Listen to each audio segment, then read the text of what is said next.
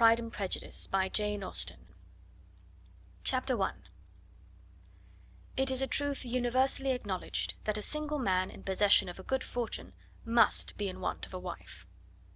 However little known the feelings or views of such a man may be on his first entering a neighbourhood, this truth is so well fixed in the minds of the surrounding families that he is considered the rightful property of some one or other of their daughters.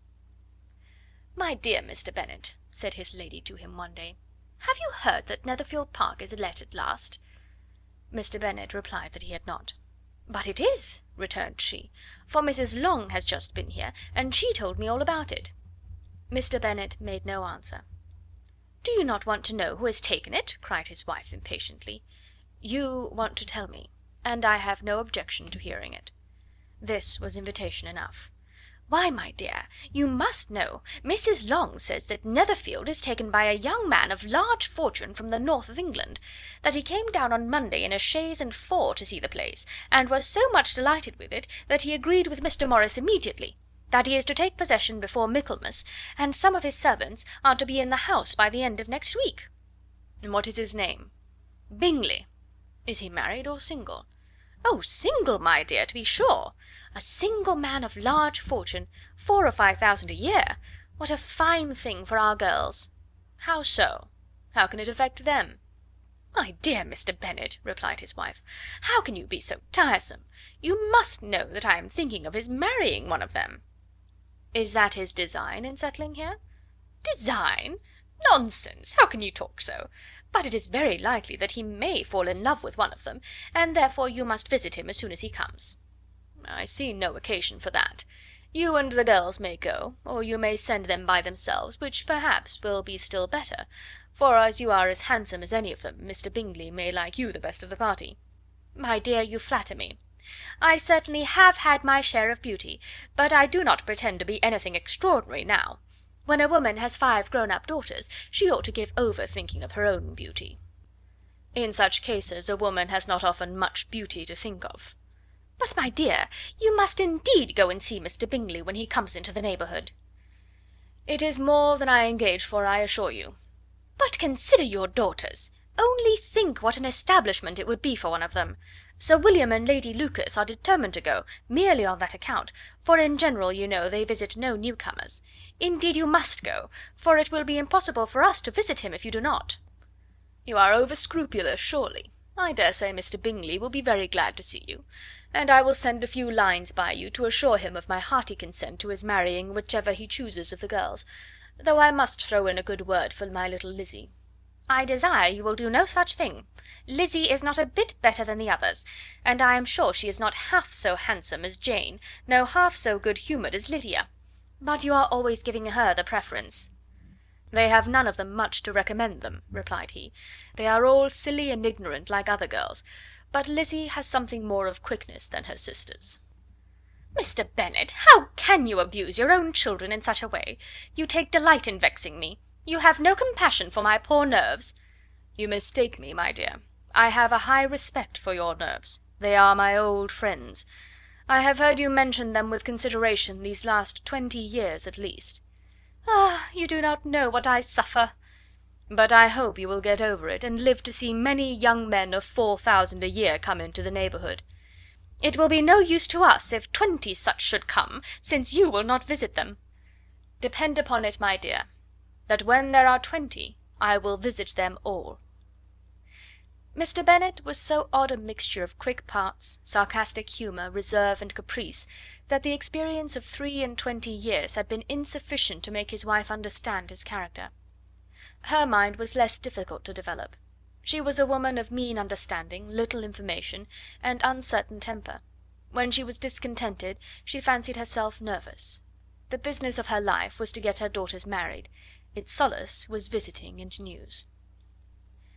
Chapter 1. Chapter 2. Mr. Bennet was among the earliest of those who waited on Mr. Bingley. He had always intended to visit him, though to the last always assuring his wife that he should not go. Until the evening after the visit was paid, she had no knowledge of it. It was then disclosed in the following manner. Observing his second daughter employed in trimming a hat, he suddenly addressed her with, I hope Mr. Bingley will like it, Lizzie." "We are not in a way to know what Mr. Bingley likes," said her mother resentfully, "since we are not to visit." "But you forget, mamma," said Elizabeth, "that we shall meet him at the assemblies, and that Mrs. Long promised to introduce him." "I do not believe Mrs. Long will do any such thing. She has 2 nieces of her own. She is a selfish, hypocritical woman, and I have no opinion of her." "No more have I," said Mr. Bennet, "and I am glad to find that you do not depend on her serving you." Mrs. Bennet deigned not to make any reply, but, unable to contain herself, began scolding one of her daughters. "Don't keep coughing so, Kitty, for heaven's sake! Have a little compassion on my nerves, you tear them to pieces." "Kitty has no discretion in her coughs," said her father. "She times them ill." "I do not cough for my own amusement," replied Kitty fretfully. "When is your next ball to be, Lizzie?" "To-morrow fortnight." "Ay, so it is," cried her mother, "and Mrs. Long does not come back till the day before, so it will be impossible for her to introduce him, for she will not know him herself." "Then, my dear, you may have the advantage of your friend, and introduce Mr. Bingley to her." "Impossible, Mr. Bennet, impossible, when I am not acquainted with him myself. How can you be so teasing?" "I honour your circumspection. A fortnight's acquaintance is certainly very little. One cannot know what a man really is by the end of a fortnight. But if we do not venture, somebody else will, and after all Mrs. Long and her daughters must stand their chance; and therefore, as she will think it an act of kindness if you decline the office, I will take it on myself." The girls stared at their father. Mrs. Bennet said only, "Nonsense, nonsense!" "What can be the meaning of that emphatic exclamation?" cried he. "Do you consider the forms of introduction and the stress that is laid on them as nonsense? I cannot quite agree with you there. What say you, Mary? For you are a young lady of deep reflection, I know, and read great books and make extracts." Mary wished to say something sensible, but knew not how. "While Mary is adjusting her ideas," he continued, "let us return to Mr. Bingley." "I am sick of Mr. Bingley," cried his wife. "I am sorry to hear that. But why did you not tell me that before? If I had known as much this morning, I certainly would not have called on him. It is very unlucky, but as I have actually paid the visit, we cannot escape the acquaintance now." The astonishment of the ladies was just what he wished; that of Mrs. Bennet perhaps surpassing the rest, though, when the first tumult of joy was over, she began to declare that it was what she had expected all the while. "How good it was in you, my dear Mr. Bennet! But I knew I should persuade you at last. I was sure you loved your girls too well to neglect such an acquaintance. Well, how pleased I am! And it is such a good joke, too, that you should have gone this morning and never said a word about it till now."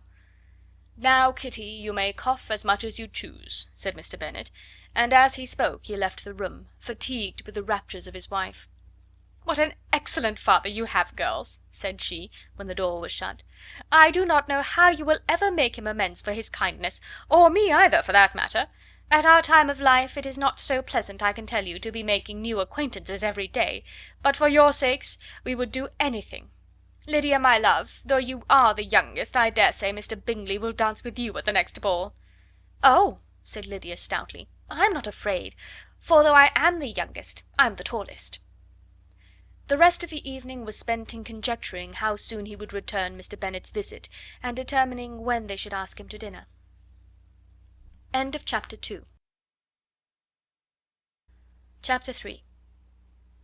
Not all that Mrs. Bennet, however, with the assistance of her 5 daughters, could ask on the subject was sufficient to draw from her husband any satisfactory description of Mr. Bingley. They attacked him in various ways, with barefaced questions, ingenuous suppositions, and distant surmises, but he eluded the skill of them all, and they were at last obliged to accept the second-hand intelligence of their neighbour, Lady Lucas. Her report was highly favourable. Sir William had been delighted with him. He was quite young, wonderfully handsome, extremely agreeable, and to crown the whole, he meant to be at the next assembly with a large party. Nothing could be more delightful. To be fond of dancing was a certain step towards falling in love, and very lively hopes of Mr. Bingley's heart were entertained. "If I can but see one of my daughters happily settled at Netherfield," said Mrs. Bennet to her husband, "and all the others equally well married, I shall have nothing to wish for." In a few days Mr. Bingley returned Mr. Bennet's visit, and sat about 10 minutes with him in his library. He had entertained hopes of being admitted to a sight of the young ladies, of whose beauty he had heard much, but he saw only the father.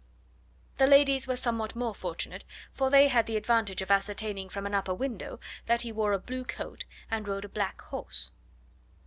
An invitation to dinner was soon afterwards dispatched, and already had Mrs. Bennet planned the courses that were to do credit to her housekeeping, when an answer arrived which deferred it all. Mr. Bingley was obliged to be in town the following day, and consequently unable to accept the honour of their invitation, etc. Mrs. Bennet was quite disconcerted. She could not imagine what business he could have in town so soon after his arrival in Hertfordshire, and she began to fear that he might be always flying about from one place to another, and never settled at Netherfield as he ought to be. Lady Lucas quieted her fears a little by stating the idea of his being gone to London only to get a large party for the ball, and a report soon followed that Mr. Bingley was to bring 12 ladies and 7 gentlemen with him to the assembly. The girls grieved over such a number of ladies, but were comforted the day before the ball by hearing that, instead of 12, he brought only 6 with him from London, his 5 sisters and a cousin; and when the party entered the assembly room it consisted only of 5 altogether: Mr. Bingley, his 2 sisters, the husband of the eldest, and another young man. Mr. Bingley was good-looking and gentlemanlike. He had a pleasant countenance and easy unaffected manners. His sisters were fine women, with an air of decided fashion. His brother-in-law, Mr. Hurst, merely looked the gentleman, but his friend Mr. Darcy soon drew the attention of the room by his fine, tall person, handsome features, noble mien, and the report which was in general circulation within 5 minutes after his entrance, of his having 10,000 a year. The gentlemen pronounced him to be a fine figure of a man, the ladies declared he was much handsomer than Mr. Bingley, and he was looked at with great admiration for about half the evening, till his manners gave a disgust which turned the tide of his popularity, for he was discovered to be proud, to be above his company, and above being pleased, and not all his large estate in Derbyshire could then save him from having a most forbidding, disagreeable countenance, and being unworthy to be compared with his friend. Mr. Bingley had soon made himself acquainted with all the principal people in the room. He was lively and unreserved, danced every dance, was angry that the ball closed so early, and talked of giving one himself at Netherfield. Such amiable qualities must speak for themselves. What a contrast between him and his friend! Mr. Darcy danced only once with Mrs. Hurst, and once with Miss Bingley, declined being introduced to any other lady, and spent the rest of the evening in walking about the room, speaking occasionally to one of his own party. His character was decided. He was the proudest, most disagreeable man in the world, and everybody hoped that he would never come there again. Amongst the most violent against him was Mrs. Bennet, whose dislike of his general behaviour was sharpened into particular resentment by his having slighted one of her daughters. Elizabeth Bennet had been obliged, by the scarcity of gentlemen, to sit down for 2 dances, and during part of that time Mr. Darcy had been standing near enough for her to hear a conversation between him and Mr. Bingley, who came from the dance for a few minutes to press his friend to join it. "Come, Darcy," said he, "I must have you dance. I hate to see you standing about by yourself in this stupid manner. You had much better dance." "I certainly shall not. You know how I detest it, unless I am particularly acquainted with my partner. At such an assembly as this it would be insupportable. Your sisters are engaged, and there is not another woman in the room whom it would not be a punishment to me to stand up with." "I would not be so fastidious as you are," cried Mr. Bingley, "for a kingdom. Upon my honour, I never met with so many pleasant girls in my life as I have this evening, and there are several of them, you see, uncommonly pretty." "You are dancing with the only handsome girl in the room," said Mr. Darcy, looking at the eldest Miss Bennet. "Oh, she is the most beautiful creature I ever beheld. But there is one of her sisters sitting down just behind you, who is very pretty, and I dare say very agreeable. Do let me ask my partner to introduce you." "Which do you mean?" And turning round, he looked for a moment at Elizabeth, till catching her eye, he withdrew his own and coldly said, "She is tolerable, but not handsome enough to tempt me. I am in no humour at present to give consequence to young ladies who are slighted by other men. You had better return to your partner and enjoy her smiles, for you are wasting your time with me." Mr. Bingley followed his advice. Mr. Darcy walked off, and Elizabeth remained with no very cordial feelings toward him. She told the story, however, with great spirit among her friends, for she had a lively, playful disposition which delighted in anything ridiculous. The evening altogether passed off pleasantly to the whole family. Mrs. Bennet had seen her eldest daughter much admired by the Netherfield party. Mr. Bingley had danced with her twice, and she had been distinguished by his sisters. Jane was as much gratified by this as her mother could be, though in a quieter way. Elizabeth felt Jane's pleasure. Mary had heard herself mentioned to Miss Bingley as the most accomplished girl in the neighbourhood, and Catherine and Lydia had been fortunate enough never to be without partners, which was all that they had yet learnt to care for at a ball. They returned therefore in good spirits to Longbourn, the village where they lived, and of which they were the principal inhabitants. They found Mr. Bennet still up. With a book he was regardless of time, and on the present occasion he had a good deal of curiosity as to the events of an evening which had raised such splendid expectations. He had rather hoped that his wife's views on the stranger would be disappointed, but he soon found out that he had a different story to hear. "Oh, my dear Mr. Bennet," as she entered the room, "we have had a most delightful evening, a most excellent ball. I wish you had been there. Jane was so admired, nothing could be like it. Everybody said how well she looked, and Mr. Bingley thought her quite beautiful, and danced with her twice. Only think of that, my dear! He actually danced with her twice, and she was the only creature in the room that he asked a second time. First of all he asked Miss Lucas. I was so vexed to see him stand up with her. But, however, he did not admire her at all. Indeed, nobody can, you know. And he seemed quite struck with Jane as she was going down the dance. So he inquired who she was, and got introduced, and asked her for the two next. Then the 2/3 he danced with Miss King, and the 2/4 with Maria Lucas, and the 2/5 with Jane again, and the 2/6 with Lizzie, and the Boulanger. If he had had any compassion for me," cried her husband impatiently, "he would not have danced half so much. For God's sake say no more of his partners. Oh, that he had sprained his ankle in the first place." "Oh, my dear, I am quite delighted with him. He is so excessively handsome, and his sisters are charming women. I never in my life saw anything more elegant than their dresses. I dare say the lace upon Mrs. Hurst's gown—" Here she was interrupted again. Mr. Bennet protested against any description of finery. She was therefore obliged to seek another branch of the subject, and related, with much bitterness of spirit and some exaggeration, the shocking rudeness of Mr. Darcy. "But I can assure you," she added, "that Lizzie does not lose much by not suiting his fancy, for he is a most disagreeable, horrid man, not at all worth pleasing. So high and so conceited that there was no enduring him. He walked here and he walked there, fancying himself so very great. Not handsome enough to dance with. I wish you had been there, my dear, to have given him one of your set-downs. I quite detest the man." End of chapter 3. Chapter 4. When Jane and Elizabeth were alone, the former, who had been cautious in her praise of Mr. Bingley before, expressed to her sister just how very much she admired him. "He is just what a young man ought to be," said she, "sensible, good-humoured, lively, and I never saw such happy manners. So much ease, with such perfect good breeding." "He is also handsome," replied Elizabeth, "which a young man ought likewise to be, if he possibly can. His character is thereby complete." "I was very much flattered by his asking me to dance a second time. I did not expect such a compliment." "Did not you? I did for you. But that is one great difference between us. Compliments always take you by surprise, and me never. What could be more natural than his asking you again? He could not help seeing that you were about 5 times as pretty as every other woman in the room. No thanks to his gallantry for that. Well, he certainly is very agreeable, and I give you leave to like him.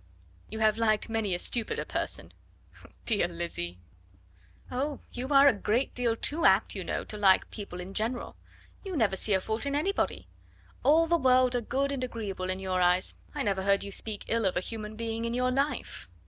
"I would not wish to be hasty in censuring any one, but I always speak what I think." "I know you do, and it is that which makes the wonder.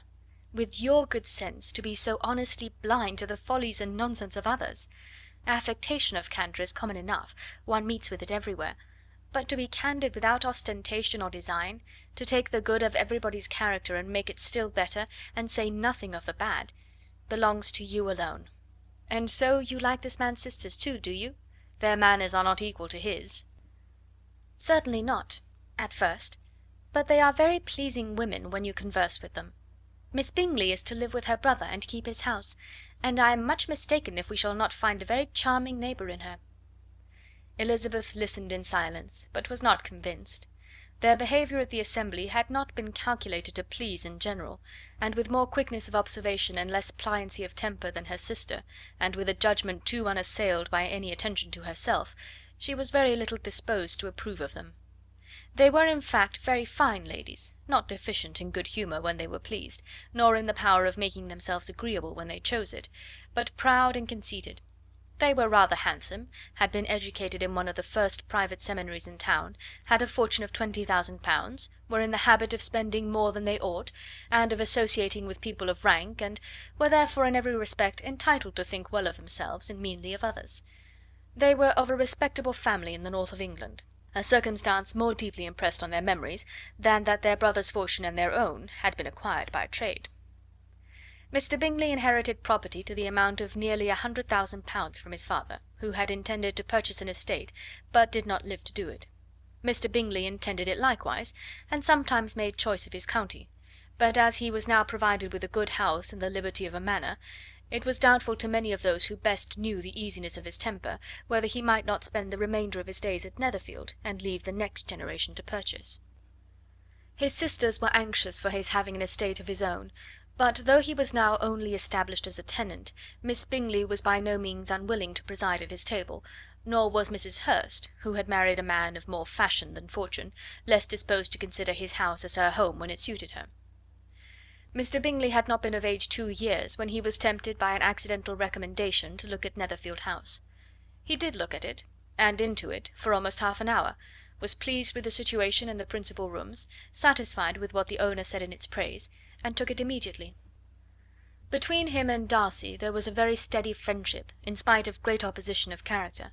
Bingley was endeared to Darcy by the easiness, openness, and ductility of his temper, though no disposition could offer a greater contrast to his own, and though with his own he never appeared dissatisfied. On the strength of Darcy's regard Bingley had the firmest reliance, and of his judgment the highest opinion. In understanding Darcy was the superior. Bingley was by no means deficient, but Darcy was clever. He was at the same time haughty, reserved, and fastidious, and his manners, though well bred, were not inviting. In that respect his friend had greatly the advantage. Bingley was sure of being liked wherever he appeared. Darcy was continually giving offence. The manner in which they spoke of the Meryton assembly was sufficiently characteristic. Bingley had never met with more pleasant people or prettier girls in his life. Everybody had been most kind and attentive to him, there had been no formality, no stiffness, he had soon felt acquainted with all the room, and as to Miss Bennet, he could not conceive an angel more beautiful. Darcy, on the contrary, had seen a collection of people in whom there was little beauty and no fashion, for none of whom he had felt the smallest interest, and from none received either attention or pleasure. Miss Bennet he acknowledged to be pretty, but she smiled too much. Mrs. Hurst and her sister allowed it to be so, but still they admired her and liked her, and pronounced her to be a sweet girl, and one whom they would not object to know more of. Miss Bennet was therefore established as a sweet girl, and their brother felt authorized by such commendation to think of her as he chose. Chapter 5. Within a short walk of Longbourn lived a family with whom the Bennets were particularly intimate. Sir William Lucas had been formerly in trade in Meryton, where he had made a tolerable fortune, and risen to the honour of knighthood by an address to the King during his mayoralty. The distinction had perhaps been felt too strongly. It had given him a disgust to his business, and to his residence in a small market town, and in quitting them both, he had removed with his family to a house about a mile from Meryton, denominated from that period Lucas Lodge, where he could think with pleasure of his own importance, and, unshackled by business, occupy himself solely in being civil to all the world. For though elated by his rank, it did not render him supercilious. On the contrary, he was all attention to everybody. By nature inoffensive, friendly, and obliging, his presentation at St. James had made him courteous. Lady Lucas was a very good kind of woman, not too clever to be a valuable neighbour to Mrs. Bennet. They had several children. The eldest of them, a sensible, intelligent young woman about 27, was Elizabeth's intimate friend. That the Miss Lucases and the Miss Bennets should meet to talk over a ball was absolutely necessary, and the morning after the assembly brought the former to Longbourn to hear and to communicate. "You began the evening well, Charlotte," said Mrs. Bennet, with civil self-command, to Miss Lucas. "You were Mr. Bingley's first choice." "Yes, but he seemed to like his second better." "Oh, you mean Jane, I suppose, because he danced with her twice. To be sure, that did seem as if he admired her. Indeed, I rather believe he did. I heard something about it, but I hardly know what. Something about Mr. Robinson." "Perhaps you mean what I overheard between him and Mr. Robinson. Did not I mention it to you? Mr. Robinson's asking him how he liked our Meryton assemblies, and whether he did not think there were a great many pretty women in the room, and which he thought the prettiest, and his answering immediately to the last question, 'Oh, the eldest Miss Bennet, beyond a doubt. There cannot be two opinions on that point.'" "Upon my word! Well, that is very decided indeed. That does seem as if... but, however, it may all come to nothing, you know." "My overhearings were more to the purpose than yours, Eliza," said Charlotte. "Mr. Darcy is not so well worth listening to as his friend, is he? Poor Eliza! To be only just tolerable! I beg you would not put it into Lizzie's head to be vexed by his ill treatment, for he is such a disagreeable man, that it would be quite a misfortune to be liked by him. Mrs. Long told me last night that he sat close to her for half an hour without once opening his lips." "Are you quite sure, ma'am? Is there not a little mistake?" said Jane. "I certainly saw Mr. Darcy speaking to her." "Ay, because she asked him at last how he liked Netherfield, and he could not help answering her. But she said he seemed quite angry at being spoke to." "Miss Bingley told me," said Jane, "that he never speaks much, unless among his intimate acquaintances. With them he is remarkably agreeable." "I do not believe a word of that, my dear. If he had been so very agreeable, he would have talked to Mrs. Long. But I can guess how it was. Everybody says that he is eat up with pride, and I dare say he had heard somehow that Mrs. Long does not keep a carriage, and had come to the ball in a hack chaise." "I do not mind his not talking to Mrs. Long," said Miss Lucas, "but I wish he had danced with Eliza." "Another time, Lizzie," said her mother, "I would not dance with him, if I were you." "I believe, ma'am, I may safely promise you never to dance with him." "His pride," said Miss Lucas, "does not offend me so much as pride often does, because there is an excuse for it. One cannot wonder that so very fine a young man, with family, fortune, everything in his favour, should think highly of himself. If I may so express it, he has a right to be proud." "That is very true," replied Elizabeth, "that I could easily forgive his pride if he had not mortified mine." "Pride," observed Mary, who piqued herself upon the solidity of her reflections, "is a very common failing, I believe. By all that I have ever read, I am convinced that it is very common indeed, that human nature is particularly prone to it, and that there are very few of us who do not cherish a feeling of self-complacency on the score of some quality or other, real or imaginary. Vanity and pride are different things, though the words are often used synonymously. A person may be proud without being vain. Pride relates more to our opinion of ourselves, vanity to what we would have others think of us." "If I were as rich as Mr. Darcy," cried a young Lucas, who came with his sisters, "I should not care how proud I was. I would keep a pack of foxhounds and drink a bottle of wine a day." "Then you would drink a great deal more than you ought," said Mrs. Bennet, "and if I were to see you at it, I should take away your bottle directly." The boy protested that she should not. She continued to declare that she would, and the argument ended only with the visit.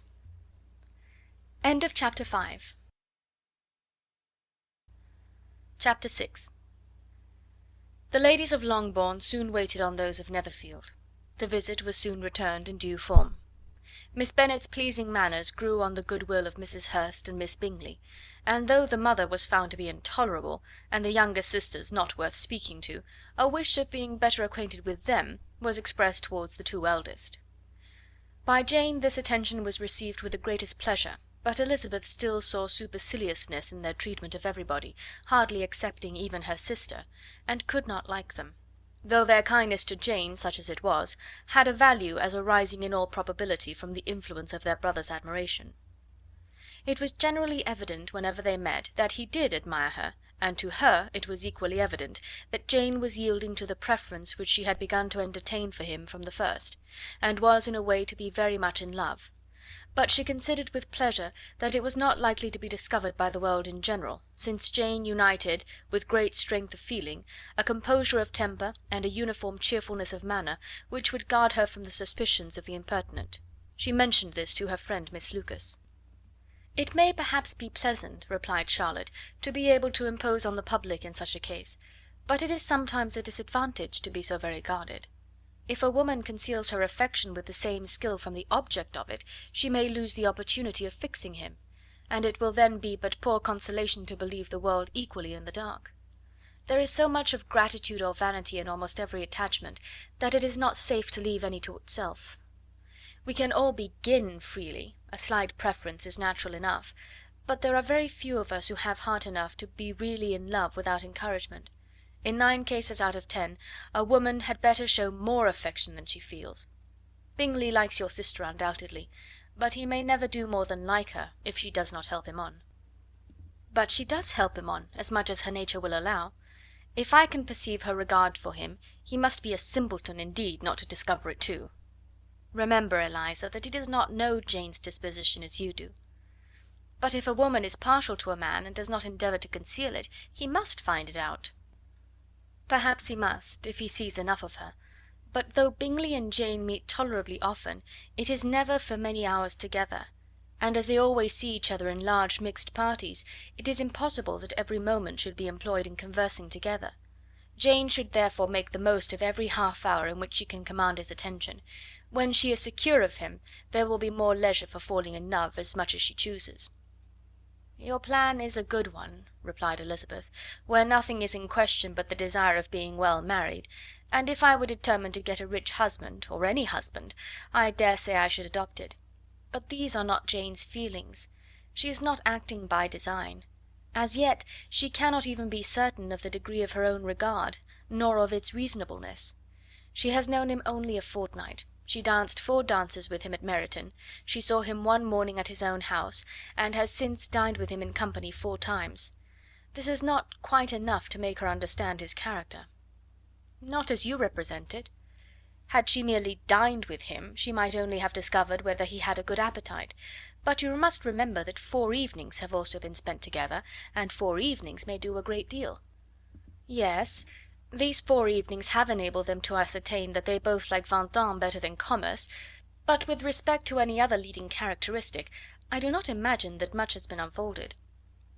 "Well," said Charlotte, "I wish Jane success with all my heart, and if she were married to him to morrow, I should think she had as good a chance of happiness as if she were to be studying his character for a 12-month. Happiness in marriage is entirely a matter of chance. If the dispositions of the parties are ever so well known to each other, or ever so similar beforehand, it does not advance their felicity in the least. They always continue to grow sufficiently unlike afterwards to have their share of vexation, and it is better to know as little as possible of the defects of the person with whom you are to pass your life." "You make me laugh, Charlotte, but it is not sound. You know it is not sound, and that you would never act in this way yourself." Occupied in observing Mr. Bingley's attentions to her sister, Elizabeth was far from suspecting that she was herself becoming an object of some interest in the eyes of his friend. Mr. Darcy had at first scarcely allowed her to be pretty. He had looked at her without admiration at the ball, and when they next met he looked at her only to criticise. But no sooner had he made it clear to himself and his friends that she hardly had a good feature in her face, than he began to find it was rendered uncommonly intelligent by the beautiful expression of her dark eyes. To this discovery succeeded some others equally mortifying. Though he had detected with a critical eye more than one failure of perfect symmetry in her form, he was forced to acknowledge her figure to be light and pleasing, and in spite of his asserting that her manners were not those of the fashionable world, he was caught by their easy playfulness. Of this she was perfectly unaware. To her he was only the man who made himself agreeable nowhere, and who had not thought her handsome enough to dance with. He began to wish to know more of her, and as a step towards conversing with her himself, attended to her conversation with others. His doing so drew her notice. It was at Sir William Lucas's, where a large party were assembled. "What does Mr. Darcy mean," said she to Charlotte, "by listening to my conversation with Colonel Forster?" "That is a question which Mr. Darcy only can answer. But if he does it any more, I shall certainly let him know that I see what he is about. He has a very satirical eye, and if I do not begin by being impertinent myself, I shall soon grow afraid of him."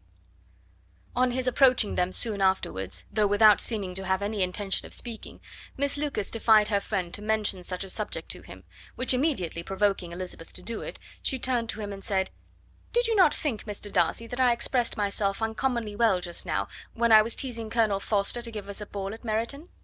"With great energy, but it is always a subject which makes a lady energetic." "You are severe on us." "It will be her turn soon to be teased," said Miss Lucas. "I am going to open the instrument, Eliza, and you know what follows." "You are a very strange creature by way of a friend, always wanting me to play and sing before anybody and everybody.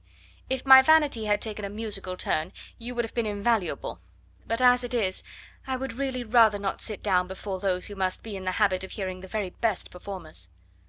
On Miss Lucas's persevering, however, she added, "Very well, if it must be so, it must," and gravely glancing at Mr. Darcy, "There is a fine old saying, which everybody here is of course familiar with, 'Keep your breath to cool your porridge,' and I shall keep mine to swell my song."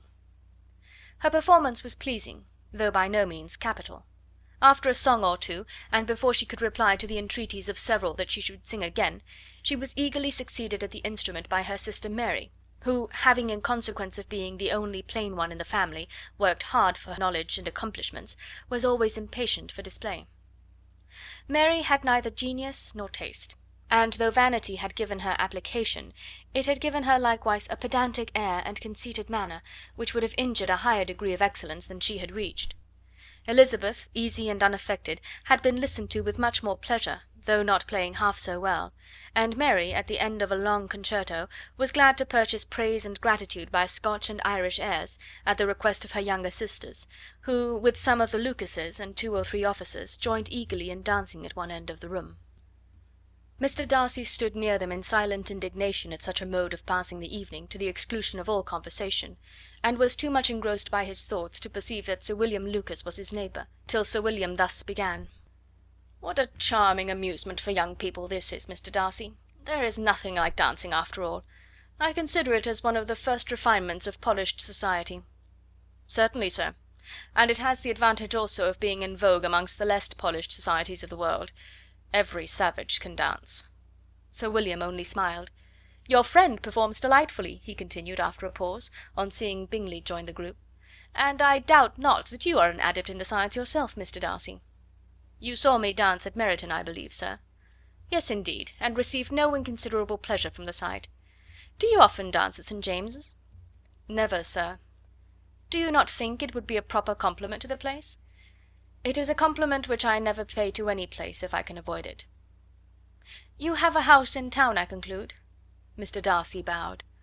"I had once had some thought of fixing in town myself, for I am fond of superior society, but I did not feel quite certain that the air of London would agree with Lady Lucas."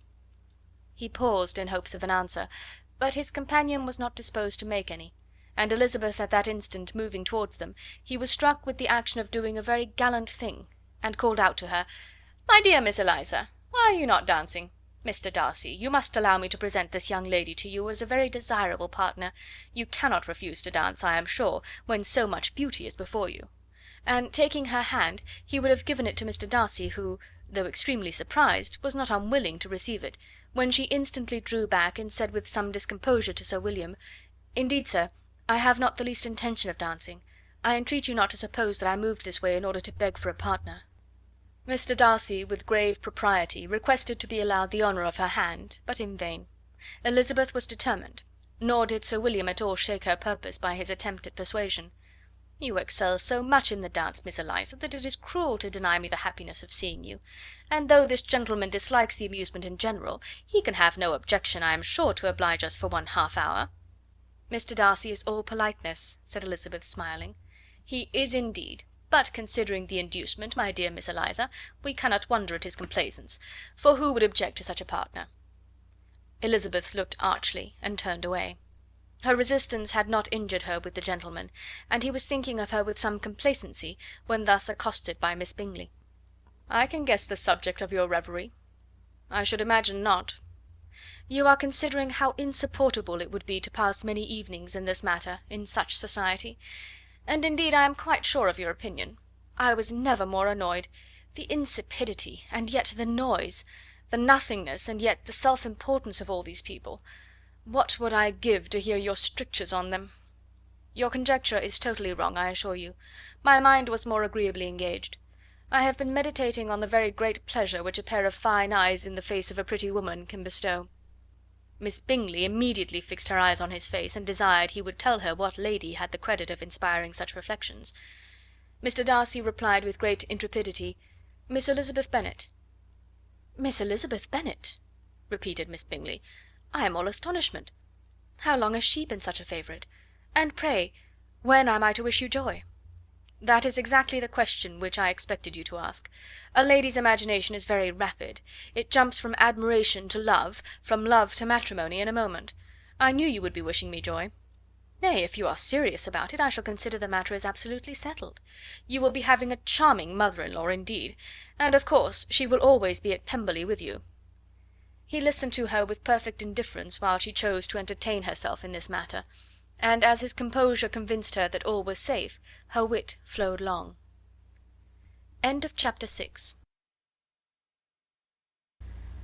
Chapter 7. Mr. Bennet's property consisted almost entirely in an estate of 2,000 a year, which, unfortunately for his daughters, was entailed, in default of heirs male, on a distant relation. And their mother's fortune, though ample for her situation in life, could but ill supply the deficiency of his. Her father had been an attorney in Meryton, and had left her £4,000. She had a sister married to a Mr. Phillips, who had been a clerk to their father and succeeded him in the business, and a brother settled in London in a respectable line of trade.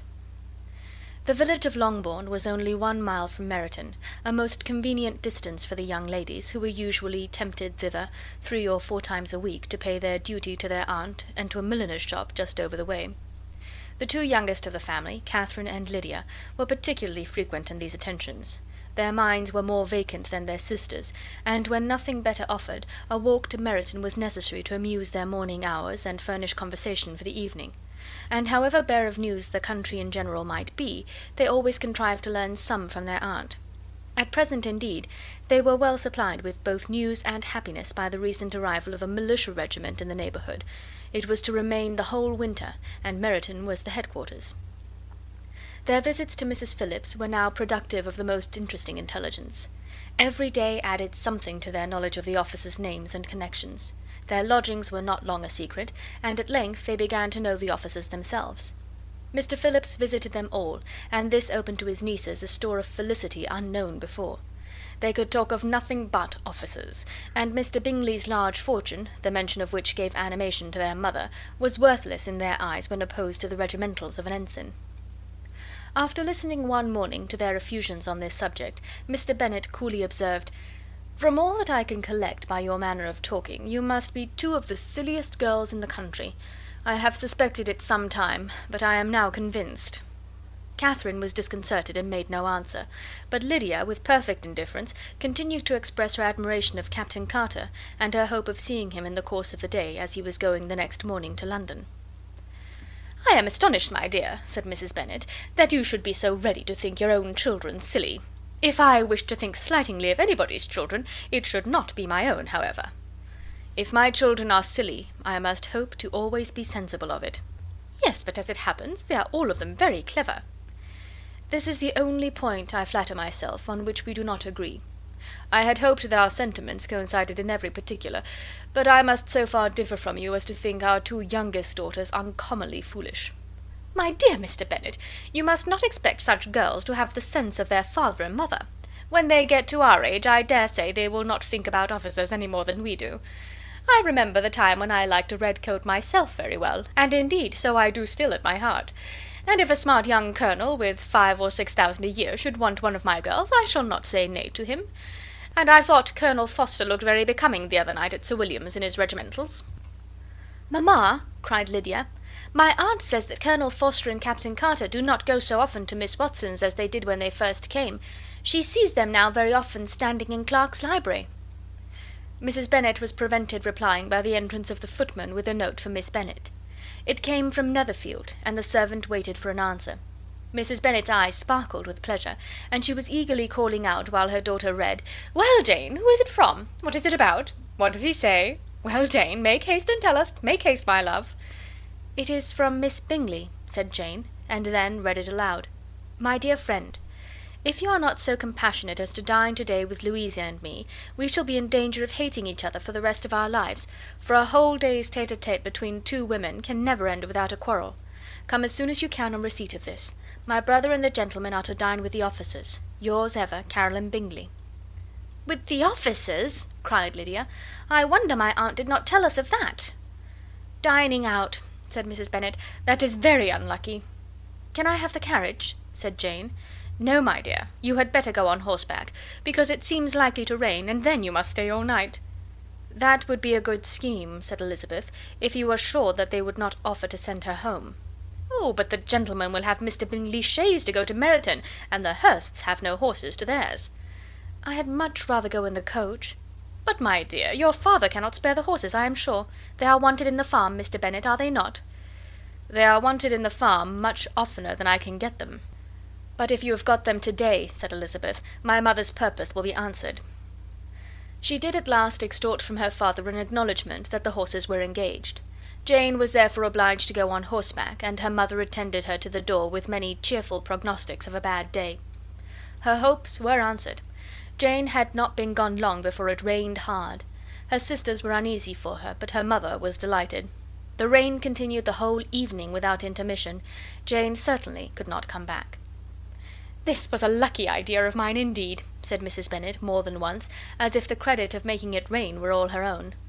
Till the next morning, however, she was not aware of all the felicity of her contrivance. Breakfast was scarcely over when a servant from Netherfield brought the following note for Elizabeth. "My dearest Lizzie, I find myself very unwell this morning, which I suppose is to be imputed to my getting wet through yesterday. My kind friends will not hear of my returning till I am better. They insist also on my seeing Mr. Jones, therefore do not be alarmed if you should hear of his having been to me, and, excepting a sore throat and headache, there is not much the matter with me. Yours, etc." "Well, my dear," said Mr. Bennet, when Elizabeth had read the note aloud, "if your daughter should have a dangerous fit of illness, if she should die, it would be a comfort to know that it was all in pursuit of Mr. Bingley and under your orders."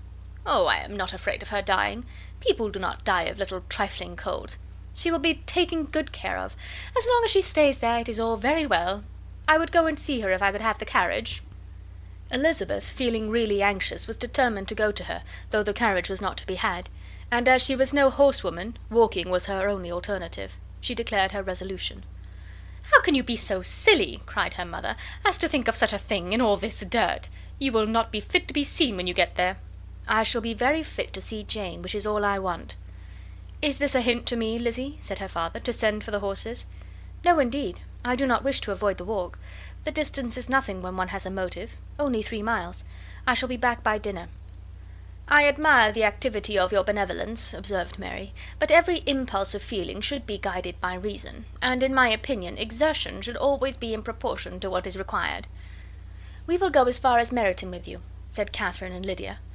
Elizabeth accepted their company, and the 3 young ladies set off together. "If we make haste," said Lydia as they walked along, "perhaps we may see something of Captain Carter before he goes."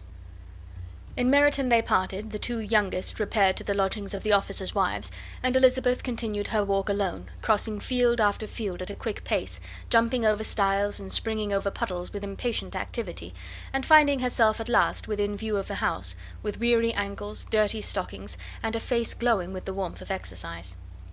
She was shown into the breakfast parlour, where all but Jane were assembled, and where her appearance created a great deal of surprise.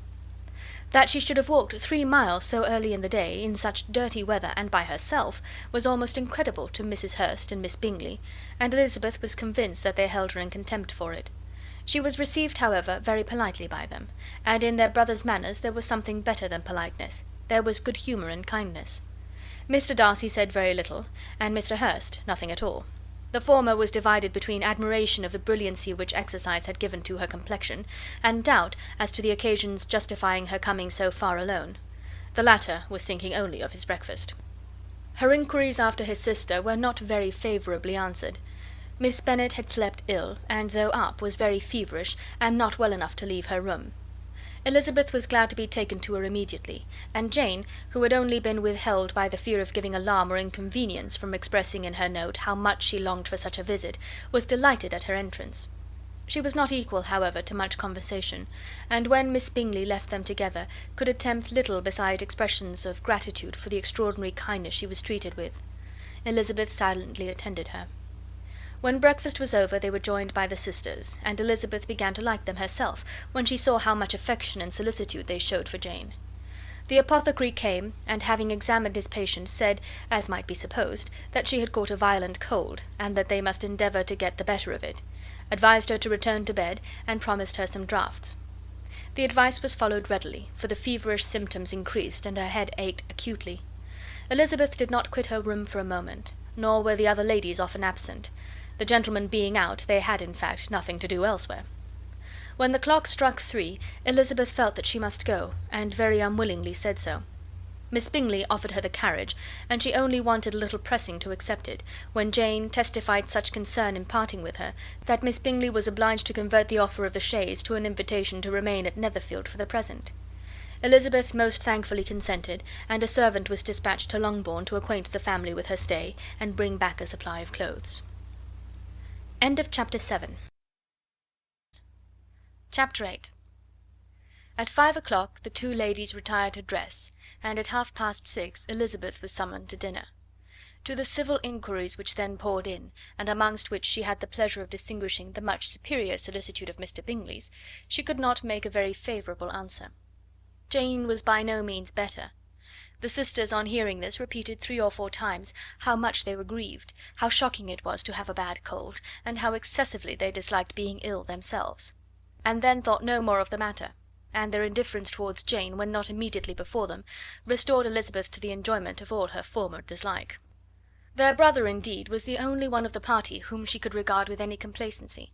His anxiety for Jane was evident, and his attentions to herself most pleasing, and they prevented her feeling herself so much an intruder as she believed she was considered by the others.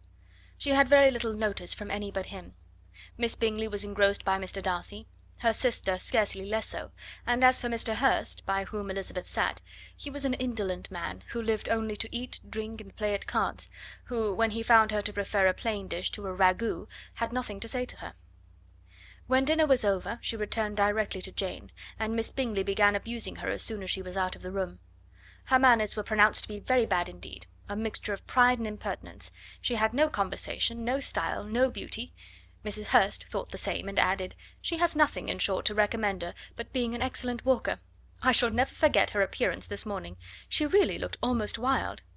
"She did indeed, Louisa. I could hardly keep my countenance. Very nonsensical to come at all.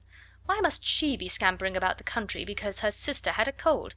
Her hair, so untidy, so blousy. Yes, and her petticoat, I hope you saw her petticoat, 6 inches deep in mud, I am absolutely certain, and the gown which had been let down to hide it not doing its office." "Your picture may be very exact, Louisa," said Bingley, "but this was all lost upon me. I thought Miss Elizabeth Bennet looked remarkably well when she came into the room this morning. Her dirty petticoat quite escaped my notice."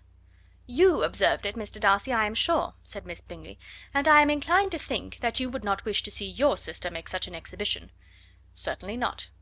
To walk 3 miles, or 4 miles, or 5 miles, or whatever it is, above her ankles in dirt, and alone, quite alone, what could she mean by it?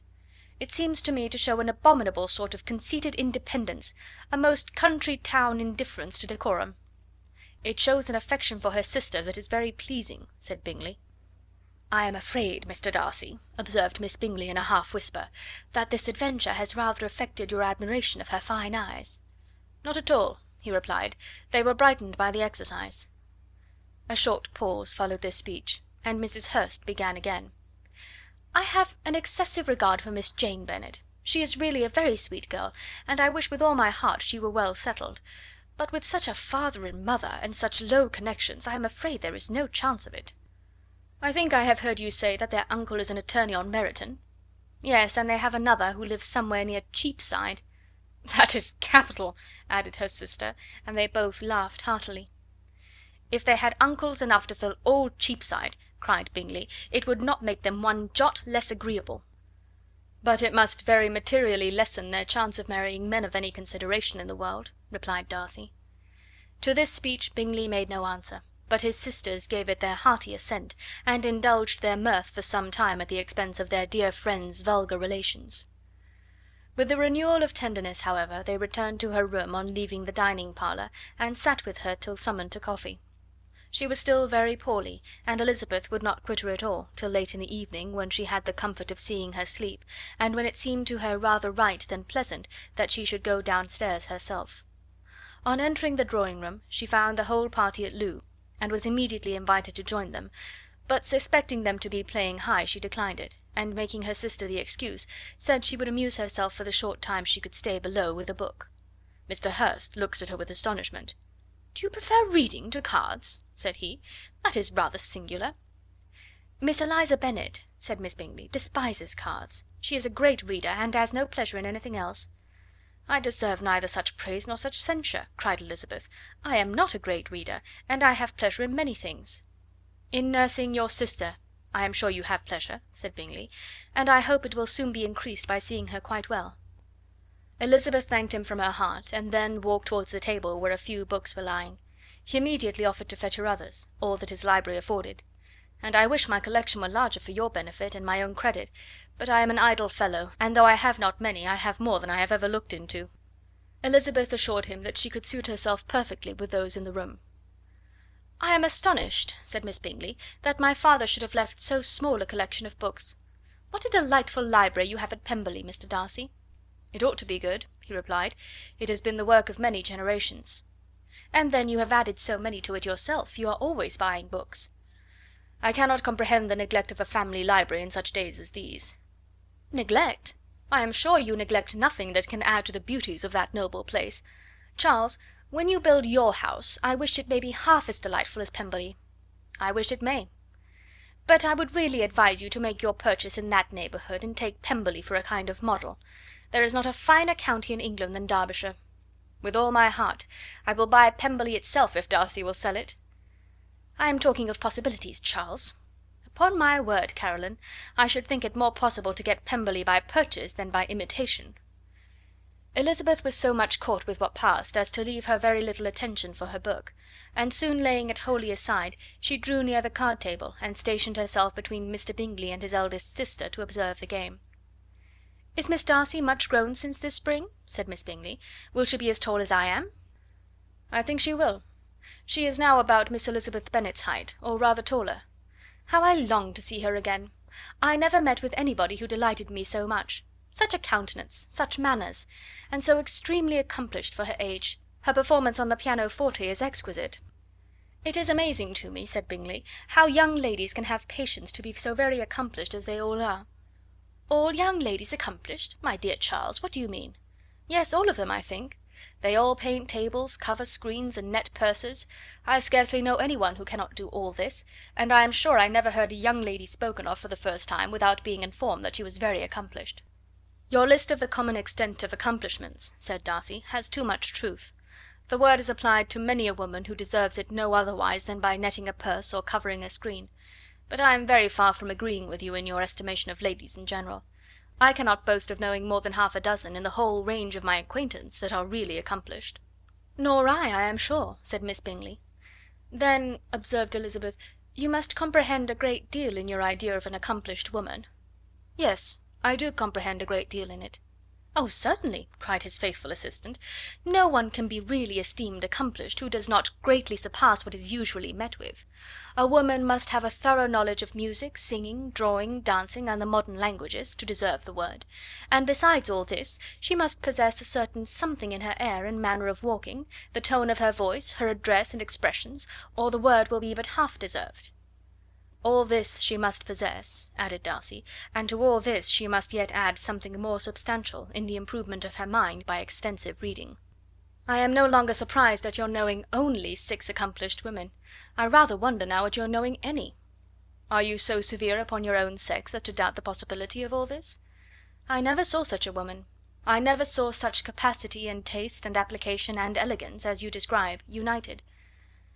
Mrs. Hurst and Miss Bingley both cried out against the injustice of her implied doubt, and both were protesting that they knew many women who answered this description, when Mr. Hurst called them to order, with bitter complaints of their inattention to what was going forward. As all conversation was thereby at an end, Elizabeth soon afterwards left the room. "Elizabeth Bennet," said Miss Bingley, when the door was closed on her, "is one of those young ladies who seek to recommend themselves to the other sex by undervaluing their own, and with many men, I dare say, it succeeds; but, in my opinion, it is a paltry device, a very mean art." "Undoubtedly," replied Darcy, to whom this remark was chiefly addressed, "there is a meanness in all the arts which ladies sometimes condescend to employ for captivation. Whatever bears affinity to cunning is despicable." Miss Bingley was not so entirely satisfied with this reply as to continue the subject. Elizabeth joined them again only to say that her sister was worse, and that she could not leave her. Bingley urged Mr. Jones being sent for immediately, while his sisters, convinced that no country advice could be of any service, recommended an express to town for one of the most eminent physicians. This she would not hear of, but she was not so unwilling to comply with their brother's proposal, and it was settled that Mr. Jones should be sent for early in the morning, if Miss Bennet were not decidedly better. Bingley was quite uncomfortable. His sisters declared that they were miserable. They solaced their wretchedness, however, by duets after supper, while he could find no better relief to his feelings than by giving the housekeeper directions that every attention might be paid to the sick lady and her sister.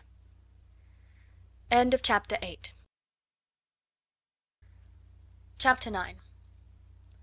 Elizabeth passed the chief of the night in her sister's room, and in the morning had the pleasure of being able to send a tolerable answer to the inquiries which she very early received from Mr. Bingley by a housemaid, and some time afterwards from the two elegant ladies who waited on his sisters. In spite of this amendment, however, she requested to have a note sent to Longbourn, desiring her mother to visit Jane, and form her own judgment of her situation. The note was immediately dispatched, and its contents as quickly complied with. Mrs. Bennet, accompanied by her two youngest girls, reached Netherfield soon after the family breakfast.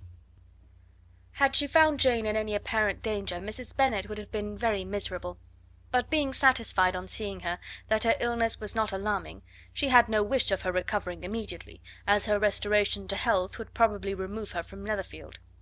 She would not listen, therefore, to her daughter's proposal of being carried home, neither did the apothecary, who arrived about the same time, think it at all advisable. After sitting a little while with Jane, on Miss Bingley's appearance and invitation, the mother and three daughters all attended her into the breakfast parlour. Bingley met them with hopes that Mrs. Bennet had not found Miss Bennet worse than she expected. "Indeed I have, sir," was her answer. "She is a great deal too ill to be moved. Mr. Jones says we must not think of moving her. We must trespass a little longer on your kindness." "Removed!" cried Bingley. "It must not be thought of. My sister, I am sure, will not hear of her removal." "You may depend upon it, madam," said Miss Bingley with cold civility, "that Miss Bennet will receive every possible attention while she remains with us." Mrs. Bennet was profuse in her acknowledgments. "I am sure," she added, "if it was not for such good friends, I do not know what would become of her, for she is very ill indeed, and suffers a vast deal, though with the greatest patience in the world, which is always the way with her, for she has, without exception, the sweetest temper I have ever met with. I often tell my other girls that they are nothing to her. You have a sweet room here, Mr. Bingley, and a charming prospect over the gravel walk. I do not know a place in the country that is equal to Netherfield. You will not think of quitting it in a hurry, I hope, though you have but a short lease." "Whatever I do is done in a hurry," replied he, "and therefore, if I should resolve to quit Netherfield, I should probably be off in 5 minutes. At present, however, I consider myself as quite fixed here." "That is exactly what I should have supposed of you," said Elizabeth. "You begin to comprehend me, do you?" cried he, turning towards her. "Oh, yes, I understand you perfectly." "I wish I might take this for a compliment, but to be so easily seen through I am afraid is pitiful." "That is as it happens. It does not follow that a deep, intricate character is more or less estimable than such a one as yours." "Lizzy!" cried her mother, "remember where you are, and do not run on in the wild manner that you are suffered to do at home." "I did not know before," continued Bingley immediately, "that you were a studier of character. It must be an amusing study." "Yes, but the intricate characters are the most amusing. They have at least that advantage." "The country," said Darcy, "can in general supply but a few subjects for such a study. In a country neighbourhood you move in a very confined and unvarying society." "But people themselves alter so much that there is something new to be observed in them for ever." "Yes, indeed!" cried Mrs. Bennet, offended by his manner of mentioning a country neighbourhood. "I assure you there is quite as much of that going on in the country as in town." Everybody was surprised, and Darcy, after looking at her for a moment, turned silently away. Mrs. Bennet, who fancied she had gained a complete victory over him, continued her triumph. "I cannot see that London has any great advantage over the country, for my part, except the shops and public places. The country is a vast deal pleasanter, is it not, Mr. Bingley?" "When I am in the country," he replied, "I never wish to leave it, and when I am in town it is pretty much the same. They have each their advantages, and I can be equally happy in either." "Ay, that is because you have the right disposition; but that gentleman," looking at Darcy, "seem to think the country was nothing at all." "Indeed, mamma, you are mistaken," said Elizabeth, blushing for her mother. "You quite mistook Mr. Darcy. He only meant that there was not such a variety of people to be met with in the country as in the town, which you must acknowledge to be true." "Certainly, my dear, nobody said there were; but as to not meeting with many people in this neighbourhood, I believe there are few neighbourhoods larger. I know we dine with 24 families." Nothing but concern for Elizabeth could enable Bingley to keep his countenance. His sister was less delicate, and directed her eyes towards Mr. Darcy with a very expressive smile.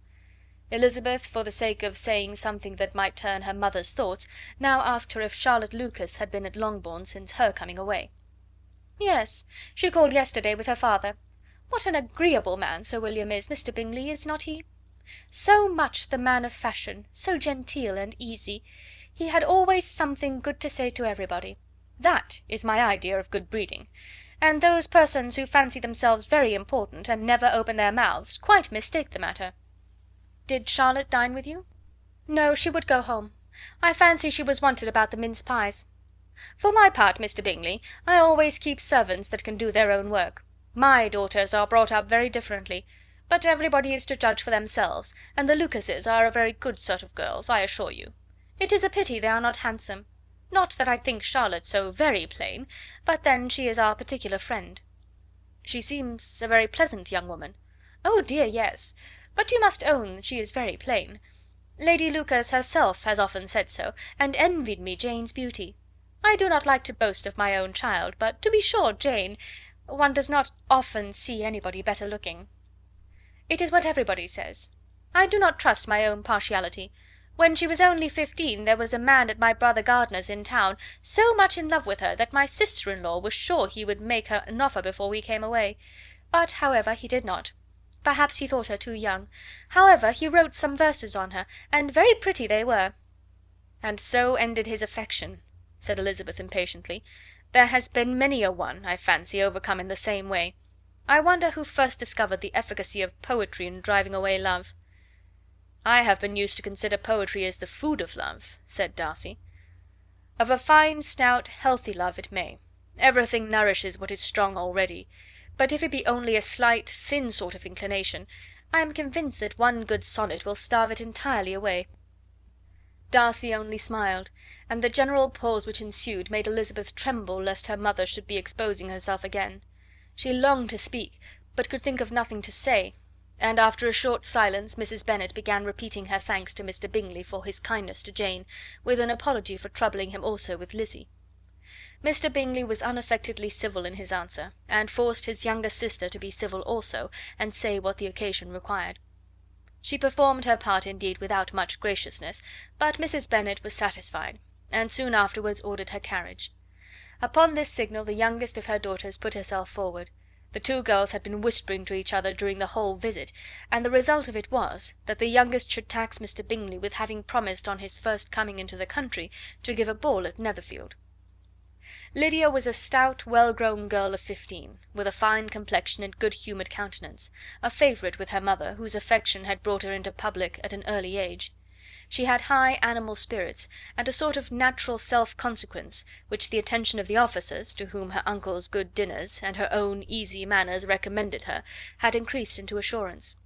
She was very equal, therefore, to address Mr. Bingley on the subject of the ball, and abruptly reminded him of his promise, adding that it would be the most shameful thing in the world if he did not keep it. His answer to this sudden attack was delightful to their mother's ear. "I am perfectly ready, I assure you, to keep my engagement, and when your sister is recovered you shall, if you please, name the very day of the ball. But you would not wish to be dancing when she is ill?" Lydia declared herself satisfied. "Oh, yes! It would be much better to wait till Jane was well, and by that time most likely Captain Carter would be at Meryton again. And when you have given your ball," she added, "I shall insist on their giving one also. I shall tell Colonel Forster that it will be quite a shame if he does not." Mrs. Bennet and her daughters then departed, and Elizabeth returned instantly to Jane, leaving her own and her relations' behaviour to the remarks of the two ladies and Mr. Darcy. The latter of whom, however, could not be prevailed on to join in their censure of her, in spite of all Miss Bingley's witticisms on fine eyes. End of chapter 9. Chapter 10. The day passed much as the day before had done. Mrs. Hurst and Miss Bingley had spent some hours of the morning with the invalid, who continued, though slowly, to mend, and in the evening Elizabeth joined their party in the drawing-room. The loo table, however, did not appear. Mr. Darcy was writing, and Miss Bingley, seated near him, was watching the progress of his letter, and repeatedly calling off his attention by messages to his sister. Mr. Hurst and Mr. Bingley were at piquet, and Mrs. Hurst was observing their game. Elizabeth took up some needlework, and was sufficiently amused in attending to what passed between Darcy and his companion. The perpetual commendations of the lady, either on his handwriting, or on the evenness of his lines, or on the length of his letter, with the perfect unconcern with which her praises were received, formed a curious dialogue, and was exactly in union with her opinion of each. "How delighted Miss Darcy will be to receive such a letter!" He made no answer. "You write uncommonly fast." "You are mistaken, I write rather slowly." "How many letters you must have occasion to write in the course of a year! Letters of business, too. How odious I should think them!" "It is fortunate, then, that they fall to my lot instead of yours." "Pray tell your sister that I long to see her." "I have already told her so once, by your desire." "I am afraid you do not like your pen. Let me mend it for you. I mend pens remarkably well." "Thank you, but I always mend my own." "How can you contrive to write so even?" He was silent. "Tell your sister I am delighted to hear of her improvement on the harp, and pray let her know that I am quite in raptures with her beautiful little design for a table, and I think it infinitely superior to Miss Grantley's." "Will you give me leave to defer your raptures till I write again? At present I have not room to do them justice." "Oh, it is of no consequence. I shall see her in January. But do you always write such charming long letters to her, Mr. Darcy?" "They are generally long, but whether always charming it is not for me to determine." "It is a rule with me, that a person who can write a long letter with ease cannot write ill."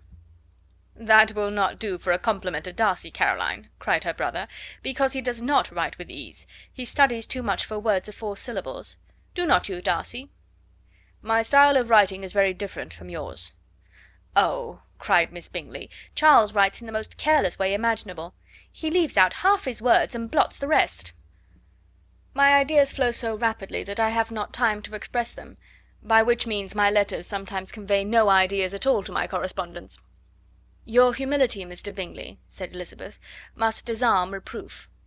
"Nothing is more deceitful," said Darcy, "than the appearance of humility. It is often only carelessness of opinion, and sometimes an indirect boast." "And which of the two do you call my little recent piece of modesty?" "The indirect boast. For you are really proud of your defects in writing, because you consider them as proceeding from a rapidity of thought and carelessness of execution, which, if not estimable, you think at least highly interesting. The power of doing anything with quickness is always prized much by the possessor, and often without any attention to the imperfection of the performance.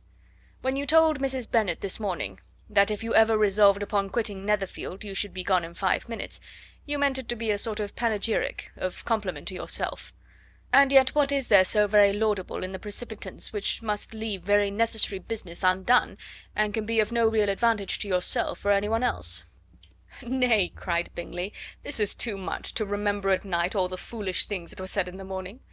And yet, upon my honour, I believe what I said of myself to be true, and I believe it at this moment. At least, therefore, I did not assume the character of needless precipitance merely to show off before the ladies." "I dare say you believed it, but I am by no means convinced that you would have gone with such celerity. Your conduct would be quite as dependent on chance as that of any man I know, and if, as you were mounting your horse, a friend were to say, 'Bingley, you had better stay till next week,' you would probably do it. You would probably not go, and, at another word, might stay a month." "You have only proved by this," cried Elizabeth, "that Mr. Bingley did not do justice to his own disposition. You have shown him off now much more than he did himself." "I am exceedingly gratified," said Bingley, "by your converting what my friend says into a compliment on the sweetness of my temper, but I am afraid you are giving it a turn which that gentleman did by no means intend. For he would certainly think better of me if, under such a circumstance, I were to give a flat denial, and ride off as fast as I could." "Would Mr. Darcy, then, consider the rashness of your original intentions as atoned for by your obstinacy in adhering to it?" "Upon my word, I cannot exactly explain the matter. Darcy must speak for himself." You expect me to account for opinions which you choose to call mine, but which I have never acknowledged. Allowing the case, however, to stand according to your representation, you must remember, Miss Bennet, that the friend who is supposed to desire his return to the house, and the delay of his plan, has merely desired it, asked it without offering one argument in favour of its propriety. To yield readily, easily, to the persuasion of a friend is no merit with you. To yield without conviction is no compliment to the understanding of either. You appear to me, Mr. Darcy, to allow nothing for the influence of friendship and affection. A regard for the requester would often make one yield readily to a request without waiting for arguments to reason one into it. I am not particularly speaking of such a case as you have supposed about Mr. Bingley. We may as well wait, perhaps, till the circumstance occurs before we discuss the discretion of his behaviour thereupon. But in general and ordinary cases between friend and friend, where one of them is desired by the other to change a resolution of no very great moment, should you think ill of that person for complying with the desire without waiting to be argued into it? Will it not be advisable, before we proceed on this subject, to arrange with rather more precision the degree of importance which is to appertain to this request, as well as the degree of intimacy subsisting between the parties? By all means, cried Bingley. Let us hear all the particulars, not forgetting their comparative height and size, for that will have more weight in the argument, Miss Bennet, than you may be aware of. I assure you that if Darcy were not such a great tall fellow in comparison with myself, I should not pay him half so much deference. I declare I do not know a more awful object than Darcy on particular occasions, and in particular places. At his own house especially, and of a Sunday evening, when he has nothing to do. Mr. Darcy smiled, but Elizabeth thought she could perceive that he was rather offended, and therefore checked her laugh. Miss Bingley warmly resented the indignity he had received, in an expostulation with her brother for talking such nonsense. "I see your design, Bingley," said his friend. "You dislike an argument, and want to silence this." "Perhaps I do. Arguments are too much like disputes. If you and Miss Bennet will defer yours till I am out of the room, I shall be very thankful, and then you may say whatever you like of me." "What you ask," said Elizabeth, "is no sacrifice on my side, and Mr. Darcy had much better finish his letter." Mr. Darcy took her advice, and did finish his letter. When that business was over, he applied to Miss Bingley and Elizabeth for an indulgence of some music. Miss Bingley moved with some alacrity to the pianoforte, and, after a polite request that Elizabeth would lead the way, which the other as politely and more earnestly negatived, she seated herself. Mrs. Hurst sang with her sister, and while they were thus employed, Elizabeth could not help observing, as she turned over some music books that lay on the instrument, how frequently Mr. Darcy's eyes were fixed on her. She hardly knew how to suppose that she could be an object of admiration to so great a man, and yet that he should look at her because he disliked her was still more strange. She could only imagine, however, at last, that she drew his notice because there was something more wrong and reprehensible, according to his ideas of right, than in any other person present. The supposition did not pain her.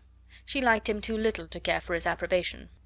After playing some Italian songs, Miss Bingley varied the charm by a lively Scotch air, and soon afterwards Mr. Darcy, drawing near Elizabeth, said to her, "Do not you feel a great inclination, Miss Bennet, to seize such an opportunity of dancing a reel?" She smiled, but made no answer. He repeated the question with some surprise at her silence. "Oh," said she, "I heard you before, but I could not immediately determine what to say in reply. You wanted me, I know, to say yes, that you might have the pleasure of despising my taste, but I always delight in overthrowing those kind of schemes, and cheating a person of their premeditated contempt. I have therefore made up my mind to tell you that I do not want to dance a reel at all.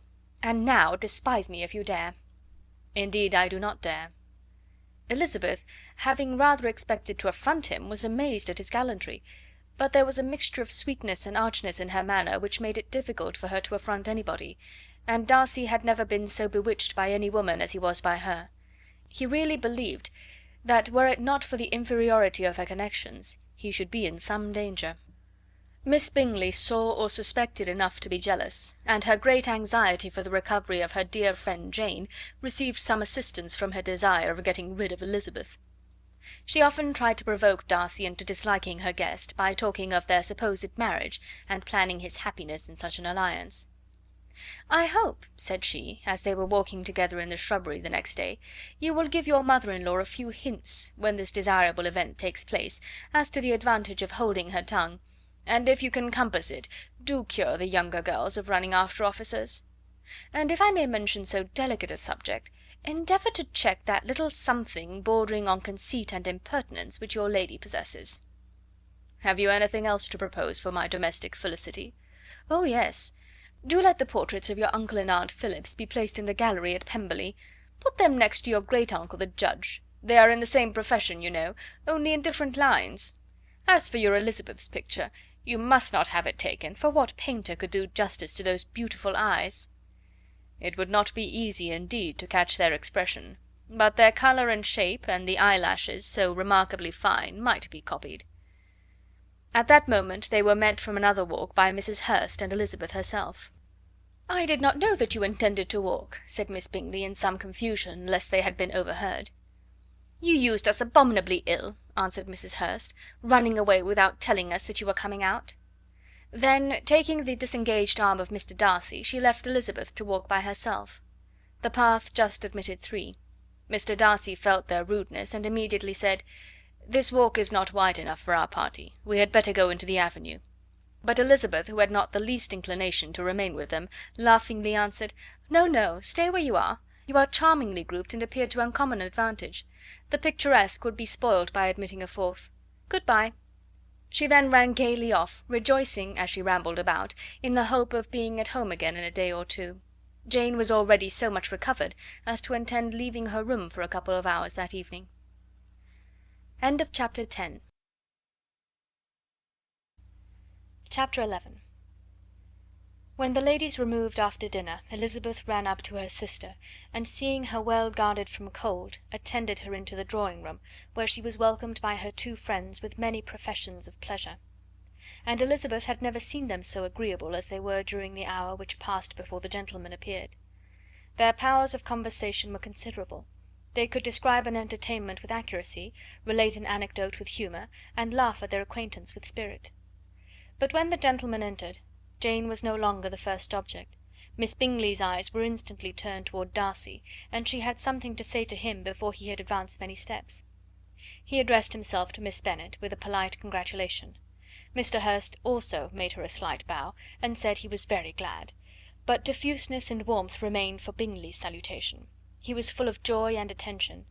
The first half hour was spent in piling up the fire, lest she should suffer from the change of room, and she removed at his desire to the other side of the fireplace, that she might be further from the door.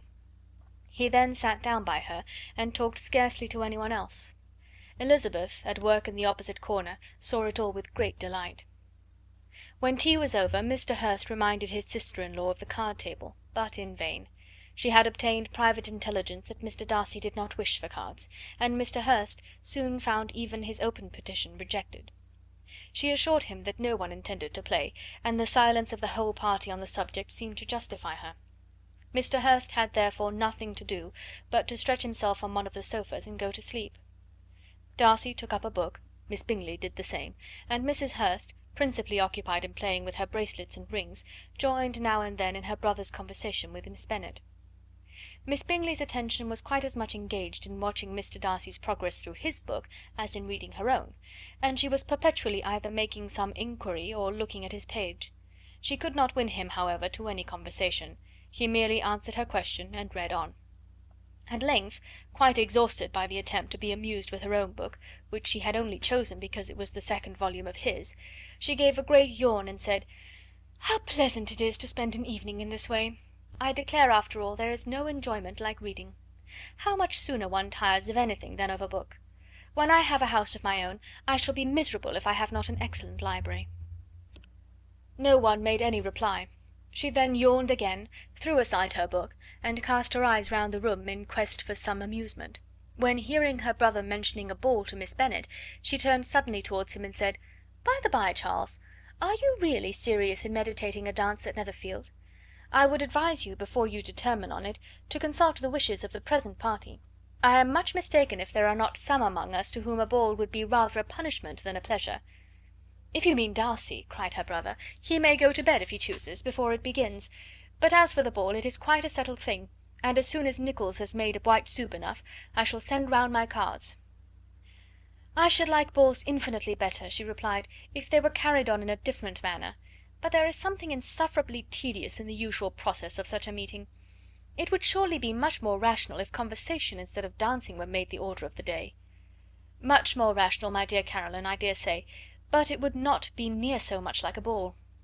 Miss Bingley made no answer, and soon afterwards she got up and walked about the room. Her figure was elegant, and she walked well, but Darcy, at whom it was all aimed, was still inflexibly studious. In the desperation of her feelings she resolved on one effort more, and turning to Elizabeth said, "Miss Eliza Bennet, let me persuade you to follow my example and take a turn about the room. I assure you it is very refreshing after sitting so long in one attitude." Elizabeth was surprised, but agreed to it immediately. Miss Bingley succeeded no less in the real object of her civility. Mr. Darcy looked up. He was as much awake to the novelty of attention in that quarter as Elizabeth herself could be, and unconsciously closed his book. He was directly invited to join their party, but he declined it, observing that he could imagine but two motives for their choosing to walk up and down the room together, with either of which motives his joining them would interfere. What could he mean? She was dying to know what could be his meaning, and asked Elizabeth whether she could at all understand him. "Not at all," was her answer, "but depend upon it, he means to be severe on us, and our surest way of disappointing him will be to ask nothing about it."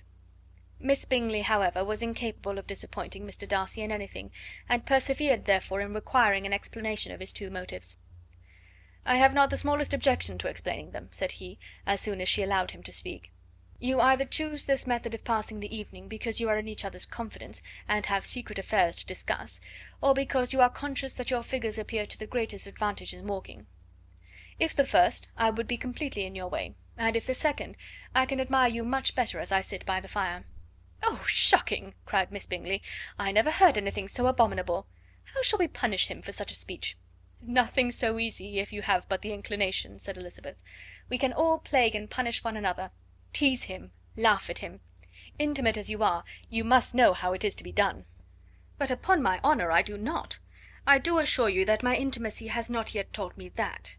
Tease calmness of temper and presence of mind? No, no, I feel he may defy us there. And as to laughter, we will not expose ourselves, if you please, by attempting to laugh without a subject. Mr. Darcy may hug himself." "Mr. Darcy is not to be laughed at?" cried Elizabeth. "That is an uncommon advantage, and uncommon I hope it will continue, for it would be a great loss to me to have many such acquaintances. I dearly love a laugh." "Miss Bingley," said he, "has given me credit for more than can be. The wisest and the best of men, nay, the wisest and the best of their actions, may be rendered ridiculous by a person whose first object in life is a joke." "Certainly," replied Elizabeth, "there are such people, but I hope I am not one of them. I hope I never ridicule what is wise or good. Follies and nonsense, whims and inconsistencies, do divert me, I own, and I laugh at them whenever I can; but these, I suppose, are precisely what you are without." "Perhaps that is not possible for any one. But it has been the study of my life to avoid those weaknesses which often expose a strong understanding to ridicule." "Such as vanity and pride?" "Yes, vanity is a weakness indeed, but pride, where there is a real superiority of mind, pride will always be under good resolution." Elizabeth turned away to hide a smile. "Your examination of Mr. Darcy is over, I presume," said Miss Bingley, "and pray what is the result?" "I am perfectly convinced by it that Mr. Darcy has no defect. He owns it to himself without disguise." "No," said Darcy, "I have made no such pretension. I have faults enough, but they are not, I hope, of understanding.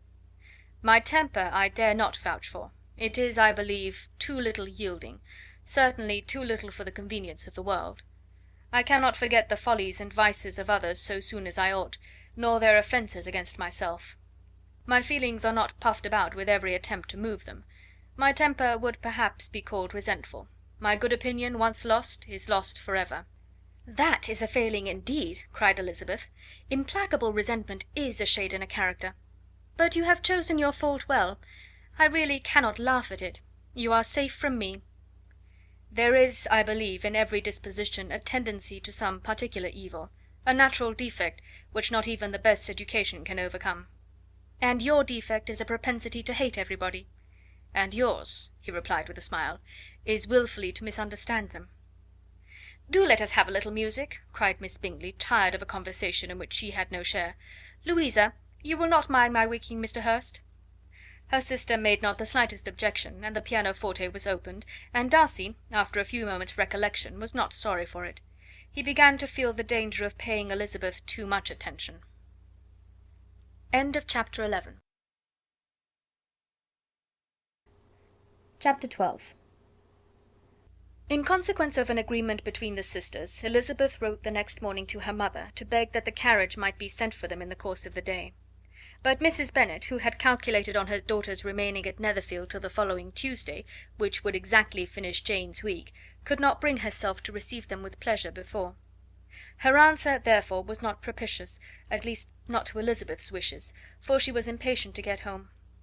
Mrs. Bennet sent them word that they could not possibly have the carriage before Tuesday, and in her postscript it was added that if Mr. Bingley and his sister pressed them to stay longer, she could spare them very well. Against staying longer, however, Elizabeth was positively resolved, nor did she much expect it would be asked, and fearful, on the contrary, as being considered as intruding themselves needlessly long, she urged Jane to borrow Mr. Bingley's carriage immediately, and at length it was settled that their original design of leaving Netherfield that morning should be mentioned, and the request made. The communication excited many professions of concern, and enough was said of wishing them to stay at least until the following day, to work on Jane. Until the morrow their going was deferred. Miss Bingley was then sorry that she had proposed the delay, for her jealousy and dislike of one sister much exceeded her affection for the other. The master of the house heard with real sorrow that they were to go so soon, and repeatedly tried to persuade Miss Bennet that it would not be safe for her, that she was not enough recovered, but Jane was firm where she felt herself to be right. To Mr. Darcy it was welcome intelligence. Elizabeth had been at Netherfield long enough. She attracted him more than he liked, and Miss Bingley was uncivil to her, and more teasing than usual to himself. He wisely resolved to be particularly careful that no sign of admiration should now escape him, nothing that could elevate her with the hope of influencing his felicity, sensible that, if such an idea had been suggested, his behaviour during the last day must have material weight in confirming or crushing it. Steady to his purpose, he scarcely spoke 10 words to her through the whole of Saturday, and though they were at one time left by themselves for half an hour, he adhered most conscientiously to his book, and would not even look at her. On Sunday, after morning service, the separation, so agreeable to almost all, took place. Miss Bingley's civility to Elizabeth increased at last very rapidly, as well as her affection for Jane, and when they parted, after assuring the latter of the pleasure it would give her to see her either at Longbourn or Netherfield, and embracing her most tenderly, she even shook hands with the former. Elizabeth took leave of the whole party in the liveliest spirits. They were not welcomed home very cordially by their mother. Mrs. Bennet wondered at their coming, and thought them very wrong to give so much trouble, and was sure Jane would have caught cold again. But their father, though very laconic in his expressions of pleasure, was really glad to see them. He had felt their importance in the family circle. The evening conversation, when they were all assembled, had lost much of its animation, and almost all its sense, by the absence of Jane and Elizabeth. They found Mary, as usual, deep in the study of thorough base and human nature, and had some new extracts to admire, and some new observations of threadbare morality to listen to. Catherine and Lydia had information for them of a different sort. Much had been done, and much had been said in the regiment since the preceding Wednesday. Several of the officers had dined lately with their uncle, a private had been flogged, and it had actually been hinted that Colonel Forster was going to be married. Chapter 12. Chapter 13. "I hope, my dear," said Mr. Bennet to his wife, as they were at breakfast the next morning, "that you have ordered a good dinner to-day, because I have reason to expect an addition to our family party." "Who do you mean, my dear? I know of nobody that is coming, I am sure, unless Charlotte Lucas should happen to call in, and I am sure my dinners are good enough for her. I do not believe she often sees such at home." "The person of whom I speak is a gentleman and a stranger." Mrs. Bennet's eyes sparkled. "A gentleman and a stranger! It is Mr. Bingley, I am sure. Well, I am sure I shall be extremely glad to see Mr. Bingley. But, good Lord, how unlucky! There is not a bit of fish to be got to-day. Lydia, my love, ring the bell. I must speak to Hill this moment." "It is not Mr. Bingley," said her husband. "It is a person whom I never saw in the whole course of my life." This roused a general astonishment, and he had the pleasure of being eagerly questioned by his wife and his 5 daughters at once. After amusing himself some time with their curiosity, he thus explained: About a month ago I received this letter, and about a fortnight ago I answered it, for I thought it a cause of some delicacy, and requiring early attention.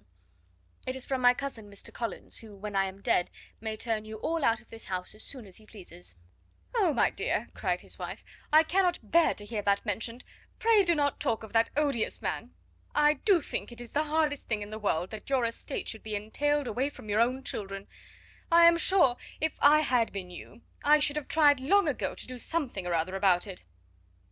Jane and Elizabeth tried to explain to her the nature of an entail. They had often attempted to do it before, but it was a subject on which Mrs. Bennet was beyond the reach of reason, and she continued to rail bitterly against the cruelty of settling an estate away from a family of 5 daughters, in favour of a man whom nobody cared anything about. "It certainly is a most iniquitous affair," said Mr. Bennet, "and nothing can clear Mr. Collins from the guilt of inheriting Longbourn.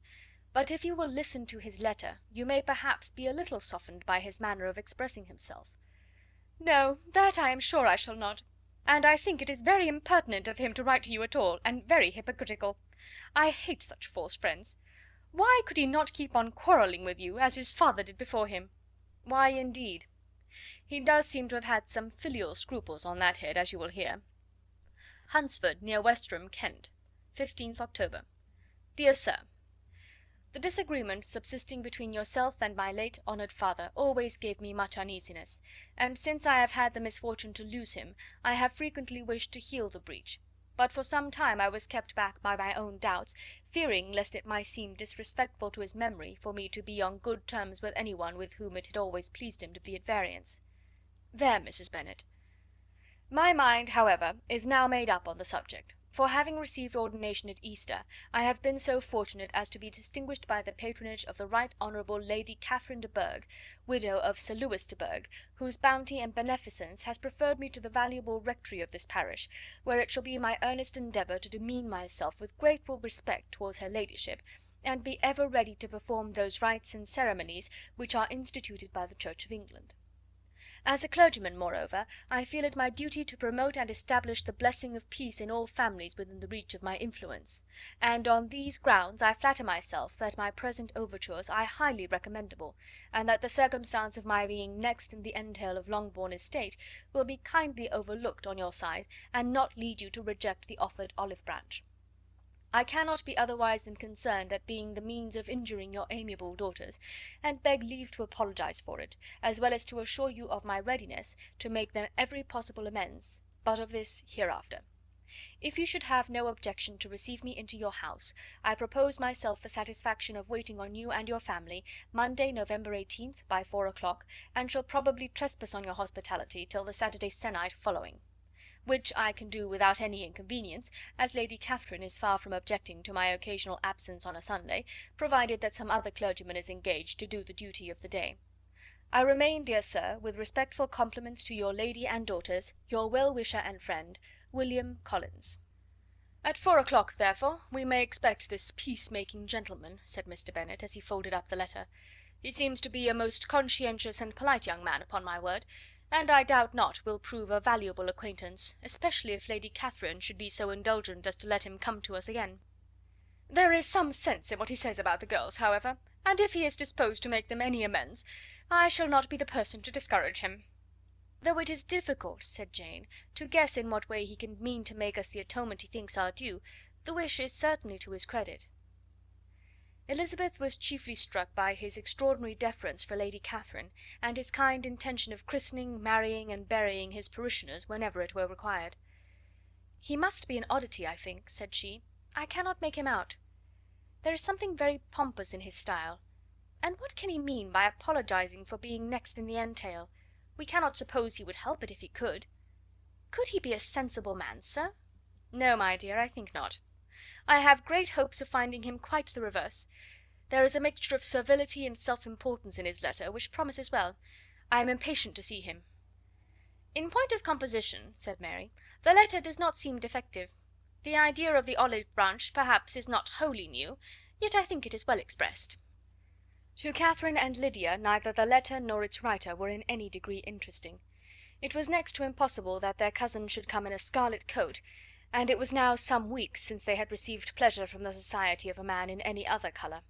As for their mother, Mr. Collins's letter had done away with much of her ill will, and she was preparing to see him with a degree of composure which astonished her husband and daughters. Mr. Collins was punctual to his time, and was received with great politeness by the whole family. Mr. Bennet, indeed, said little, but the ladies were ready enough to talk, and Mr. Collins seemed neither in need of encouragement nor inclined to be silent himself. He was a tall, heavy-looking young man of 25.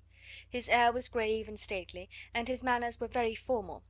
He had not been long seated before he complimented Mrs. Bennet on having so fine a family of daughters; said he had heard much of their beauty, but that in this instance fame had fallen short of the truth; and added that he did not doubt her seeing them all in due time disposed of in marriage. This gallantry was not much to the taste of some of his hearers, but Mrs. Bennet, who quarrelled with no compliments, answered most readily, "You are very kind, I am sure, and I wish with all my heart it may prove so, for else they will be destitute enough. Things are settled so oddly. You allude, perhaps, to the entail of this estate." "Ah, sir, I do indeed. It is a grievous affair to my poor girls, you must confess. Not that I mean to find fault with you, for such things I know are all chance in this world. There is no knowing how estates will go once they come to be entailed." "I am very sensible, madam, to the hardship of my fair cousins, and could say much on the subject, but that I am cautious of appearing forward and precipitate. But I can assure the young ladies that I come prepared to admire them. At present I will not say more, but perhaps when we are better acquainted—" He was interrupted by a summons to dinner, and the girls smiled on each other. They were not the only objects of Mr. Collins' admiration. The hall, the dining room, and all its furniture were examined and praised, and his commendation of everything would have touched Mrs. Bennet's heart, but for the mortifying supposition of his viewing it all as his own future property. The dinner, too, in its turn was highly admired, and he begged to know to which of his fair cousins the excellency of its cooking was owing; but he was set right there by Mrs. Bennet, who assured him with some asperity that they were very well able to keep a cook, and that her daughters had nothing to do in the kitchen. He begged pardon for having displeased her. In a softened tone she declared herself not at all offended, but he continued to apologise for about a quarter of an hour.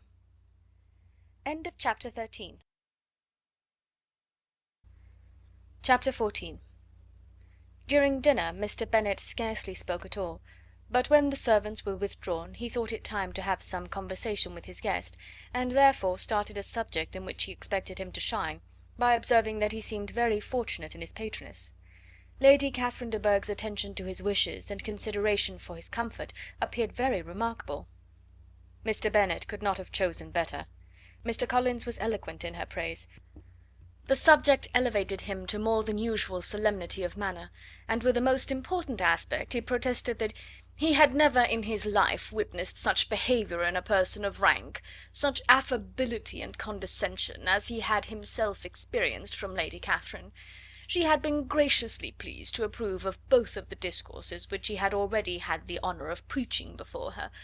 She had also asked him twice to dine at Rosings, and had sent for him only the Saturday before, to make up her pool of quadrille in the evening.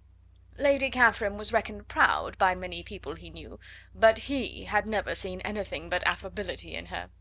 She had always spoken to him as she would to any other gentleman. She made not the smallest objection to his joining in the society of the neighbourhood, nor to his leaving the parish occasionally for a week or two to visit his relations. She had even condescended to advise him to marry as soon as he could, provided he chose with discretion, and had once paid him a visit in his humble parsonage, where she had perfectly approved all the alterations he had been making, and had even vouchsafed to suggest some herself, some shells in the closet upstairs. "That is all very proper and civil, I am sure," said Mrs. Bennet, "and I dare say she is a very agreeable woman. It is a pity that great ladies in general are not more like her. Does she live near you, sir?" "The garden in which stands my humble abode is separated only by a lane from Rosings Park, her ladyship's residence." "I think you said she was a widow, sir. Has she any family?" "She has only one daughter, the heiress of Rosings, and a very extensive property." "Ah," said Mrs. Bennet, shaking her head, "then she is better off than many girls. And what sort of young lady is she? Is she handsome?" "She is a most charming young lady indeed. Lady Catherine herself says that, in point of true beauty, Miss de Bourgh is far superior to the handsomest of her sex, because there is that in her features which marks the young lady of distinguished birth. She is unfortunately of a sickly constitution, which has prevented her from making that progress in many accomplishments which she could not have otherwise failed of, as I am informed by the lady who superintended her education, and who still resides with them. But she is perfectly amiable, and often condescends to drive by my humble abode in her little phaeton and ponies." "Has she been presented? I do not remember her name among the ladies at court." "Her indifferent state of health unhappily prevents her being in town, and by that means, as I told Lady Catherine one day, has deprived the British court of its brightest ornaments. Her ladyship seemed pleased with the idea, and you may imagine that I am happy on every occasion to offer those little delicate compliments which are always acceptable to ladies. I have more than once observed to Lady Catherine that her charming daughter seemed born to be a duchess, and that the most elevated rank, instead of giving her consequence, would be adorned by her.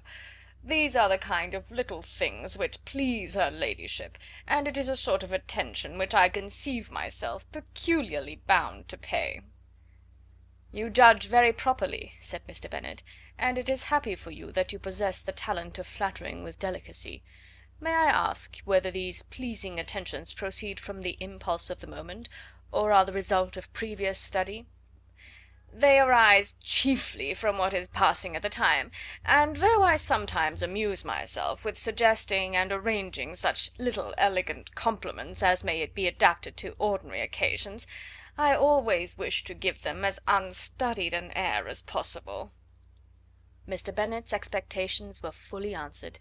His cousin was as absurd as he had hoped, and he listened to him with the keenest enjoyment, maintaining at the same time the most resolute composure of countenance, and, except in an occasional glance at Elizabeth, requiring no partner in his pleasure. By tea time, however, the dose had been enough, and Mr. Bennet was glad to take his guest into the drawing room again, and, when tea was over, glad to invite him to read aloud to the ladies. Mr. Collins readily assented, and a book was produced, but on beholding it, for everything announced it to be from a circulating library, he started back, and, begging pardon, protested that he never read novels. Kitty stared at him, and Lydia exclaimed. Other books were produced, and after some deliberation he chose Fordyce's Sermons. Lydia gaped as he opened the volume, and before he had, with very monotonous solemnity, read 3 pages, she interrupted him with, "Do you know, mamma, that my uncle Phillips talks of turning away Richard, and if he does, Colonel Forster will hire him. My aunt told me so herself on Saturday. I shall walk to Meryton to-morrow to hear more about it, and to ask when Mr. Denny comes back from town."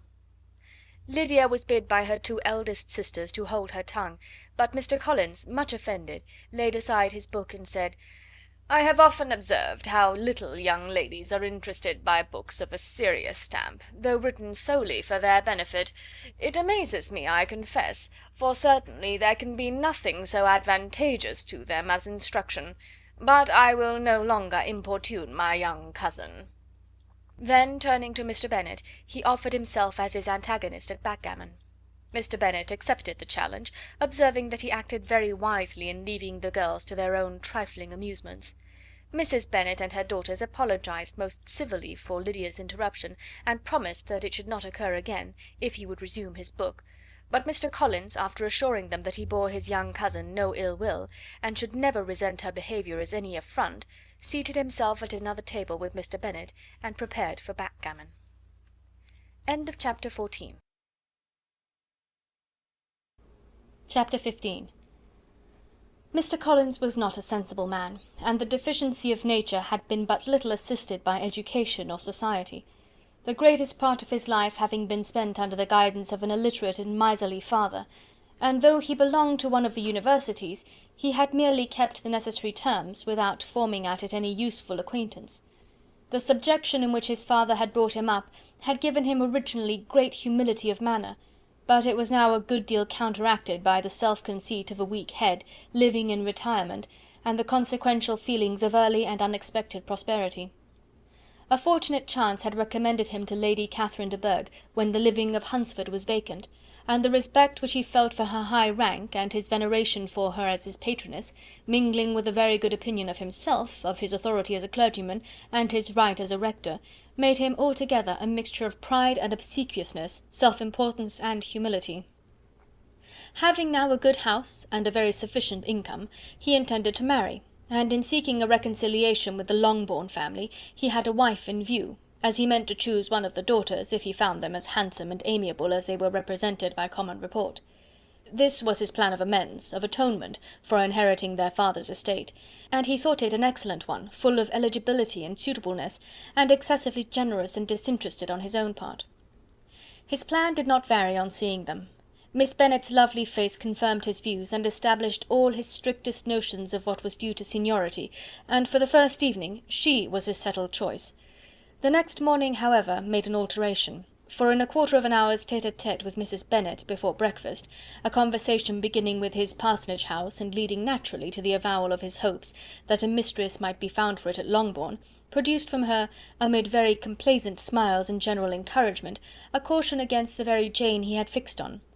As to her younger daughters, she could not take upon her to say, she could not positively answer, but she did not know of any prepossession. Her eldest daughter, she must just mention, she felt it incumbent on her to hint, was likely to be very soon engaged. Mr. Collins had only to change from Jane to Elizabeth, and it was soon done while Mrs. Bennet was stirring the fire. Elizabeth, equal next to Jane in birth and beauty, succeeded her, of course. Mrs. Bennet treasured up the hint, and trusted that she might soon have 2 daughters married, and the man whom she could not bear to speak of the day before was now high in her good graces. Lydia's intention of walking to Meryton was not forgotten. Every sister except Mary agreed to go with her, and Mr. Collins was to attend them, at the request of Mr. Bennet, who was most anxious to get rid of him, and have his library to himself. For thither Mr. Collins had followed him after breakfast, and there he would continue, nominally engaged with one of the largest folios in the collection, but really talking to Mr. Bennet with little cessation of his house and garden at Hunsford. Such doings discomposed Mr. Bennet exceedingly. In his library he had been always sure of leisure and tranquillity, and though prepared, as he told Elizabeth, to meet with folly and conceit in every other room of the house, he was used to be free from them there. His civility, therefore, was most prompt in inviting Mr. Collins to join his daughters in their walk, and Mr. Collins, being in fact much better fitted for a walker than a reader, was extremely pleased to close his large book and go. In pompous nothings on his side, and civil assents on that of his cousins, their time passed till they entered Meryton. The attention of the younger ones was then no longer to be gained by him. Their eyes were immediately wandering up in the street in quest of the officers, and nothing less than a very smart bonnet indeed, or a really new muslin in a shop window, could recall them. But the attention of every lady was soon caught by a young man whom they had never seen before, of most gentlemanlike appearance, walking with another officer on the other side of the way. The officer was the very Mr. Denny concerning whose return from London Lydia came to inquire, and he bowed as they passed. All were struck with the stranger's air. All wondered who he could be, and Kitty and Lydia, determined if possible to find out, led the way across the street, under pretence of wanting something in an opposite shop, and fortunately had just gained the pavement when the 2 gentlemen, turning back, had reached the same spot.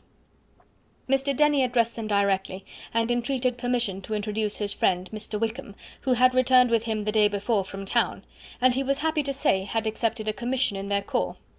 This was exactly as it should be, for the young man wanted only regimentals to make him completely charming.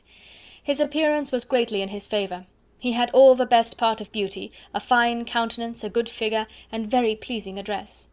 The introduction was followed up on his side by a happy readiness of conversation, a readiness at the same time perfectly correct and unassuming, and the whole party was still standing and talking together very agreeably when the sound of horses drew their notice, and Darcy and Bingley were seen riding down the street. On distinguishing the ladies of the group, the 2 gentlemen came directly towards them, and began the usual civilities. Bingley was the principal spokesman, and Miss Bennet the principal object. He was then, he said, on his way to Longbourn on purpose to inquire after her. Mr. Darcy corroborated it with a bow, and was beginning to determine not to fix his eyes on Elizabeth, when they were suddenly arrested by the sight of the stranger, and Elizabeth, happening to see the countenance of both as they looked at each other, was all astonishment at the effect of the meeting. Both changed colour. One looked white, the other red. Mr. Wickham, after a few moments, touched his hat, a salutation which Mr. Darcy just deigned to return. What could be the meaning of it? It was impossible to imagine. It was impossible not to long to know. In another minute Mr. Bingley, but without seeming to have noticed what passed, took leave and rode on with his friend. Mr. Denny and Mr. Wickham walked with the young ladies to the door of Mr. Phillips's house, and then made their bows, in spite of Miss Lydia's pressing entreaties that they should come in, and even in spite of Mrs. Phillips throwing up the parlour window and loudly seconding the invitation. Mrs. Phillips was always glad to see her nieces, and the two eldest, from their recent absence, were particularly welcome, and she was eagerly expressing her surprise at their sudden return home, which, as their own carriage had not fetched them, she should have known nothing about, if she had not happened to see Mr. Jones' shop-boy in the street, who had told her that they were not to send any more drafts to Netherfield because the Miss Bennets were come away, when her civility was claimed towards Mr. Collins by Jane's introduction of him.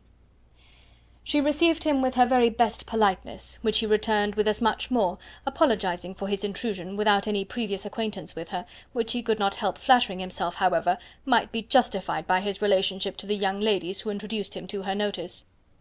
Mrs. Phillips was quite awed by such an excess of good breeding, but her contemplation of one stranger was soon put to an end by exclamations and inquiries about the other, of whom, however, she could only tell her nieces what they already knew, that Mr. Denny had brought him from London, and that he was to have a lieutenant's commission in the shire. She had been watching him the last hour, she said, as he walked up and down the street, and had Mr. Wickham appeared, Kitty and Lydia would certainly have continued the occupation, but unluckily no one passed the windows now except a few of the officers, who, in comparison with the stranger, were become stupid, disagreeable fellows.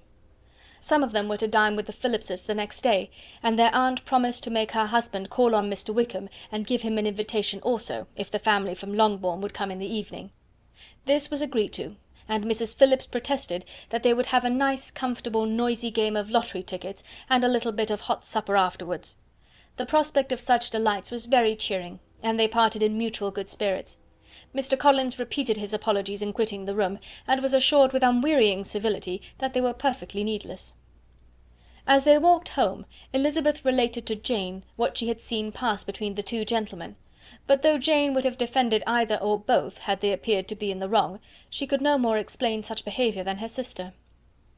Mr. Collins, on his return, highly gratified Mrs. Bennet by admiring Mrs. Phillips's manners and politeness. He protested that, except Lady Catherine and her daughter, he had never seen a more elegant woman, for she had not only received him with the utmost civility, but even pointedly included him in her invitation for the next evening, although utterly unknown to her before.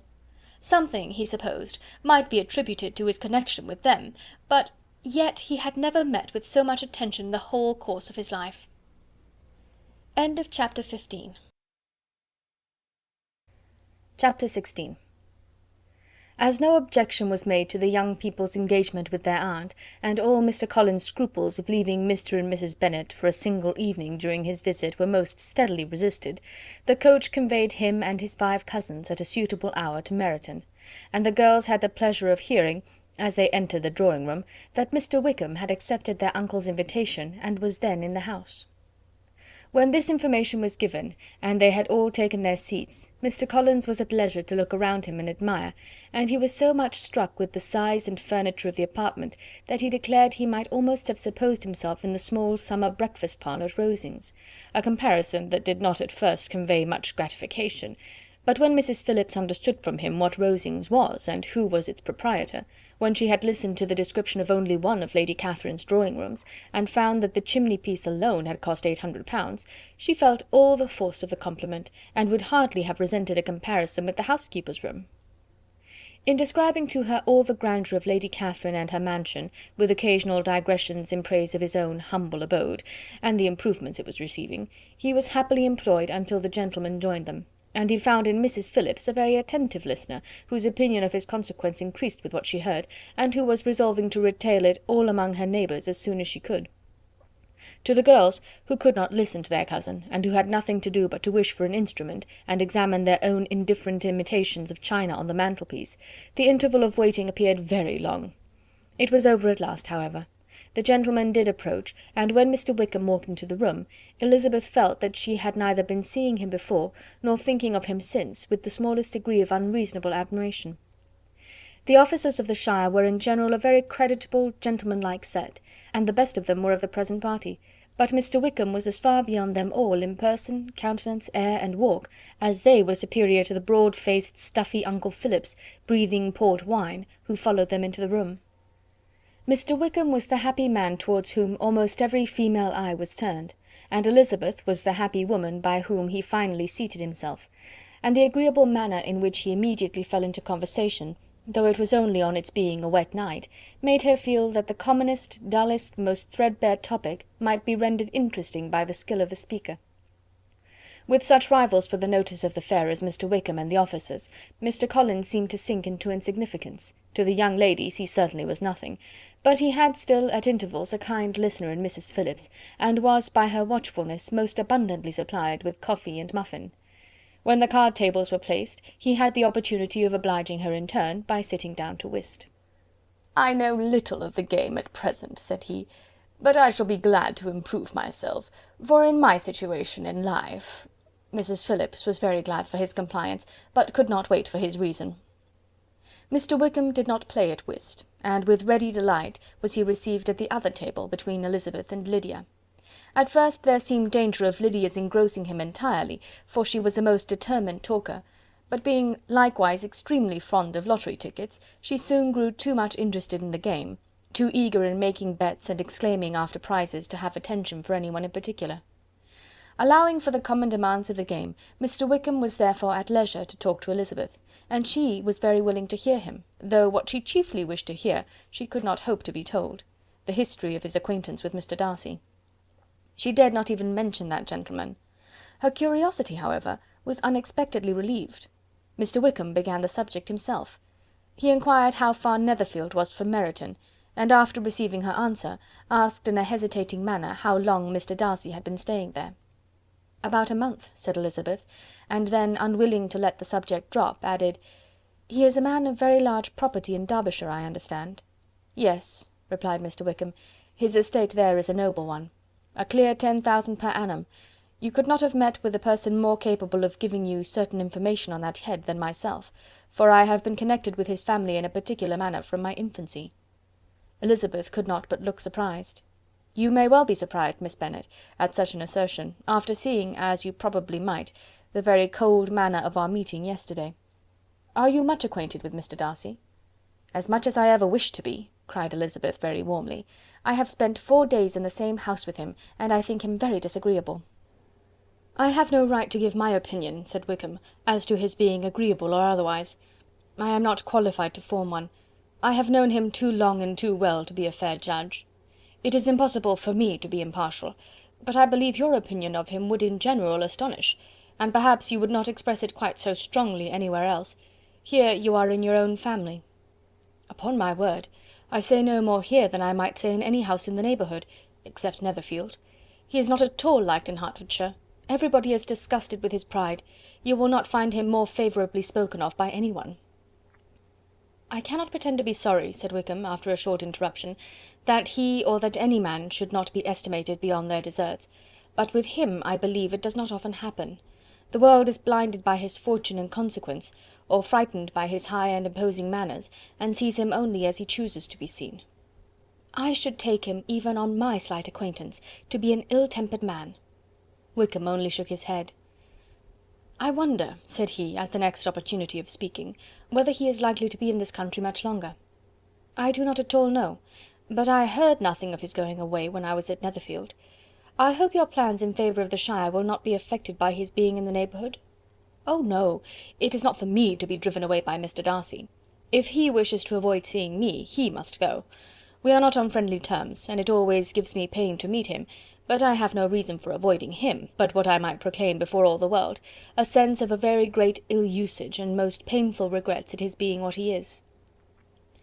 His father, Miss Bennet, the late Mr. Darcy, was one of the best men that ever breathed, and the truest friend I ever had, and I can never be in company with this Mr. Darcy without being grieved to the soul by 1,000 tender recollections. His behaviour to myself has been scandalous, but I verily believe I could forgive him anything and everything, rather than his disappointing the hopes and disgracing the memory of his father." Elizabeth found the interest of the subject increase, and listened with all her heart. but the delicacy of it prevented further inquiry. Mr. Wickham began to speak on more general topics, Meryton, the neighbourhood, the society, appearing highly pleased with all that he had yet seen, and speaking of the latter with gentle but very intelligible gallantry. It was the prospect of constant society, and good society, he added, which was my chief inducement to enter the shire. I knew it to be a most respectable, agreeable corps, and my friend Denny tempted me further by his account of their present quarters, and the very great attentions and excellent acquaintances Meryton had procured them. Society, I own, is necessary to me. I have been a disappointed man, and my spirits will not bear solitude. I must have employment and society. A military life is not what I was intended for, but circumstances have now made it eligible. The Church ought to have been my profession. I was brought up for the Church, and I should at this time have been in possession of a most valuable living, had it pleased the gentleman we were speaking of just now. Indeed? Yes. The late Mr. Darcy bequeathed me the next presentation of the best living in his gift. He was my godfather, and excessively attached to me. I cannot do justice to his kindness. He meant to provide for me amply, and thought he had done it, but when the living fell, it was given elsewhere. Good heavens! Cried Elizabeth. But how could that be? How could his will be disregarded? Why did you not seek legal redress? There was just such an informality in the terms of the bequest as to give me no hope from law. A man of honour could not have doubted the intention, but Mr. Darcy chose to doubt it, or to treat it as a merely conditional recommendation, and to assert that I had forfeited all claim to it by extravagance, imprudence, in short, anything or nothing. Certain it is that the living became vacant 2 years ago, exactly as I was of an age to hold it, and that it was given to another man. And no less certain is it, that I cannot accuse myself of having really done anything to deserve to lose it. I have a warm, unguarded temper, and I may have spoken my opinion of him and to him too freely. I can recall nothing worse, but the fact is that we are very different sort of men, and that he hates me. This is quite shocking. He deserves to be publicly disgraced. Some time or other he will be, but it shall not be by me. Till I can forget his father, I can never defy or expose him. Elizabeth honoured him for such feelings, and thought him handsomer than ever as he expressed them. But what, said she after a pause, can have been his motive? What can have induced him to behave so cruelly? A thorough determined dislike of me, a dislike which I cannot but attribute in some measure to jealousy. Had the late Mr. Darcy liked me less, his son might have borne with me better, but his father's uncommon attachment to me irritated him, I believe, very early in life. He had not a temper to bear the sort of competition in which we stood, the sort of preference which was often given to me.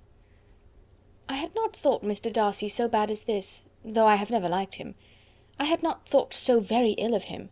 I had supposed him to be despising his fellow creatures in general, but did not suspect him of descending to such malicious revenge, such injustice, such inhumanity as this.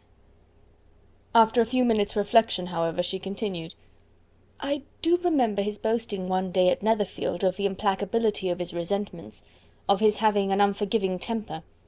His disposition must be dreadful. I will not trust myself on the subject, replied Wickham. I can hardly be just to him. Elizabeth was again deep in thought, and after a time exclaimed, To treat in such a manner the godson, the friend, the favourite of his father! She could have added, a young man too, like you, whose very countenance may vouch for your being amiable, but she contented herself with, and one too, who had probably been his companion from childhood, connected together, as I think you said, in the closest manner. We were born in the same parish, within the same park. The greatest part of our youth was passed together, inmates of the same house, sharing the same amusements, objects of the same parental care. My father began life in the profession which your uncle, Mr. Phillips, appears to do so much credit to, but he gave up everything to be of use to the late Mr. Darcy, and devoted all his time to the care of the Pemberley property. He was most highly esteemed by Mr. Darcy, a most intimate confidential friend. Mr. Darcy often acknowledged himself to be under the greatest obligations to my father's active superintendence, and when, immediately before my father's death, Mr. Darcy gave him a voluntary promise of providing for me, I am convinced that he felt it to be as much a debt of gratitude to him as of his affection to myself. How strange, cried Elizabeth, how abominable! I wonder that the very pride of this Mr. Darcy has not made him just to you. if from no better motive that he should not have been too proud to be dishonest, for dishonesty I must call it." "It is wonderful," replied Wickham, "for almost all his actions may be traced to pride, and pride had often been his best friend. It has connected him nearer with virtue than with any other feeling. But we are none of us consistent, and in his behaviour to me there were stronger impulses even than pride." "Can such abominable pride as his have ever done him good?" "Yes.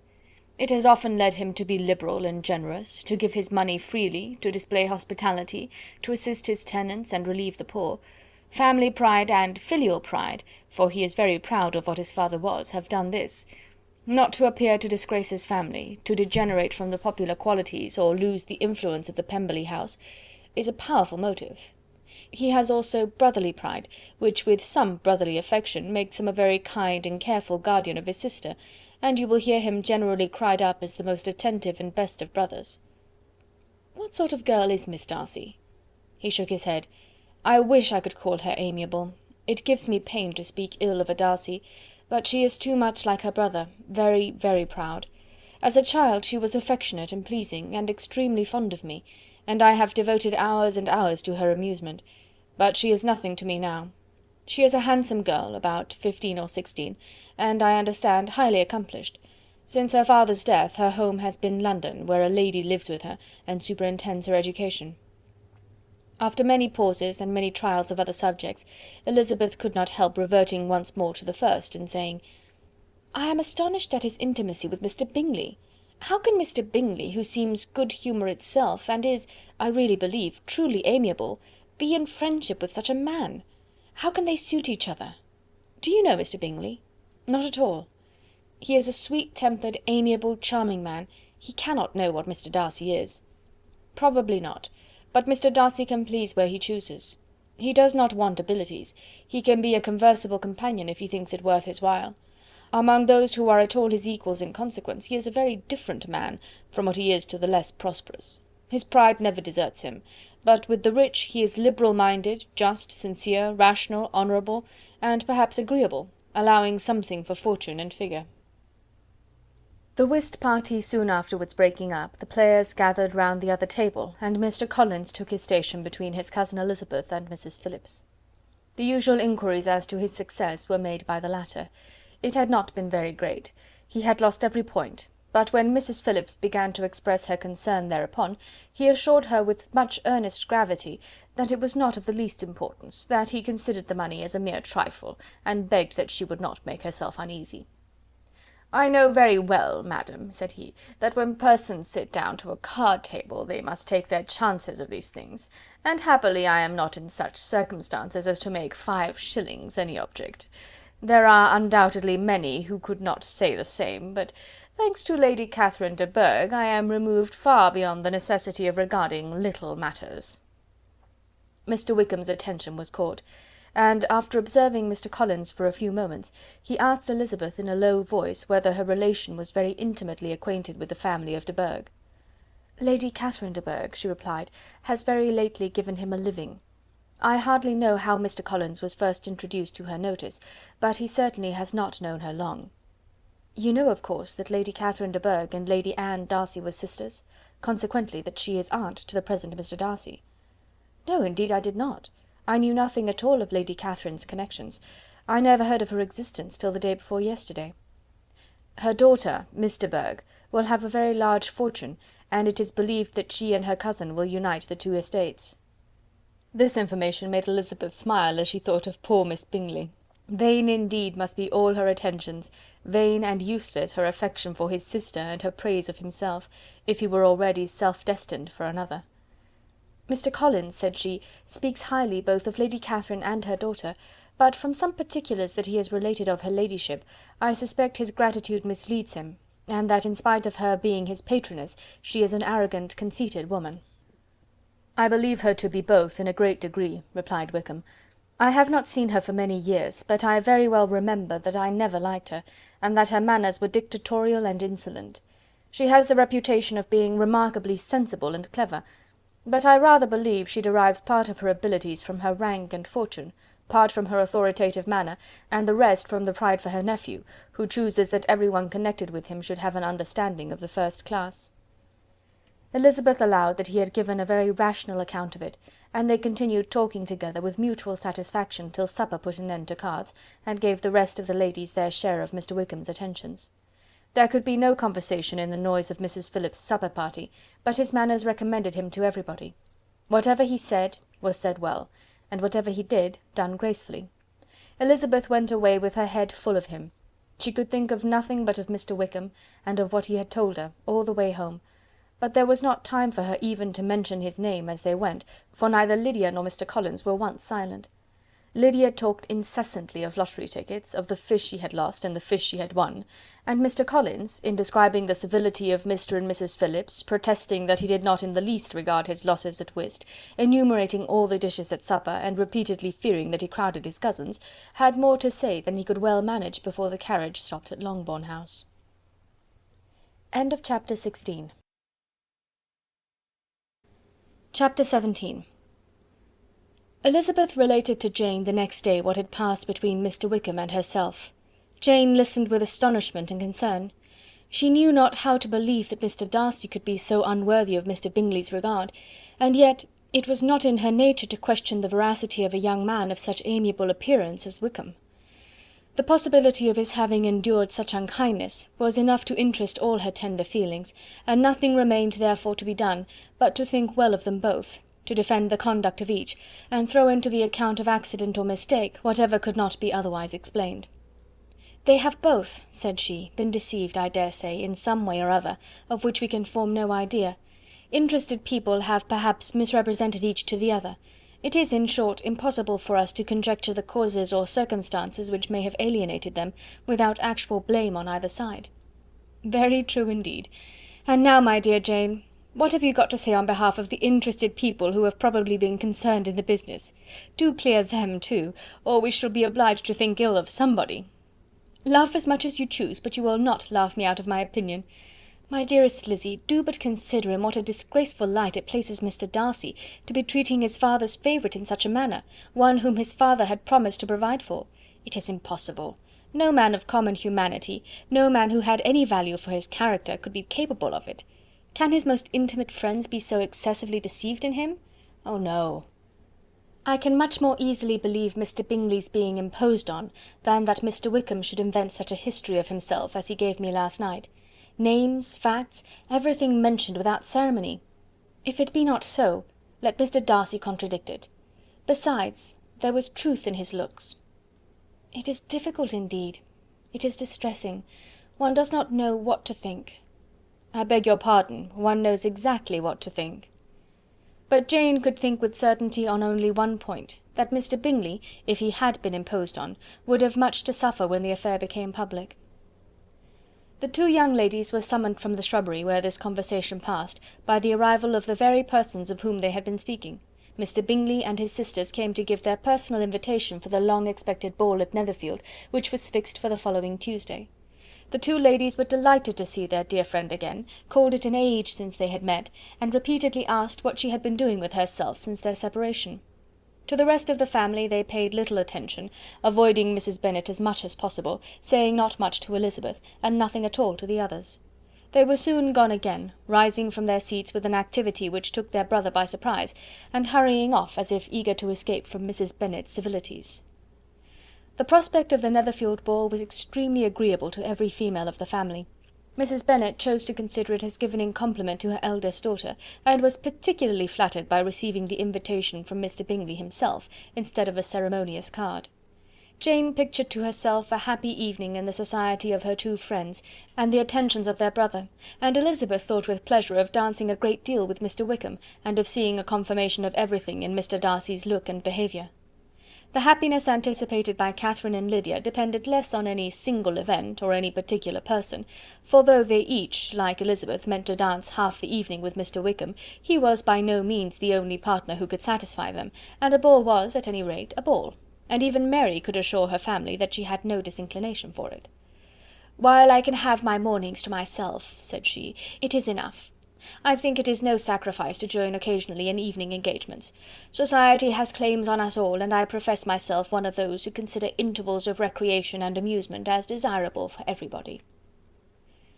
Elizabeth's spirits were so high on this occasion, that though she did not often speak unnecessarily to Mr. Collins, she could not help asking him whether he intended to accept Mr. Bingley's invitation, and if he did, whether he would think it proper to join in the evening's amusement. And she was rather surprised to find that he entertained no scruple whatever on that head, and was very far from dreading a rebuke either from the Archbishop or Lady Catherine de Bourgh by venturing to dance. "I am by no means of the opinion, I assure you," said he, "that a ball of this kind, given by a young man of character to respectable people, can have any evil tendency, and I am so far from objecting to dancing myself, that I shall hope to be honoured with the hands of all my fair cousins in the course of the evening, and I take this opportunity of soliciting yours, Miss Elizabeth, for the first 2 dances especially. A preference which I trust my cousin Jane will attribute to the right cause, and not to any disrespect for her." Elizabeth felt herself completely taken in. She had fully proposed being engaged by Mr. Wickham for those very dances, and to have Mr. Collins instead! Her liveliness had never been worse timed. There was no help for it, however. Mr. Wickham's happiness and her own were perforce delayed a little longer, and Mr. Collins' proposal accepted with as good a grace as she could. She was not the better pleased with his gallantry from the idea it suggested of something more. It now first struck her that she was selected from among her sisters as worthy of being mistress of Hunsford Parsonage, and of assisting to form a quadrille table at Rosings, in the absence of more eligible visitors. The idea soon reached to conviction, as she observed his increasing civilities toward herself, and heard his frequent attempt at a compliment on her wit and vivacity, and though more astonished than gratified herself by this effect of her charms, it was not long before her mother gave her to understand that the probability of their marriage was extremely agreeable to her. Elizabeth, however, did not choose to take the hint, being well aware that a serious dispute must be the consequence of any reply. Mr. Collins might never make the offer, and till he did, it was useless to quarrel about him. If there had not been a Netherfield ball to prepare for and talk of, the younger Miss Bennets would have been in a very pitiable state at this time, for from the day of the invitation to the day of the ball, there was such a succession of rain as prevented their walking to Meryton once. No aunt, no officers, no news could be sought after. The very shoe-roses for Netherfield were got by proxy. Even Elizabeth might have found some trial of her patience in weather which totally suspended the improvement of her acquaintance with Mr. Wickham, and nothing less than a dance on Tuesday could have made such a Friday, Saturday, Sunday, and Monday endurable to Kitty and Lydia. End of chapter 17. Chapter 18. Till Elizabeth entered the drawing-room at Netherfield, and looked in vain for Mr. Wickham among the cluster of red coats there assembled, a doubt of his being present had never occurred to her. The certainty of meeting him had not been checked by any of those recollections that might not unreasonably have alarmed her. She had dressed with more than usual care, and prepared in the highest spirits for the conquest of all that remained unsubdued of his heart, trusting that it was not more than might be won in the course of the evening. But in an instant arose the dreadful suspicion of his being purposely omitted from Mr. Darcy's pleasure in the Bingleys' invitation to the officers, and though this was not exactly the case, the absolute fact of his absence was pronounced by his friend Denny, to whom Lydia eagerly applied, and who told them that Wickham had been obliged to go to town on business the day before, and was not yet returned, adding with a significant smile, "I do not imagine his business would have called him away just now, if he had not wanted to avoid a certain gentleman here." This part of his intelligence, though unheard by Lydia, was caught by Elizabeth, and as it assured her that Darcy was not less answerable for Wickham's absence than if her first surmise had been just, every feeling of displeasure against the former was so sharpened by immediate disappointment, that she could hardly reply with tolerable civility to the polite inquiries which he directly afterwards approached to make. Attendance, forbearance, patience with Darcy, was injury to Wickham. She was resolved against any sort of conversation with him, and turned away with a degree of ill humour which she could not wholly surmount even in speaking to Mr. Bingley, whose blind partiality provoked her. But Elizabeth was not formed for ill humour, and though every prospect of her own was destroyed for the evening, it could not dwell long on her spirits, and having told all her griefs to Charlotte Lucas, whom she had not seen for a week, she was soon able to make a voluntary transition to the oddities of her cousin, and to point him out to her particular notice. The first 2 dances, however, brought a return of distress. They were dances of mortification. Mr. Collins, awkward and solemn, apologising instead of attending, and often moving wrong without being aware of it, gave her all the shame and misery which a disagreeable partner for a couple of dances can give. The moment of her release from him was ecstasy. She danced next with an officer, and had the refreshment of talking of Wickham, and of hearing that he was universally liked. When those dances were over, she returned to Charlotte Lucas, and was in conversation with her when she found herself suddenly addressed by Mr. Darcy, who took her so much by surprise in his application for her hand, that, without knowing what she did, she accepted him. He walked away again immediately, and she was left to fret over her own want of presence of mind. Charlotte tried to console her. "I dare say you will find him very agreeable." "Heaven forbid! That would be the greatest misfortune of all. To find a man agreeable whom one is determined to hate. Do not wish me such an evil." When the dancing recommenced, however, and Darcy approached to claim her hand, Charlotte could not help cautioning her in a whisper not to be a simpleton, and allow her fancy for Wickham to make her appear unpleasant in the eyes of a man 10 times his consequence.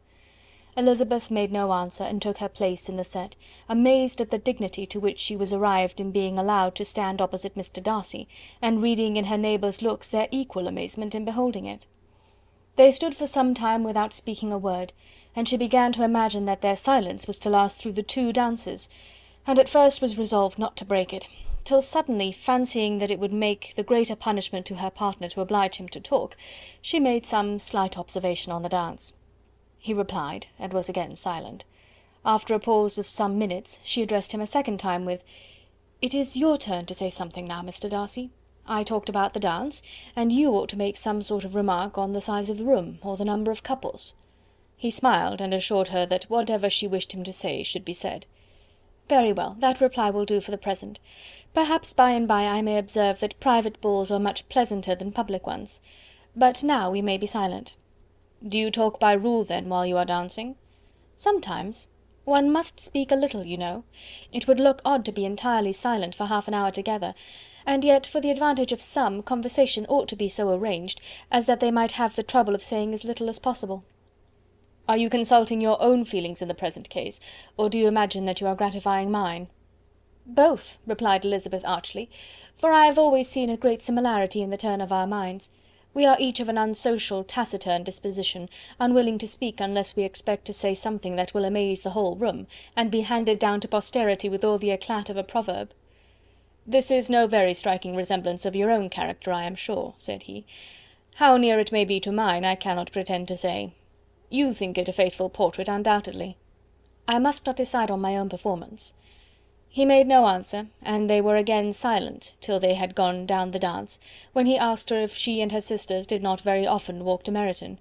She answered in the affirmative, and, unable to resist the temptation, added, "When you met us there the other day, we had just been forming a new acquaintance."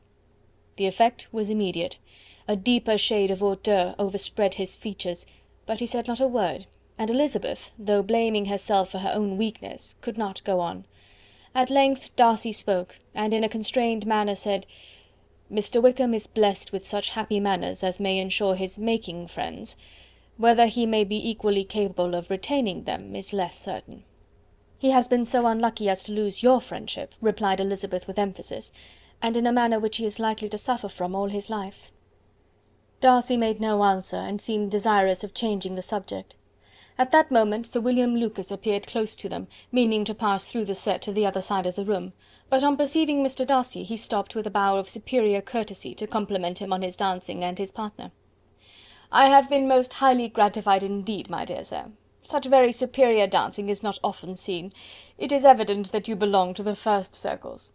Allow me to say, however, that your fair partner does not disgrace you, and that I must hope to have this pleasure often repeated, especially when a certain desirable event, my dear Eliza," glancing at her sister in Bingley, "shall take place. What congratulations will then flow in! I appeal to Mr. Darcy... But let me not interrupt you, sir. You will not thank me for detaining you from the bewitching converse of that young lady, whose bright eyes are also upbraiding me." The latter part of this address was scarcely heard by Darcy, but Sir William's allusion to his friend seemed to strike him forcibly, and his eyes were directed with a very serious expression towards Bingley and Jane, who were dancing together. Recovering himself, however, shortly, he turned to his partner and said, "Sir William's interruption has made me forget what we were talking of." "I do not think we were speaking at all. Sir William could not have interrupted two people in the room who had less to say for themselves. We have tried 2 or 3 subjects already without success, and what we are to talk of next I cannot imagine." "What think you of books?" said he, smiling. "Books? Oh no! I am sure we never read the same, or not with the same feelings." "I am sorry you think so. But if that be the case, there can at least be no want of subject. We may compare our different opinions." "No, I cannot talk of books in a ballroom. My head is always full of something else." "The present always occupies you in such scenes, does it?" said he, with a look of doubt. "Yes, always," she replied, without knowing what she said, for her thoughts had wandered far from the subject, as soon afterwards appeared by her suddenly exclaiming, "I remember hearing you once say, Mr. Darcy, that you hardly ever forgave, that your resentment once created was unappeasable. You are very cautious, I suppose, as to its being created?" "I am," said he, with a firm voice. "And never allow yourself to be blinded by prejudice?" "I hope not." "It is particularly incumbent on those who never change their opinion to be secure of judging properly at first." "May I ask to what these questions tend?" "Merely to the illustration of your character," said she, endeavouring to shake off her gravity. "I am trying to make it out." "And what is your success?" She shook her head. "I do not get on at all. I hear such different accounts of you as puzzle me exceedingly."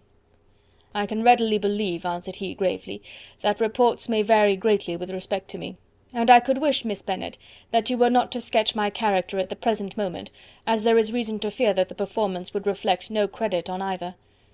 "But if I do not take your likeness now, I may never have another opportunity." "I would by no means suspend any pleasure of yours," he coldly replied. She said no more, and they went down the other dance and parted in silence, and on each side dissatisfied, though not to an equal degree, for in Darcy's breast there was a tolerable powerful feeling towards her, which soon procured her pardon, and directed all his anger against another. They had not long separated, when Miss Bingley came towards her, and with an expression of civil disdain accosted her. "So, Miss Eliza, I hear you are quite delighted with George Wickham. Your sister has been talking to me about him, and asking me 1,000 questions, and I find that the young man quite forgot to tell you, among his other communication, that he was the son of old Wickham, the late Mr. Darcy's steward. Let me recommend you, however, as a friend, not to give implicit confidence to all his assertions, for as to Mr. Darcy's using him ill, it is perfectly false, for on the contrary, he has always been remarkably kind to him, though George Wickham has treated Mr. Darcy in a most infamous manner. I do not know the particulars, but I know very well that Mr. Darcy is not in the least to blame, that he cannot bear to hear George Wickham mentioned, and that though my brother thought he could not well avoid including him in his invitation to the officers, he was excessively glad to find that he had taken himself out of the way. His coming into the country at all is a most insolent thing indeed, and I wonder how he could presume to do it. I pity you, Miss Eliza, for this discovery of your favourite's guilt, but really, considering his descent, one could not expect much better." "His guilt and his descent appear by your account to be the same," said Elizabeth angrily, "for I have heard you accuse him of nothing worse than of being the son of Mr. Darcy's steward, and of that, I can assure you, he informed me himself." "I beg your pardon," replied Miss Bingley, turning away with a sneer. "Excuse my interference, it was kindly meant." "Insolent girl," said Elizabeth to herself, "you are much mistaken if you expect to influence me by such a paltry attack as this. I see nothing in it but your own wilful ignorance and the malice of Mr. Darcy." She then sought her eldest sister, who had undertaken to make inquiries on the same subject of Bingley. Jane met her with a smile of such sweet complacency, a glow of such happy expression, as sufficiently marked how well she was satisfied with the occurrences of the evening. Elizabeth instantly read her feelings, and at that moment solicitude for Wickham, resentment against his enemies, and everything else, gave way before the hope of Jane's being in the fairest way for happiness. "I want to know," said she, with a countenance no less smiling than her sister's, "what you have learnt about Mr. Wickham, but perhaps you have been too pleasantly engaged to think of any third person, in which case you may be sure of my pardon." "No," replied Jane, "I have not forgotten him, but I have nothing satisfactory to tell you. Mr. Bingley does not know the whole of his history, and is quite ignorant of the circumstances which have principally offended Mr. Darcy, but he will vouch for the good conduct, the probity and honour of his friend, and is perfectly convinced that Mr. Wickham has deserved much less attention from Mr. Darcy than he has received. and I am sorry to say by his account as well as his sister's, Mr. Wickham is by no means a respectable young man. I am afraid he has been very imprudent, and has deserved to lose Mr. Darcy's regard." "Mr. Bingley does not know Mr. Wickham himself?" "No, he never saw him till the other morning at Meryton." "This account, then, is what he has received from Mr. Darcy. I am satisfied. But what does he say of the living?" "He does not exactly recollect the circumstances, though he has heard them from Mr. Darcy more than once, but he believes that it was left to him conditionally only." "I have not a doubt of Mr. Bingley's sincerity," said Elizabeth warmly, "but you must excuse my not being convinced by assurances only. Mr. Bingley's defence of his friend was a very able one, I dare say, but since he is unacquainted with several parts of the story, and has learnt the rest from that friend himself, I shall venture to still think of both gentlemen as I did before." She then changed the discourse to one more gratifying to each, and on which there could be no difference of sentiment. Elizabeth listened with delight to the happy though modest hopes which Jane entertained of Mr. Bingley's regard, and said all in her power to heighten her confidence in it. On their being joined by Mr. Bingley himself, Elizabeth withdrew to Miss Lucas, to whose inquiry after the pleasantness of her last partner she had scarcely replied, before Mr. Collins came up to them, and told her with great exultation that he had just been so fortunate as to make a most important discovery. "I have found out," said he, "by a singular accident, that there is now in the room a near relation of my patroness. I happened to overhear the gentleman himself mentioning to the young lady who does the honours of the house, the names of his cousin Mr. Burgh, and of her mother, Lady Catherine. How wonderfully these sort of things occur! Who would have thought of my meeting with perhaps a nephew of Lady Catherine de Bourgh in this assembly? I am most thankful that the discovery is made in time for me to pay my respects to him, which I am now going to do, and trust he will excuse my not having done it before. My total ignorance of the connection must plead my apology." "You are not going to introduce yourself to Mr. Darcy?" "Indeed I am. I shall entreat his pardon for not having done it earlier. I believe him to be Lady Catherine's nephew. It will be in my power to assure him that her ladyship was quite well yesterday se'nnight." Elizabeth tried hard to dissuade him from such a scheme, assuring him that Mr. Darcy would consider his addressing him without introduction as an impertinent freedom, rather than a compliment to his aunt, that it was not in the least necessary there should be any notice on either side, and that if it were, it must belong to Mr. Darcy, the superior in consequence, to begin the acquaintance.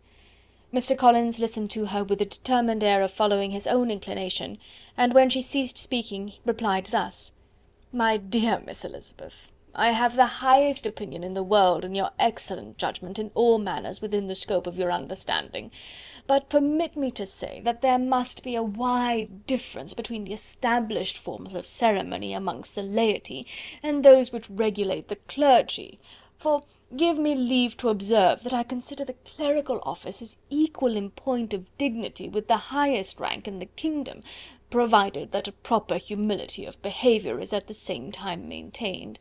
You must therefore allow me to follow the dictates of my conscience on this occasion, which leads me to perform what I look on as a point of duty. Pardon me for neglecting to profit by your advice, which on every other subject shall be my constant guide, though in the case before us I consider myself more fitted by education and habitual study to decide on what is right than a young lady like yourself."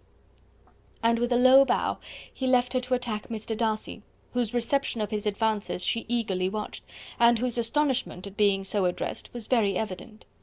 Her cousin prefaced his speech with a solemn bow, and though she could not hear a word of it, she felt as if hearing it all, and saw in the motion of his lips the words apology, Hunsford, and Lady Catherine de Bourgh. It vexed her to see him expose himself to such a man. Mr. Darcy was eyeing him with unrestrained wonder, and when at last Mr. Collins allowed him time to speak, replied with an air of distant civility. Mr. Collins, however, was not discouraged from speaking again, and Mr. Darcy's contempt seemed abundantly increasing with the length of his second speech, and at the end of it he only made him a slight bow, and moved another way. Mr. Collins then returned to Elizabeth. "I have no reason, I assure you," said he, "to be dissatisfied with my reception. Mr. Darcy seemed much pleased with the attention. He answered me with the utmost civility, and even paid me the compliment of saying that he was so well convinced of Lady Catherine's discernment as to be certain she could never bestow a favour unworthily. It was really a very handsome thought. Upon the whole, I am much pleased with him." As Elizabeth had no longer any interest of her own to pursue, she turned her attention almost entirely on her sister and Mr. Bingley. The train of agreeable reflections which her observations gave birth to made her perhaps almost as happy as Jane. She saw her in idea settled in that very house, in all the felicity which a marriage of true affection could bestow, and she felt capable, under such circumstances, of endeavouring even to like Bingley's two sisters. Her mother's thoughts she plainly saw were bent the same way, and she determined not to venture near her, lest she might hear too much. When they sat down to supper, therefore, she considered it a most unlucky perverseness which placed them within one of each other, and deeply was she vexed to find that her mother was talking to that one person, Lady Lucas, freely, openly, and of nothing else but her expectation that Jane would soon be married to Mr. Bingley. It was an animating subject, and Mrs. Bennet seemed incapable of fatigue while enumerating the advantages of the match. His being such a charming young man, and so rich, and living but 3 miles from them, were the first points of self-gratulation. And then it was such a comfort to think how fond the two sisters were of Jane, and to be certain that they must desire the connection as much as she could do. It was, moreover, such a promising thing for her younger daughters, as Jane's marrying so greatly must throw them in the way of other rich men. And lastly, it was so pleasant at her time of life to be able to consign her single daughters to the care of their sister, that she might not be obliged to go into company more than she liked. It was necessary to make this circumstance a matter of pleasure, because on such occasions it is the etiquette, but no one was less likely than Mrs. Bennet to find comfort in staying home at any period of her life. She concluded with many good wishes that Lady Lucas might soon be equally fortunate, though evidently and triumphantly believing there was no chance of it. In vain did Elizabeth endeavour to check the rapidity of her mother's words, or persuade her to describe her felicity in a less audible whisper, for to her inexpressible vexation she could perceive that the chief of it was overheard by Mr. Darcy, who sat opposite to them. Her mother only scolded her for being nonsensical. "What is Mr. Darcy to me, pray, that I should be afraid of him?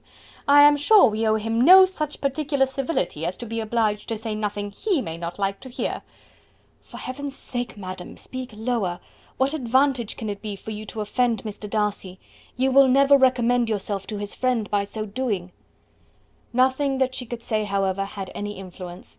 Her mother would talk of her views in the same intelligible tone. Elizabeth blushed and blushed again with shame and vexation. She could not help frequently glancing her eye at Mr. Darcy, though every glance convinced her of what she dreaded, for though he was not always looking at her mother, she was convinced that his attention was invariably fixed by her. The expression of his face changed gradually from indignant contempt to a composed and steady gravity. At length, however, Mrs. Bennet had no more to say, and Lady Lucas, who had long been yawning at the repetition of delights which she saw no likelihood of sharing, was left to the comforts of cold ham and chicken. Elizabeth now began to revive. But not long was the interval of tranquillity, for when supper was over, singing was talked of, and she had the mortification of seeing Mary, after very little entreaty, preparing to oblige the company. By many significant looks and silent entreaties did she endeavour to prevent such a proof of complaisance, but in vain. Mary would not understand them. Such an opportunity of exhibiting was delightful to her, and she began her song. Elizabeth's eyes were fixed on her with most painful sensations, and she watched her progress through the several stanzas with an impatience which was very ill rewarded at their close, for Mary, on receiving amongst the thanks of the table the hint of a hope that she might be prevailed on to favour them again, after the pause of half a minute began another. Mary's powers were by no means fitted for such a display. Her voice was weak, and her manner affected. Elizabeth was in agonies. She looked at Jane to see how she bore it, but Jane was very composedly talking to Bingley. She looked at his two sisters, and saw them making signs of derision at each other, and at Darcy, who continued, however, imperturbably grave. She looked at her father to entreat his interference, lest Mary should be singing all night. He took the hint, and when Mary had finished her second song, said aloud, "That will do extremely well, child. You have delighted us long enough. Let the other young ladies have time to exhibit." Mary, though pretending not to hear, was somewhat disconcerted, and Elizabeth, sorry for her, and sorry for her father's speech, was afraid her anxiety had done no good. Others of the party were now applied to. "If I," said Mr. Collins, "were so fortunate as to be able to sing, I should have great pleasure, I am sure, in obliging the company with an air, for I consider music as a very innocent diversion, and perfectly compatible with the profession of a clergyman. I do not mean, however, to assert that we can be justified in devoting too much of our time to music, for there are certainly other things to be attended to. The rector of a parish has much to do. In the first place, he must make such an agreement for tithes as may be beneficial to himself, and not offensive to his patron. He must write his own sermons, and the time that remains will not be too much for his parish duties, and the care and improvement of his dwelling, which he cannot be excused from making as comfortable as possible. And I do not think it of light importance that he should have attentive and conciliatory manner towards everybody, especially towards those to whom he owes his preferment. I cannot acquit him of that duty, nor could I think well of the man who should omit an occasion of testifying his respect towards anybody connected with the family." And with a bow to Mr. Darcy he concluded his speech, which had been spoken so loud as to be heard by half the room. Many stared, many smiled, but no one looked more amused than Mr. Bennet himself, while his wife seriously commended Mr. Collins for having spoken so sensibly, and observed in a half whisper to Lady Lucas that he was a remarkably clever, good kind of young man. To Elizabeth it appeared that, had her family made an agreement to expose themselves as much as they could during the evening, it would have been impossible for them to play their parts with more spirit or finer success, and happy did she think it for Bingley and her sister that some of the exhibition had escaped his notice, and that his feelings were not of a sort to be much distressed by the folly which he must have witnessed. That his two sisters and Mr. Darcy, however, should have such an opportunity of ridiculing her relations was bad enough, and she could not determine whether the silent contempt of the gentlemen or the insolent smiles of the ladies were more intolerable. The rest of the evening brought her little amusement. She was teased by Mr. Collins, who continued most perseveringly by her side, and though he could not prevail on her to dance with him again, put it out of her power to dance with others. In vain did she entreat him to stand up with somebody else, and offered to introduce him to any young lady in the room. He assured her that as to dancing he was perfectly indifferent to it, that his chief object was by delicate attentions to recommend himself to her, and that he should therefore make a point of remaining close to her the whole evening. There was no arguing upon such a project. She owed her greatest relief to her friend Miss Lucas, who often joined them, and good-naturedly engaged Mr. Collins' conversation to herself. She was at least free from the offence of Mr. Darcy's further notice. Though often standing within a very short distance of her, quite disengaged, he never came near enough to speak. She felt it to be the probable consequence of her allusions to Mr. Wickham, and rejoiced in it. The Longbourn party were the last of all the company to depart, and by a manoeuvre of Mrs. Bennet had to wait for their carriage a quarter of an hour after everybody else was gone, which gave them time to see how heartily they were wished away by some of the family. Mrs. Hurst and her sister scarcely opened their mouths, except to complain of fatigue, and were evidently impatient to have the house to themselves. They repulsed every attempt of Mrs. Bennet at conversation, and by so doing threw a languor over the whole party, which was very little relieved by the long speeches of Mr. Collins, who was complimenting Mr. Bingley and his sisters on the elegance of their entertainment, and the hospitality and politeness which had marked their behaviour to their guests. Darcy said nothing at all. Mr. Bennet, in equal silence, was enjoying the scene. Mr. Bingley and Jane were standing together, a little detached from the rest, and talked only to each other. Elizabeth preserved as steady a silence as either Mrs. Hurst or Miss Bingley, and even Lydia was too much fatigued to utter more than the occasional exclamation of "Lord, how tired I am!" accompanied by a violent yawn. When at length they arose to take leave, Mrs. Bennet was most pressingly civil in her hope of seeing the whole family soon at Longbourn, and addressed herself especially to Mr. Bingley, to assure him how happy he would make them by eating a family dinner with them at any time, without the ceremony of a formal invitation. Bingley was all grateful pleasure, and he readily engaged for taking the earliest opportunity of waiting on her, after his return from London, whither he was obliged to go the next day for a short time. Mrs. Bennet was perfectly satisfied, and quitted the house under the delightful persuasion that, allowing for the necessary preparations of settlements, new carriages, and wedding clothes, she should undoubtedly see her daughter settled at Netherfield in the course of 3 or 4 months. Of having another daughter married to Mr. Collins, she thought with equal certainty, and with considerable though not equal pleasure. Elizabeth was the least dear to her of all her children, and though the man and the match were quite good enough for her, the worth of each was eclipsed by Mr. Bingley and Netherfield. End of chapter 18. Chapter 19. The next day opened a new scene at Longbourn. Mr. Collins made his declaration in form. Having resolved to do it without loss of time, as his leave of absence extended only to the following Saturday, and having no feelings of diffidence to make it distressing to himself even at the moment, he set about it in a very orderly manner, with all the observances, which he supposed a regular part of the business. On finding Mrs. Bennet, Elizabeth, and one of the younger girls together, soon after breakfast, he addressed the mother in these words: "May I hope, madam, that for your interest with your fair daughter Elizabeth, when I solicit for the honour of a private audience with her in the course of this morning?" Before Elizabeth had time for anything but a blush of surprise, Mrs. Bennet answered instantly, "Oh dear, yes, certainly. I am sure Lizzy will be very happy. I am sure she can have no objection. Come, Kitty, I want you upstairs." And gathering her work together, she was hastening away, when Elizabeth called out, "Dear madam, do not go. I beg you will not go. Mr. Collins must excuse me. He can have nothing to say to me that anybody need not hear. I am going away myself." "No, no, nonsense, Lizzy. I desire you to stay where you are." And upon Elizabeth seeming really, with vexed and embarrassed looks about to escape, she added, "Lizzy, I insist upon your staying and hearing Mr. Collins." Elizabeth would not oppose such an injunction, and a moment's consideration making her also sensible that it would be wisest to get it over as soon and as quietly as possible, she sat down again and tried to conceal by incessant employment the feelings which were divided between distress and diversion.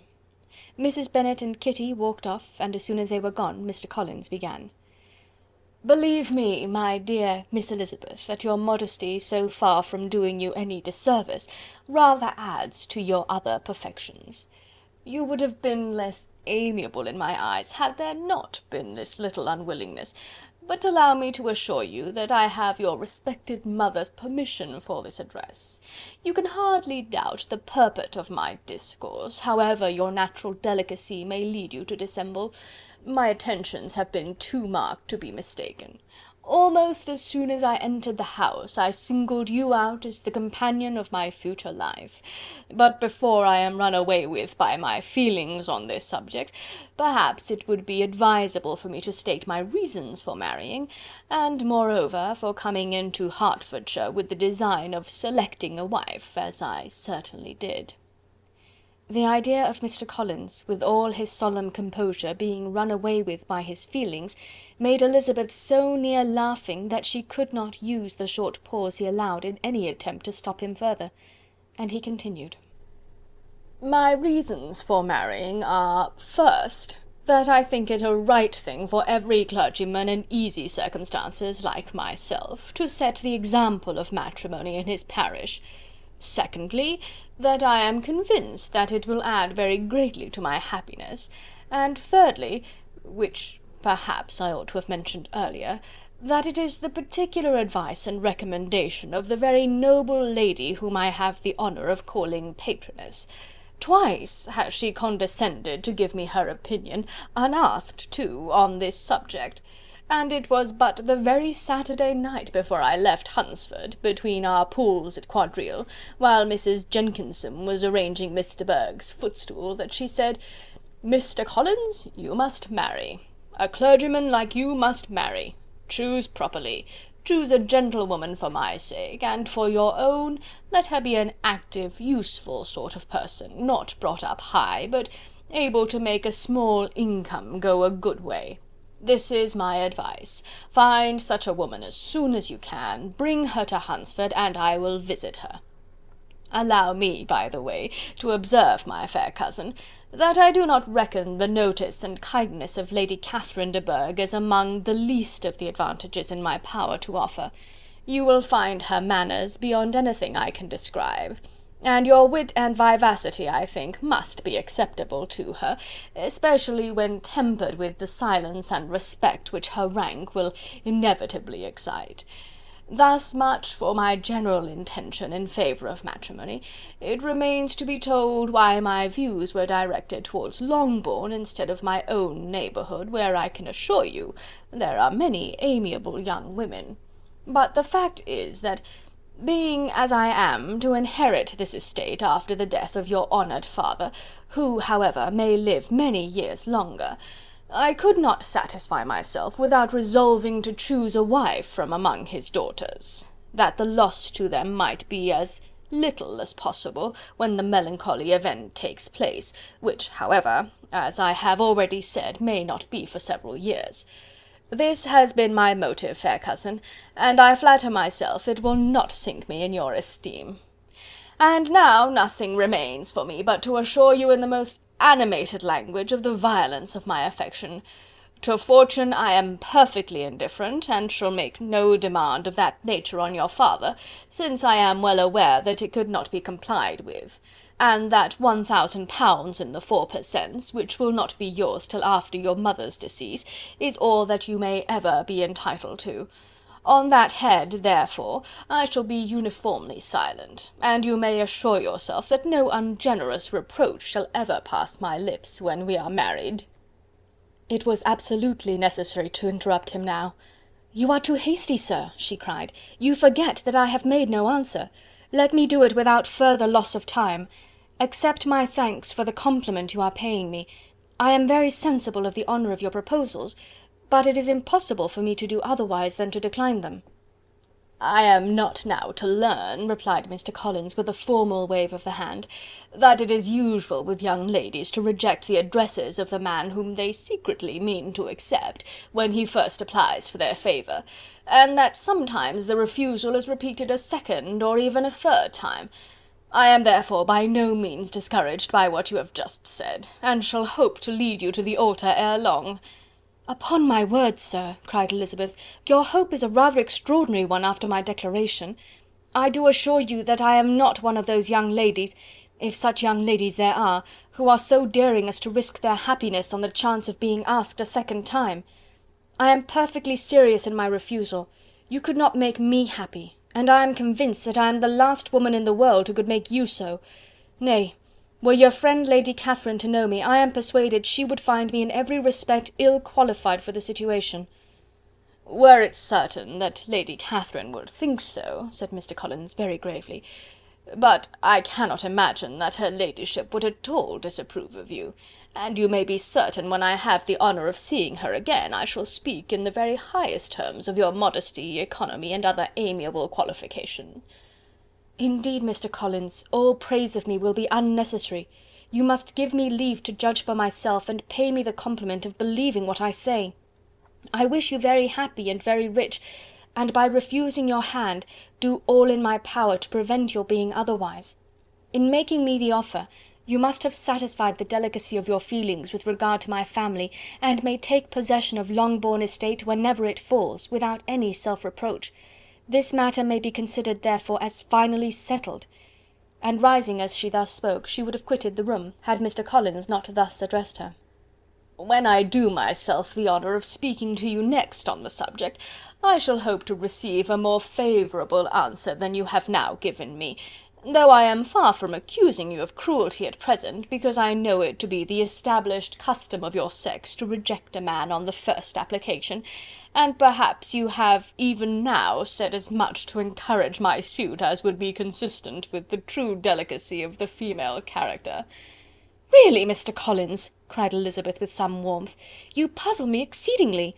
If what I have hitherto said can appear to you in the form of encouragement, I know not how to express my refusal in such a way as to convince you of its being one."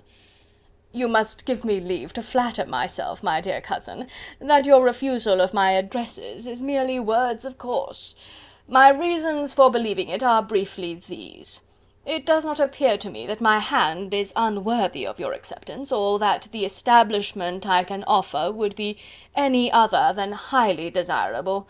My situation in life, my connections with the family of de Bourgh, and my relationship to your own, are circumstances highly in my favour, and you should take it into further consideration that in spite of your manifold attractions, it is by no means certain that another offer of marriage may ever be made you. Your portion is unhappily so small that it will in all likelihood undo the effects of your loveliness and amiable qualifications.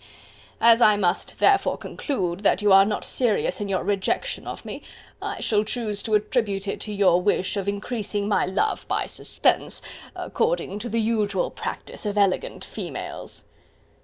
"I do assure you, sir, that I have no pretensions whatever to that kind of elegance which consists in tormenting a respectable man. I would rather be paid the compliment of being believed sincere.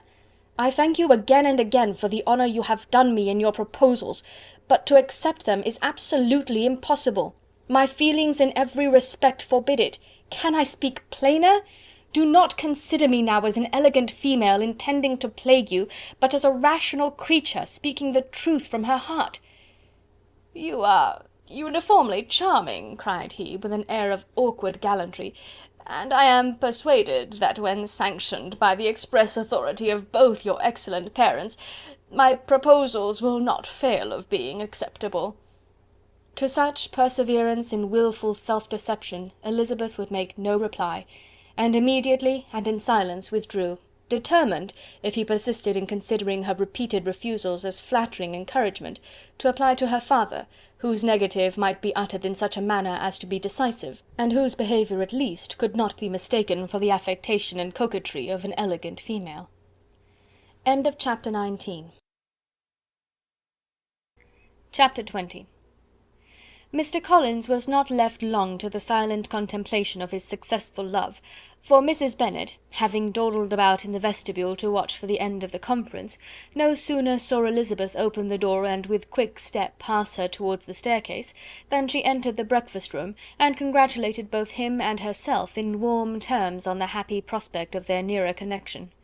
Mr. Collins received and returned these felicitations with equal pleasure, and then proceeded to relate the particulars of their interview, with the result of which he trusted he had every reason to be satisfied, since the refusal which his cousin had steadfastly given him would naturally flow from her bashful modesty and the genuine delicacy of her character.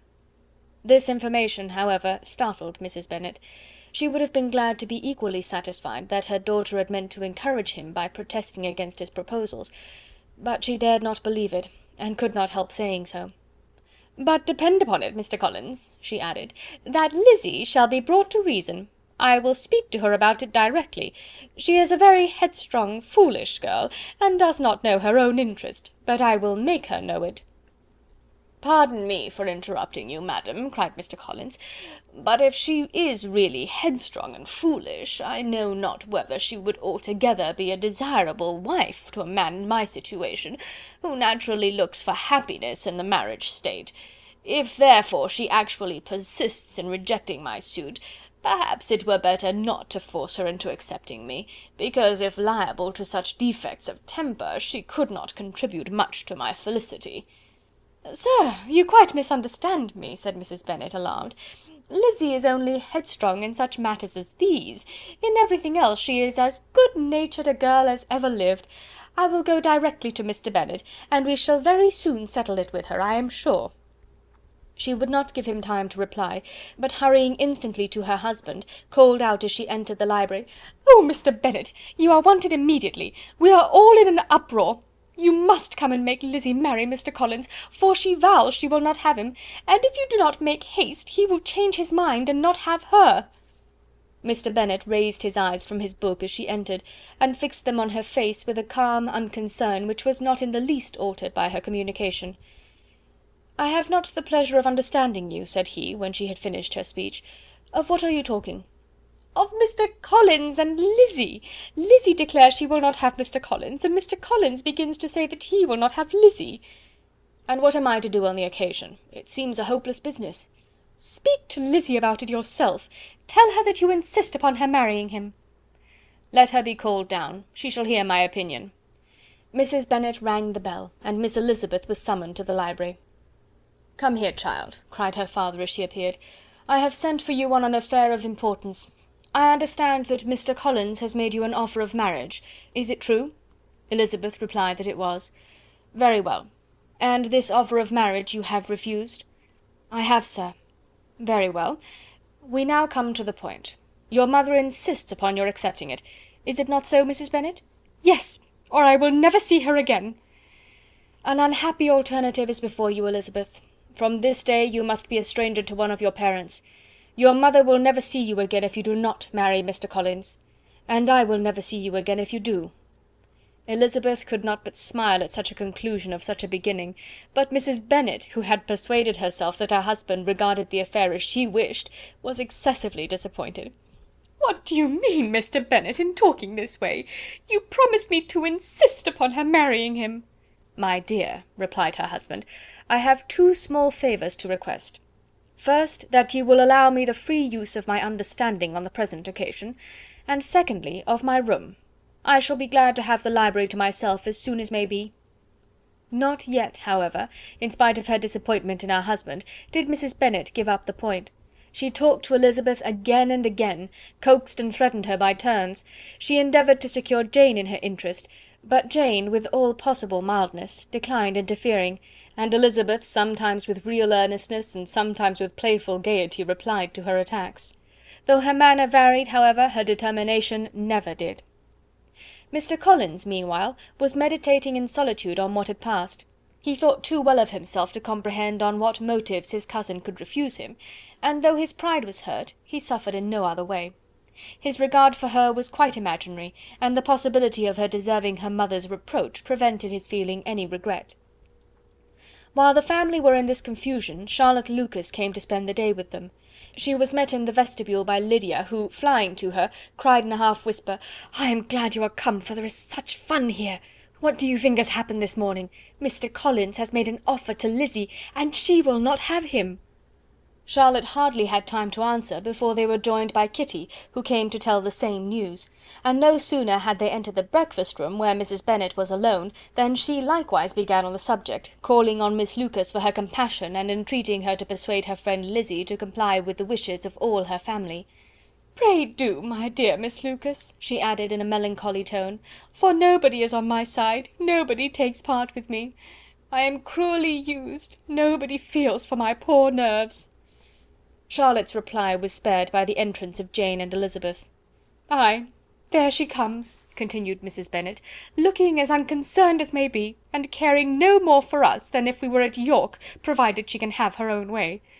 But I tell you, Miss Lizzie, if you take it into your head to go on refusing every offer of marriage in this way, you will never get a husband at all, and I am sure I do not know who is to maintain you when your father is dead.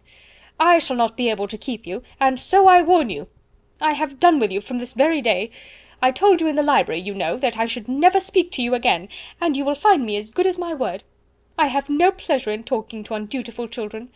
Not that I have much pleasure indeed in talking to anybody. People who suffer as much as I do from nervous complaints can have no great inclination for talking. Nobody can tell what I suffer, but it is always so. Those who do not complain are never pitied." Her daughters listened in silence to this effusion, sensible that any attempt to reason with her or soothe her would only increase the irritation. She talked on, therefore, without interruption from any of them, till they were joined by Mr. Collins, who entered the room with an air more stately than usual, and on perceiving whom, she said to the girls, "Now I do insist upon it, that you, all of you, hold your tongues, and let me and Mr. Collins have a little conversation together." Elizabeth passed quietly out of the room. Jane and Kitty followed, but Lydia stood her ground, determined to hear all she could, and Charlotte, detained first by the civility of Mr. Collins, whose inquiries after herself and all her family were very minute, and then by a little curiosity, satisfied herself with walking to the window and pretending not to hear. In a doleful voice Mrs. Bennet began the projected conversation. "Oh, Mr. Collins!" "My dear madam," replied he, "let us be for ever silent on this point. Far be it from me," he presently continued, in a voice that marked his displeasure, "to resent the behaviour of your daughter. Resignation to inevitable evils is the evil duty of us all, the peculiar duty of a young man who has been so fortunate as I have been in early preferment, and I trust I am resigned." perhaps not the less so from feeling a doubt of my positive happiness, had my fair cousin honoured me with her hand. For I have often observed that resignation is never so perfect as when the blessing denied begins to lose somewhat of its value in our estimation. You will not, I hope, consider me as showing any disrespect to your family, my dear madam, by thus withdrawing my pretensions to your daughter's favour, without having paid yourself and Mr. Bennet the compliment of requesting you to interpose your authority in my behalf. My conduct may, I fear, be objectionable in having accepted my dismission from your daughter's lips instead of your own. But we are all liable to error. I have certainly meant well through the whole affair. My object has been to secure an amiable companion for myself, with due consideration for the advantage of all your family, and if my manner has been at all reprehensible, I here beg leave to apologize. End of chapter 20. Chapter 21. The discussion of Mr. Collins's offer was now nearly at an end, and Elizabeth had only to suffer from the uncomfortable feelings necessarily attending it, and occasionally from some peevish allusions of her mother. As for the gentleman himself, his feelings were chiefly expressed, not by embarrassment or dejection, or by trying to avoid her, but by stiffness of manner and resentful silence.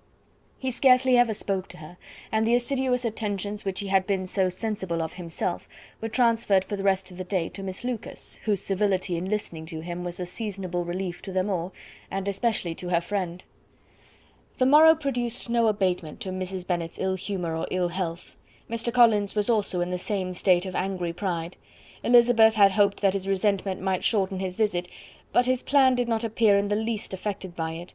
He was always to have gone on Saturday, and to Saturday he meant to stay.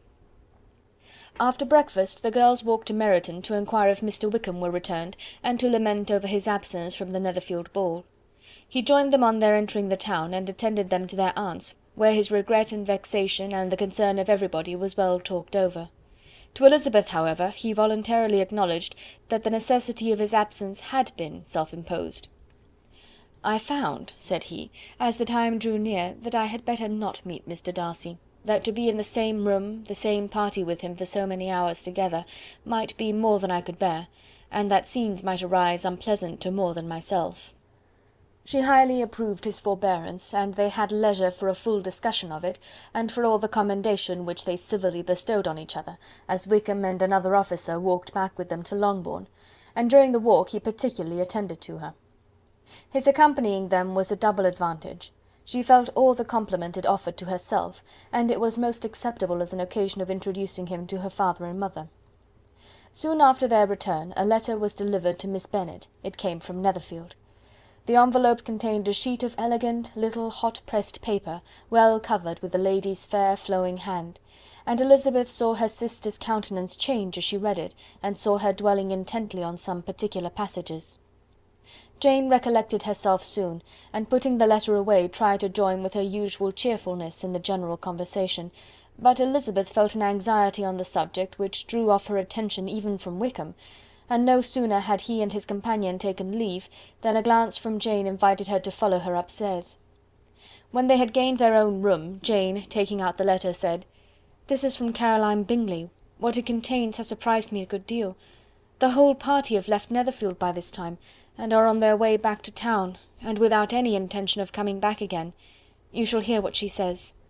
She then read the first sentence aloud, which comprised the information of their having just resolved to follow their brother to town directly, and of their meaning to dine in Grosvenor Street, where Mr. Hurst had a house.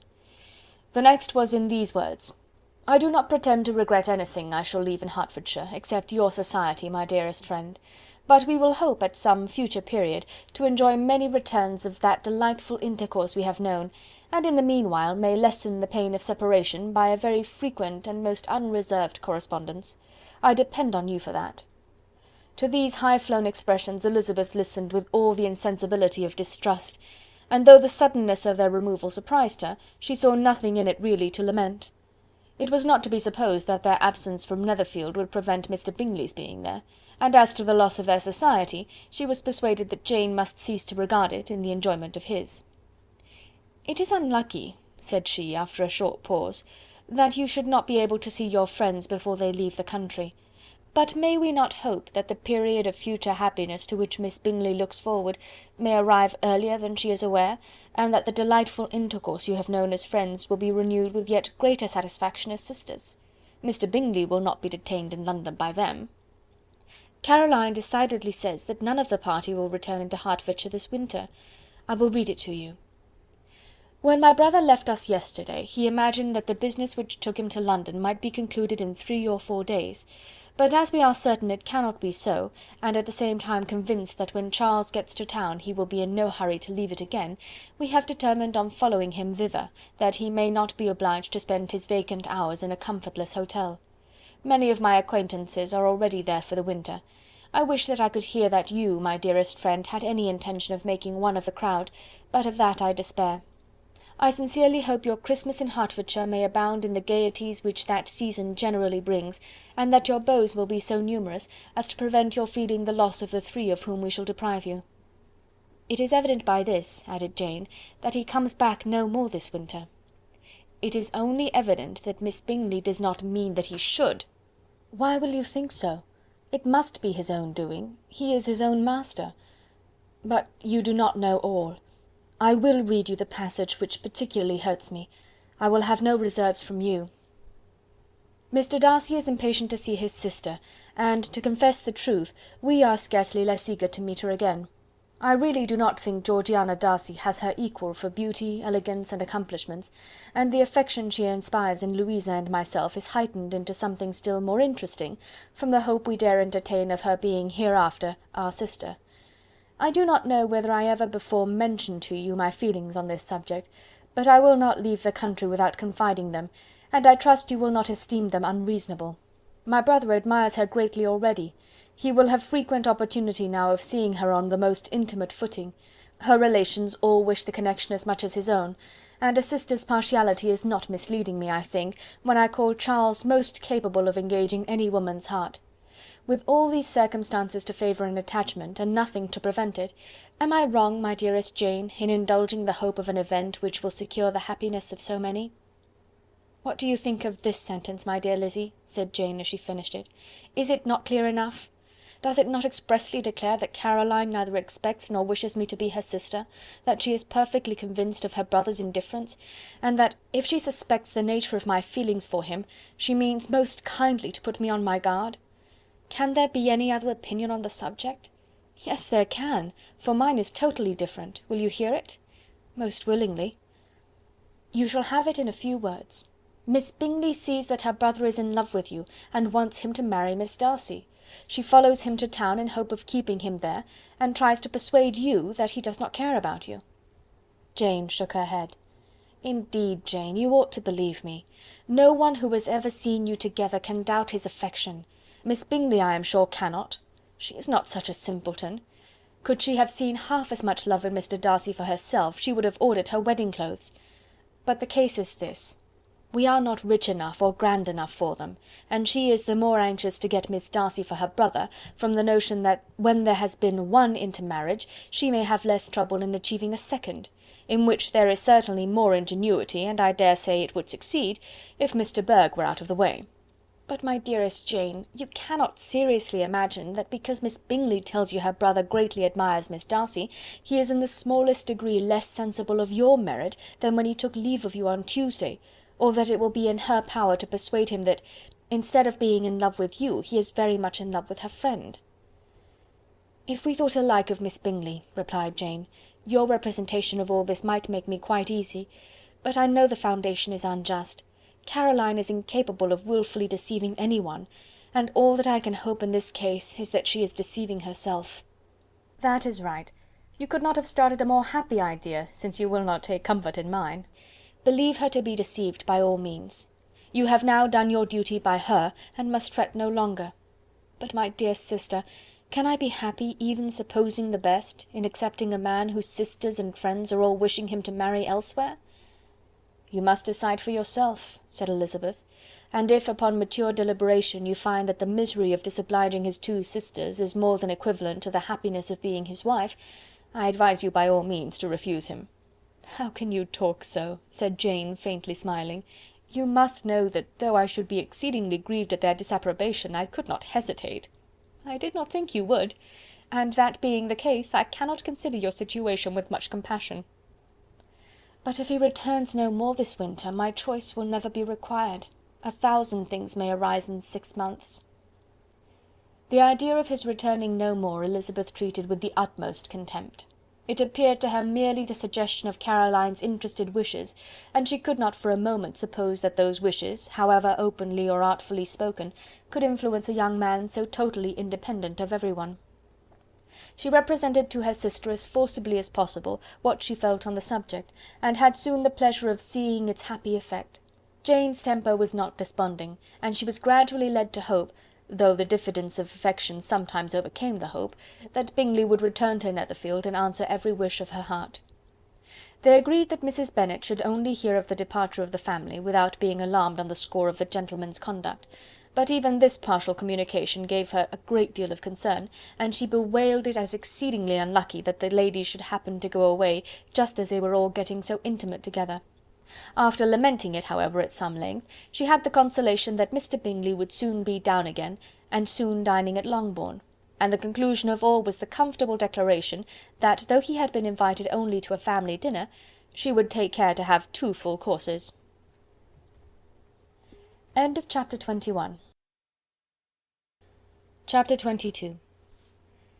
The Bennets were engaged to dine with the Lucases, and again during the chief of the day was Miss Lucas so kind as to listen to Mr. Collins.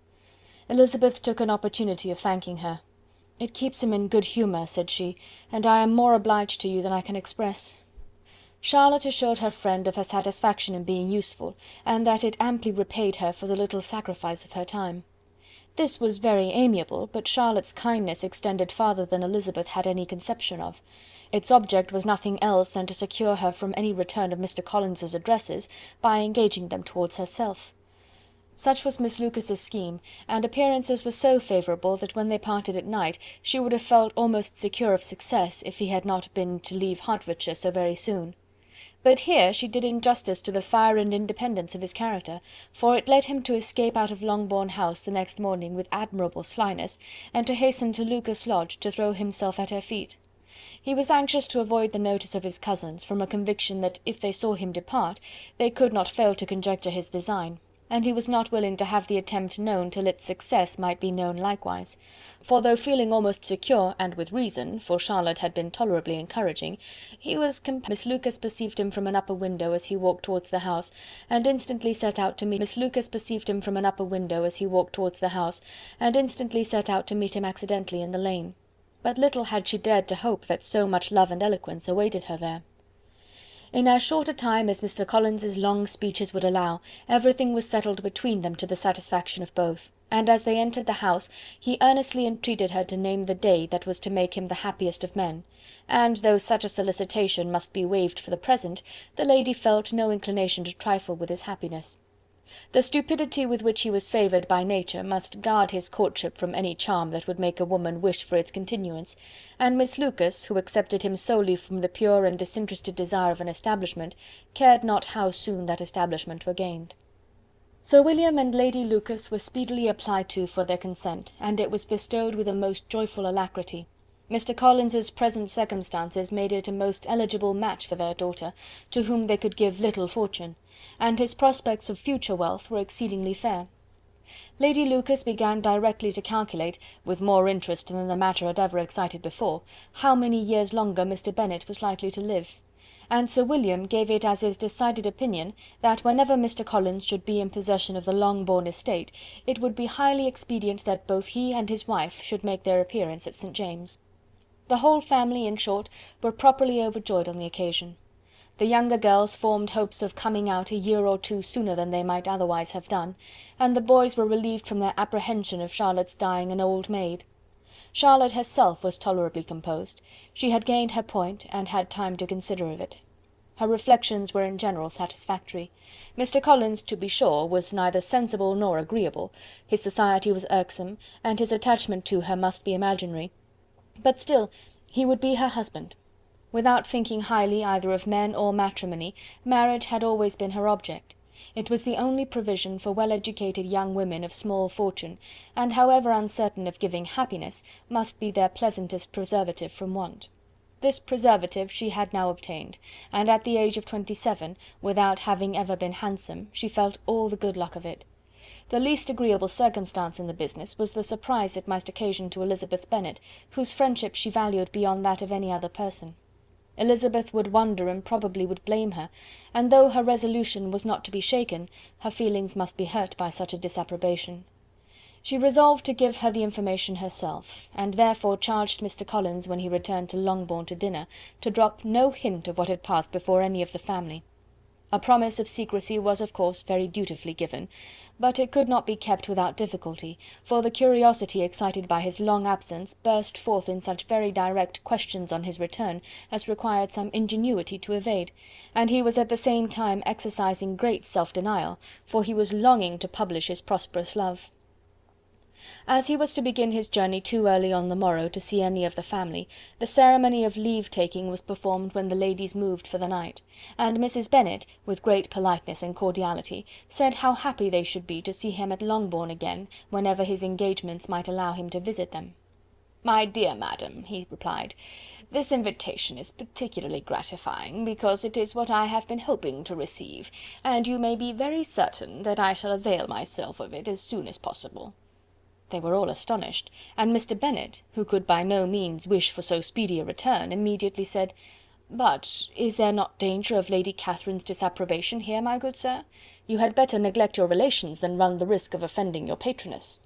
"My dear sir," replied Mr. Collins, "I am particularly obliged to you for this friendly caution, and you may depend upon my not taking so material a step without her ladyship's concurrence." "You cannot be too much upon your guard.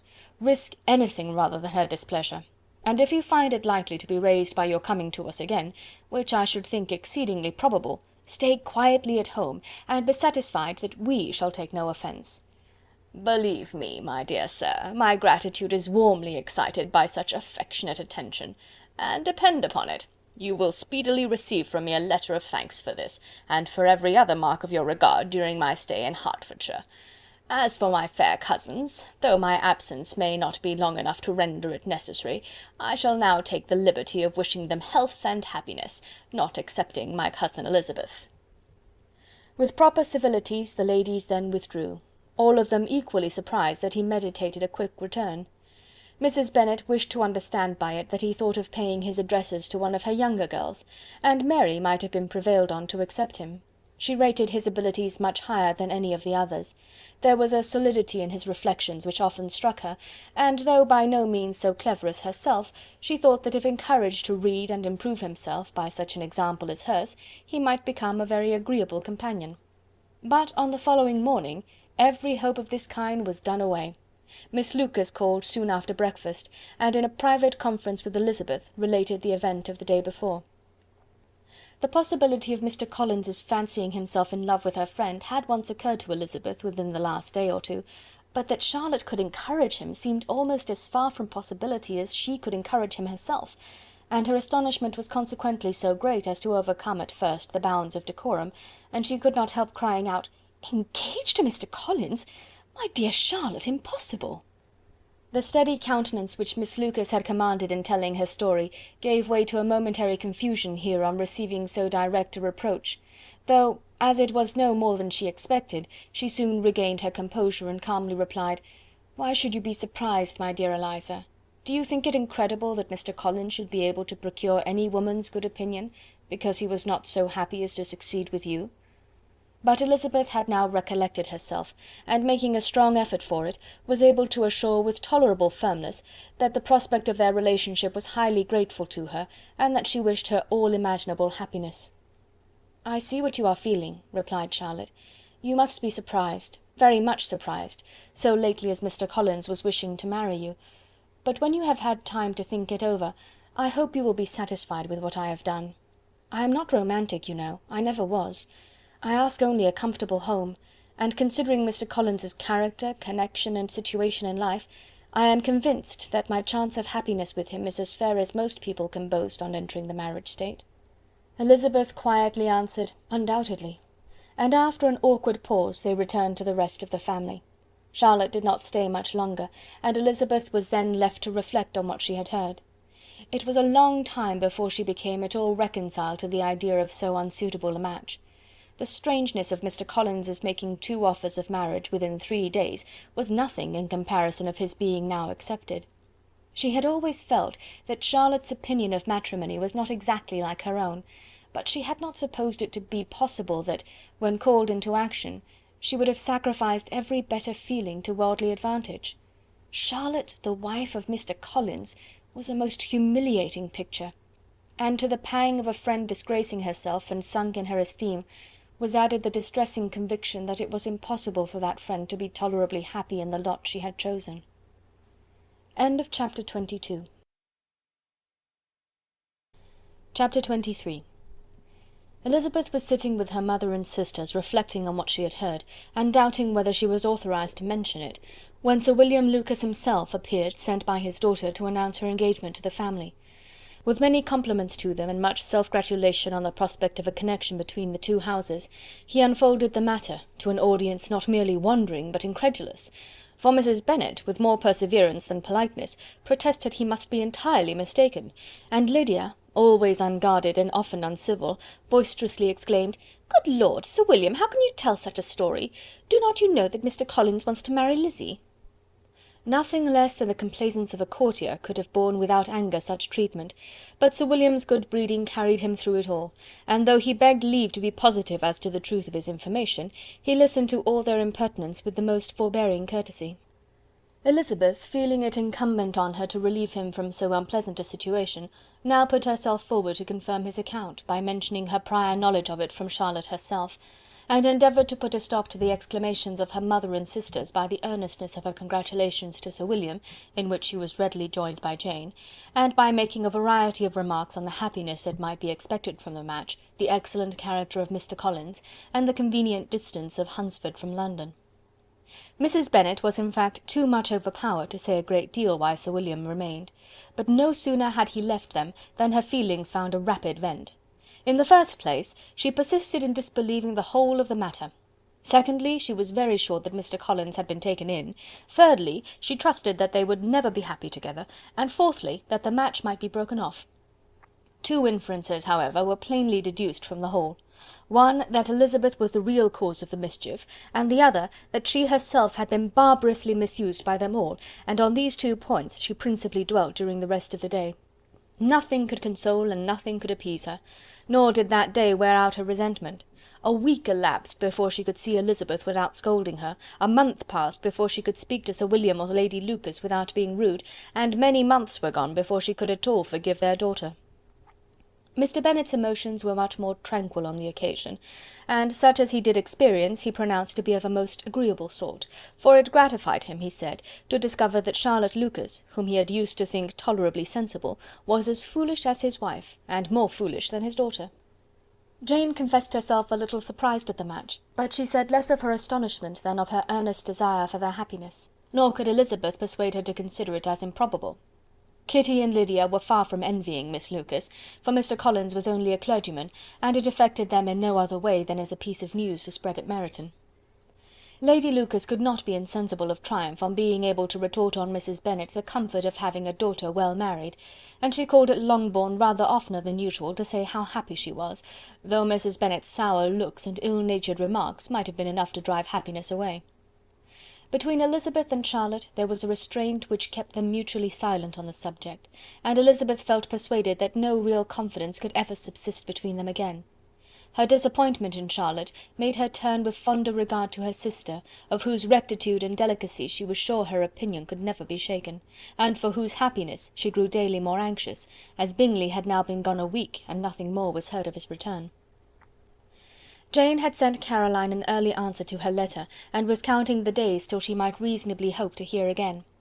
The promised letter of thanks from Mr. Collins arrived on Tuesday, addressed to their father, and written with all the solemnity of gratitude which a 12-month's abode in the family might have prompted.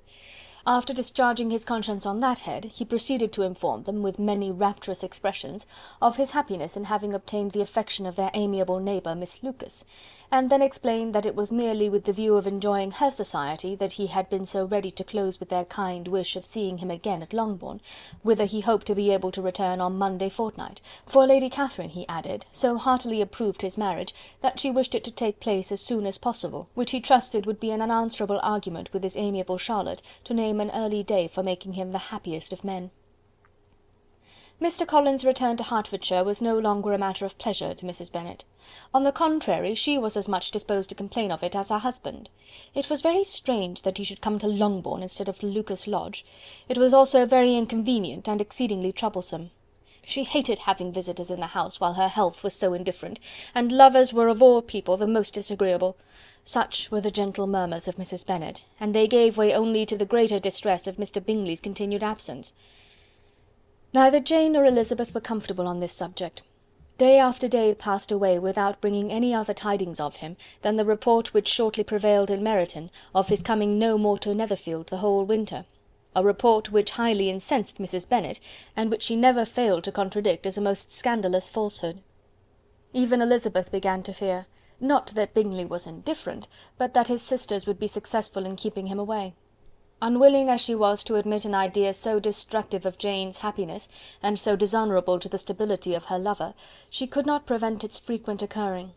The united efforts of his two unfeeling sisters and of his overpowering friend, assisted by the attractions of Miss Darcy and the amusements of London, might be too much, she feared, for the strength of his attachment. As for Jane, her anxiety under this suspense was, of course, more painful than Elizabeth's. But whatever she felt, she was desirous of concealing, and between herself and Elizabeth, therefore, the subject was never alluded to. But as no such delicacy restrained her mother, an hour seldom passed in which she did not talk of Bingley, express her impatience for his arrival, or even require Jane to confess that if he did not come back she would think herself very ill-used. It needed all Jane's steady mildness to bear these attacks with tolerable tranquillity. Mr. Collins returned most punctually on Monday fortnight, but his reception at Longbourn was not quite so gracious as it had been on his first introduction. He was too happy, however, to need much attention, and luckily for the others, the business of love-making relieved them from a great deal of his company. The chief of every day was spent by him at Lucas Lodge, and he sometimes returned to Longbourn only in time to make an apology for his absence before the family went to bed. Mrs. Bennet was really in a most pitiable state. The very mention of anything concerning the match threw her into an agony of ill humour, and wherever she went she was sure of hearing it talked of. The sight of Miss Lucas was odious to her. As her successor in that house, she regarded her with jealous abhorrence. Whenever Charlotte came to see them, she concluded her to be anticipating the hour of possession, and whenever she spoke in a low voice to Mr. Collins, was convinced that they were talking of the Longbourn estate, and resolving to turn herself and her daughters out of the house as soon as Mr. Bennet were dead. She complained bitterly of all this to her husband. "Indeed, Mr. Bennet," said she, "it is very hard to think that Charlotte Lucas should ever be mistress of this house, that I should be forced to make way for her, and live to see her take her place in it." "My dear, do not give way to such gloomy thoughts. Let us hope for better things. Let us flatter ourselves that I may be the survivor." This was not very consoling to Mrs. Bennet, and therefore, instead of making any answer, she went on as before. "I cannot bear to think that they should have all this estate. If it was not for the entail, I should not mind it." "What should not you mind?" "I should not mind anything at all." "Let us be thankful that you are preserved from a state of such insensibility." "I never can be thankful, Mr. Bennet, for anything about the entail.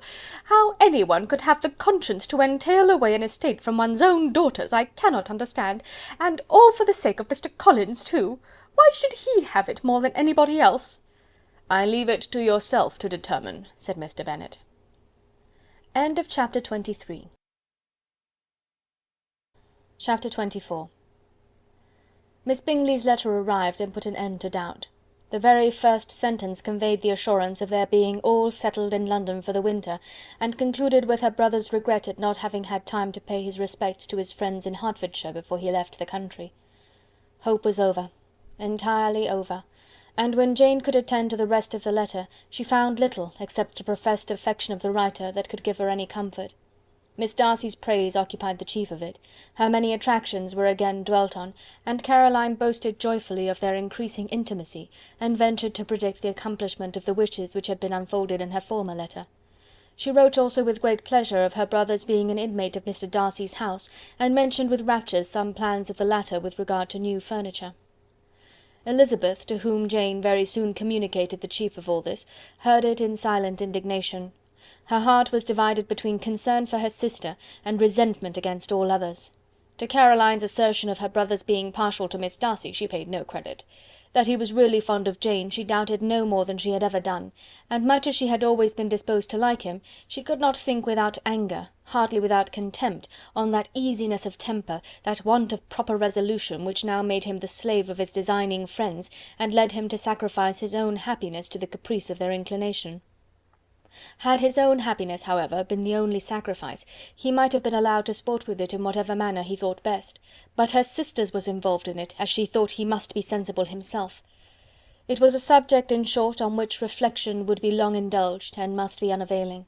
She could think of nothing else, and yet, whether Bingley's regard had really died away, or were suppressed by his friend's interference, whether he had been aware of Jane's attachment, or whether it had escaped his observation, whatever were the case, though her opinion of him must be materially affected by the difference, her sister's situation remained the same, her peace equally wounded. A day or two passed before Jane had the courage to speak of her feelings to Elizabeth, but at last, on Mrs. Bennet's leaving them together, after a longer irritation than usual about Netherfield and its master, she could not help saying, "Oh, that my dear mother had more command over herself! She can have no idea of the pain she gives me by her continual reflections on him. But I will not repine, it cannot last long. He will be forgot, and we shall all be as we were before." Elizabeth looked at her sister with incredulous solicitude, but said nothing. "You doubt me," cried Jane, slightly colouring. "Indeed, you have no reason. He may live in my memory as the most amiable man of my acquaintance, but that is all. I have nothing either to hope or fear, and nothing to reproach him with. Thank God, I have not that pain. A little time, therefore, I shall certainly try to get the better." With a stronger voice she soon added, "I have this comfort immediately, that it has not been more than an error of fancy on my side, and that it has done no harm to anyone but myself." "My dear Jane," exclaimed Elizabeth, "you are too good. Your sweetness and disinterestedness are really angelic. I do not know what to say to you. I feel as if I had never done you justice, or loved you as you deserve." Miss Bennet eagerly disclaimed all extraordinary merit, and threw back the praise on her sister's warm affection. "Nay," said Elizabeth, "this is not fair. You wish to think all the world respectable, and are hurt if I speak ill of anybody. I only want to think you perfect, and you set yourself against it. Do not be afraid of my running into any excess, of my encroaching on your privilege of universal goodwill. You need not. There are few people whom I really love, and still fewer of whom I think well. The more I see of the world, the more I am dissatisfied with it, and every day confirms my belief of the inconsistency of all human characters, and of the little dependence that can be placed on the appearance of merit or sense. I have met with 2 instances lately, one I will not mention, the other is Charlotte's marriage. It is unaccountable, in every view it is unaccountable. My dear Lizzy, do not give way to such feelings as these, they will ruin your happiness. You do not make allowance enough for difference of situation and temper. Consider Mr. Collins's respectability and Charlotte's steady, prudent character. Remember that she is one of a large family, that as to fortune it is a most eligible match, and be ready to believe, for everybody's sake, that she may feel something like regard and esteem for our cousin. To oblige you, I would try to believe almost anything, but no one else could be benefited by such a belief as this, for were I persuaded that Charlotte had any regard for him, I should only think worse of her understanding than I do now of her heart. My dear Jane, Mr. Collins is a conceited, pompous, narrow-minded, silly man. You know he is, as well as I do, and you must feel as well as I do, that the woman who married him cannot have a proper way of thinking. You shall not defend her, though it is Charlotte Lucas. You shall not, for the sake of one individual, change the meaning of principle and integrity, nor endeavour to persuade yourself or me that selfishness is prudence, and insensibility of danger security for happiness." "I must think your language too strong in speaking of both," replied Jane, "and I hope you will be convinced of it by seeing them happy together. But enough of this. You alluded to something else. You mentioned 2 instances. I cannot misunderstand you, but I entreat you, dear Lizzy, not to pain me by thinking that person to blame, and saying your opinion of him is sunk. We must not be so ready to fancy ourselves intentionally injured. We must not expect a lively young man to be always so guarded and circumspect. It is very often nothing but our own vanity that deceives us. Women fancy admiration means more than it does.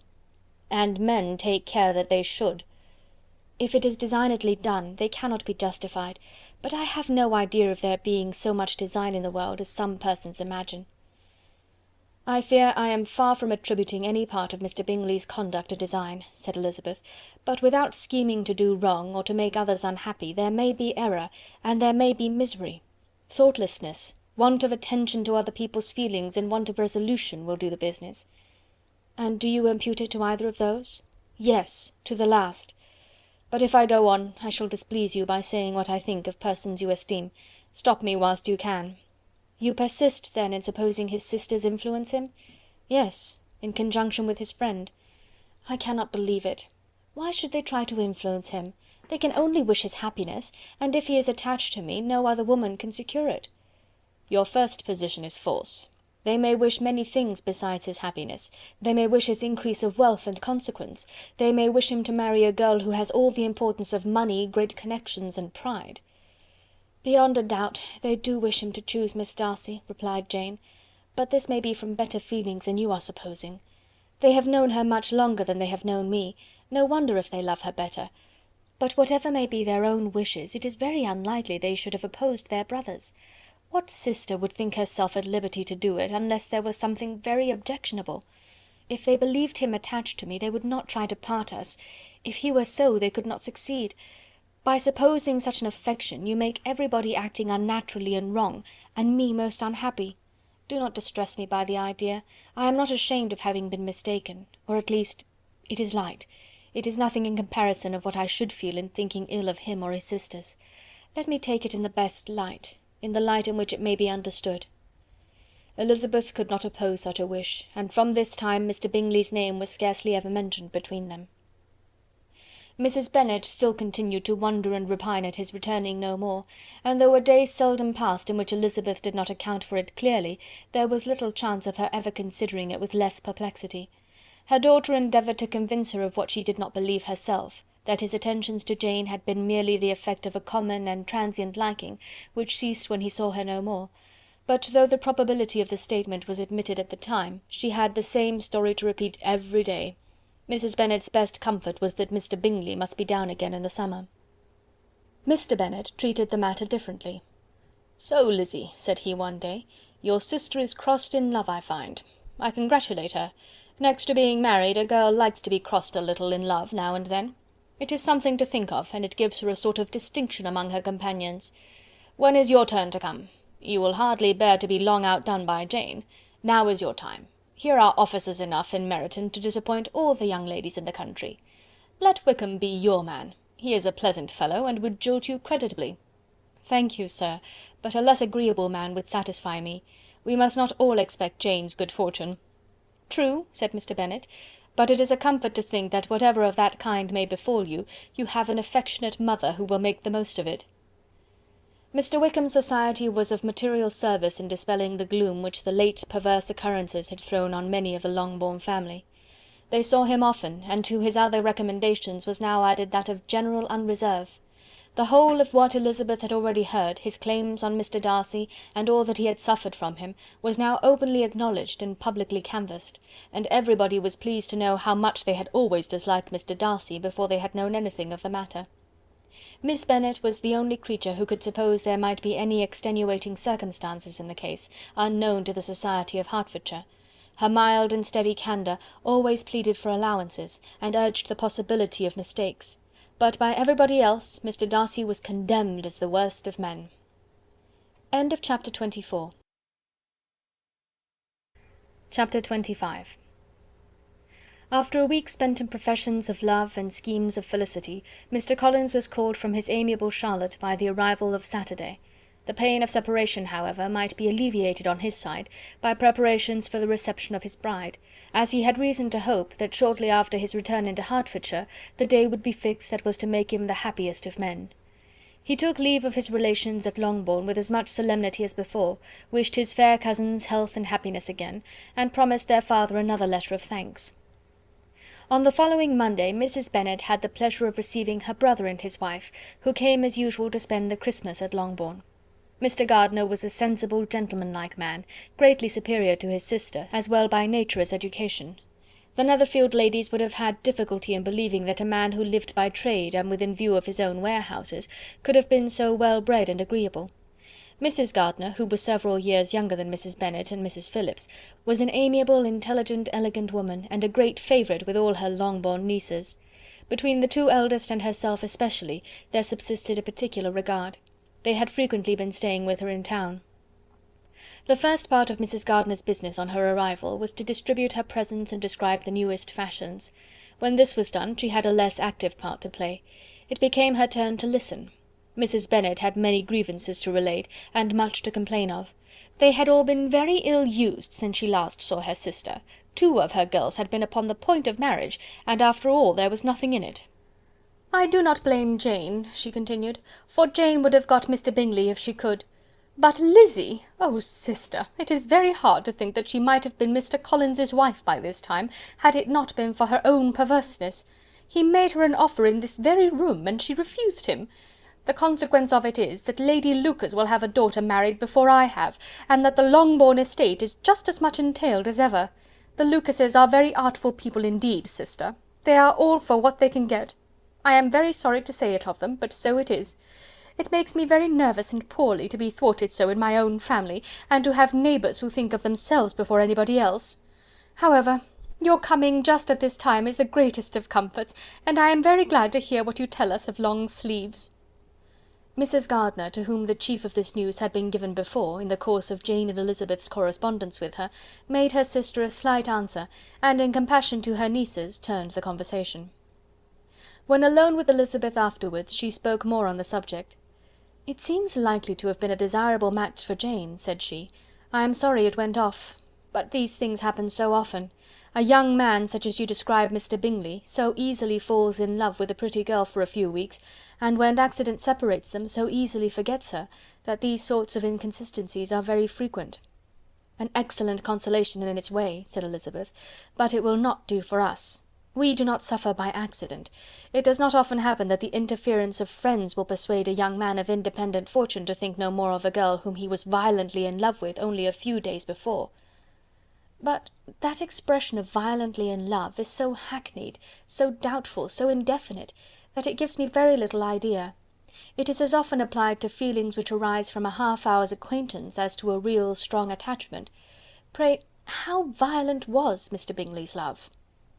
"I never saw a more promising inclination. He was growing quite inattentive to other people, and wholly engrossed by her. Every time they met, it was more decided and remarkable. At his own ball he offended 2 or 3 young ladies by not asking them to dance, and I spoke to him twice myself without receiving an answer. Could there be finer symptoms? Is not general incivility the very essence of love?" "Oh yes, of that kind of love which I suppose him to have felt. Poor Jane! I am sorry for her, because, with her disposition, she may not get over it immediately. It had better have happened to you, Lizzie. You would have laughed yourself out of it sooner. But do you think she would be prevailed upon to go back with us? Change of scene might be of service, and perhaps a little relief from home may be as useful as anything." Elizabeth was exceedingly pleased with this proposal, and felt persuaded of her sister's ready acquiescence. "I hope," added Mrs. Gardiner, "that no consideration with regard to this young man will influence her. We live in so different a part of town, all our connections are so different, and as you well know, we go out so little, that it is very improbable that they should meet at all, unless he really comes to see her." "And that is quite impossible, for he is now in the custody of his friend, and Mr. Darcy would no more suffer him to call on Jane in such a part of London. My dear aunt, how could you think of it? Mr. Darcy may perhaps have heard of such a place as Gracechurch Street, but he would hardly think a month's ablution enough to cleanse him from its impurities, were he once to enter it, and depend upon it, Mr. Bingley never stirs without him." "So much the better. I hope they will not meet at all. But does not Jane correspond with his sister? She will not be able to help calling." "She will drop the acquaintance entirely." But in spite of the certainty in which Elizabeth affected to place this point, as well as the still more interesting one of Bingley's being withheld from seeing Jane, she felt a solicitude on the subject which convinced her, on examination, that she did not consider it entirely hopeless. It was possible, and sometimes she thought it probable, that his affection might be reanimated, and the influence of his friends successfully combated by the more natural influence of Jane's attractions. Miss Bennet accepted her aunt's invitation with pleasure, and the Bingleys were no otherwise in her thoughts at the same time than as she hoped by Caroline's not living in the same house with her brother, she might occasionally spend a morning with her without any danger of seeing him. The Gardiners stayed a week at Longbourn, and what with the Phillipses, the Lucases, and the officers, there was not a day without its engagement. Mrs. Bennet had so carefully provided for the entertainment of her brother and sister, that they did not once sit down to a family dinner. When the engagement was for home, some of the officers always made part of it, of which officers Mr. Wickham was sure to be one, and on these occasions Mrs. Gardiner, rendered suspicious by Elizabeth's warm commendation, narrowly observed them both. Without supposing them, from what she saw, to be very seriously in love, their preference of each other was plain enough to make her a little uneasy, and she resolved to speak to Elizabeth on the subject before she left Hertfordshire, and represent to her the imprudence of encouraging such an attachment. To Mrs. Gardiner, Wickham had one means of affording pleasure, unconnected with his general powers. About 10 or a dozen years ago, before her marriage, she had spent a considerable time in that very part of Derbyshire to which he belonged. They had, therefore, many acquaintances in common, and though Wickham had been little there since the death of Darcy's father, it was yet in his power to give her fresher intelligence of her former friends than she had been in the way of procuring. Mrs. Gardiner had seen Pemberley, and known the late Mr. Darcy by character perfectly well. Here, consequently, was an inexhaustible subject of discourse, in comparing her recollection of Pemberley with the minute description which Wickham could give, and in bestowing her tribute of praise on the character of its late possessor, she was delighting both him and herself. On being made acquainted with the present Mr. Darcy's treatment of him, she tried to remember some of that gentleman's reputed disposition when quite a lad, which might agree with it, and was confident at last that she recollected having heard Mr. Fitzwilliam Darcy formerly spoken of as a very proud, ill-natured boy. End of chapter 25. Chapter 26. Mrs. Gardiner's caution to Elizabeth was punctually and kindly given on the first favourable opportunity of speaking to her alone. After honestly telling her what she thought, she thus went on. "You are too sensible a girl, Lizzy, to fall in love merely because you are warned against it, and therefore I am not afraid of speaking openly. Seriously, I would have you be on your guard. Do not involve yourself, or endeavour to involve him in an affection which the want of fortune would make so very imprudent. I have nothing to say against him. He is a most interesting young man, and if he had the fortune he ought to have, I should think you could not do better. But as it is, you must not let your fancy run away with you. You have sense, and we all expect you to use it. Your father would depend on your resolution and good conduct, I am sure. You must not disappoint your father." "My dear aunt, this is being serious indeed." "Yes, and I hope to engage you to be serious likewise." "Well then, you need not be under any alarm. I will take care of myself and of Mr. Wickham too. He shall not be in love with me if I can prevent it." "Elizabeth, you are not serious now." "I beg your pardon, I will try again. At present I am not in love with Mr. Wickham. No, I certainly am not. But he is, beyond all comparison, the most agreeable man I ever saw, and if he becomes really attached to me, I believe it will be better that he should not. I see the imprudence of it. Oh, that abominable Mr. Darcy! My father's opinion of me does me the greatest honour, and I should be miserable to forfeit it. My father, however, is partial to Mr. Wickham. In short, my dear aunt, I should be very sorry to be the means of making any of you unhappy, but since we see every day that where there is affection young people are seldom withheld by immediate want of fortune from entering into engagements with each other, how can I promise to be wiser than so many of my fellow creatures if I am tempted, or how am I even to know that it would be wisdom to resist? All that I can promise you, therefore, is not to be in a hurry.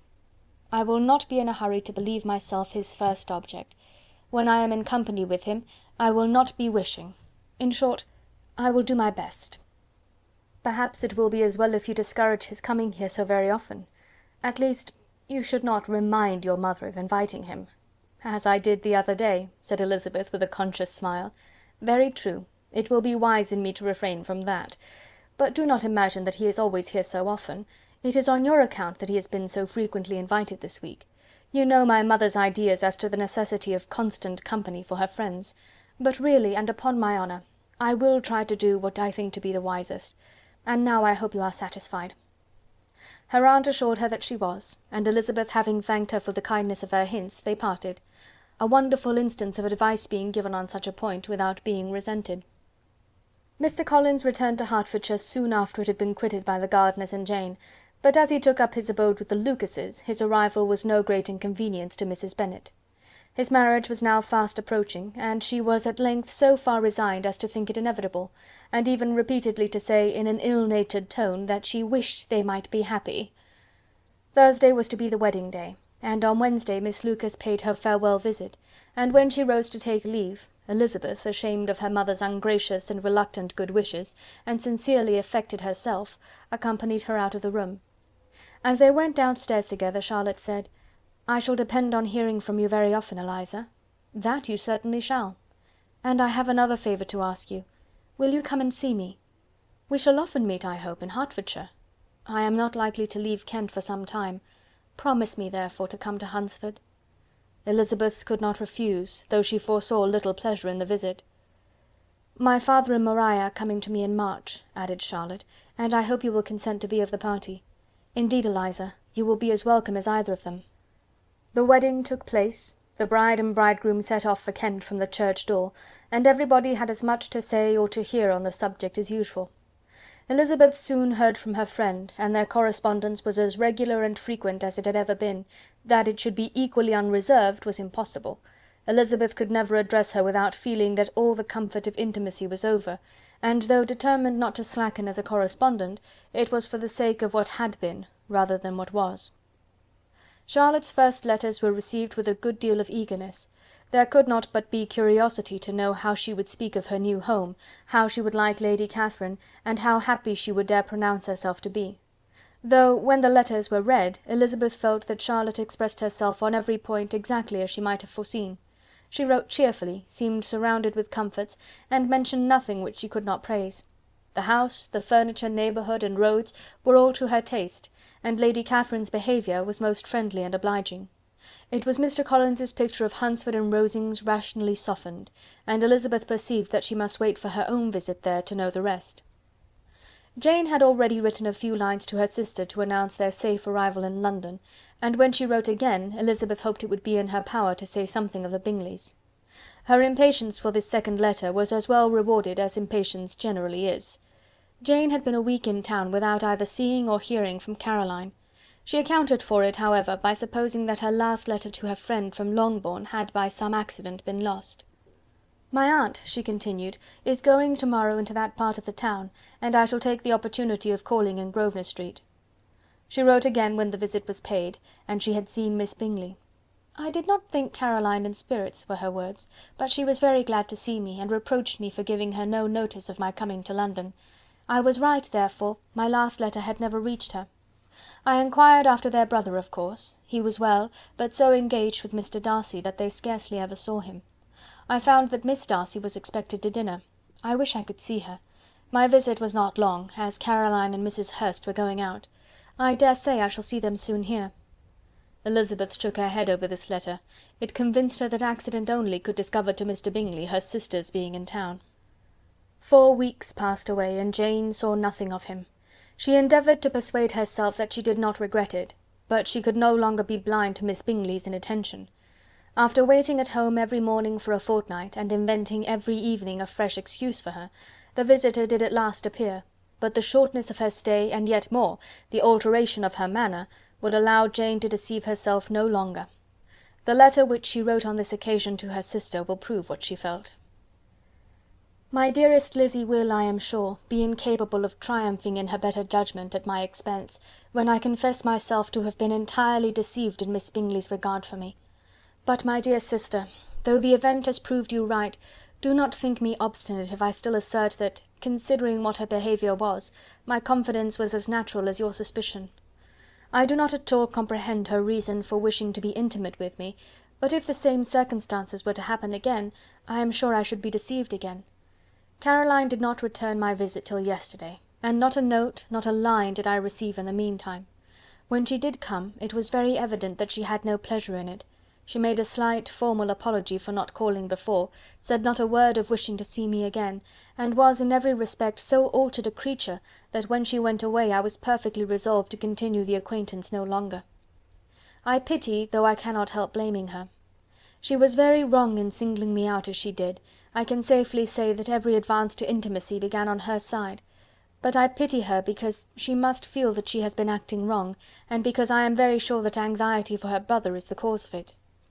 I need not explain myself farther, though we know this anxiety to be quite needless, yet if she feels it, it will easily account for her behaviour to me, and so deservedly dear as he is to his sister, whatever anxiety she must feel on his behalf is natural and amiable.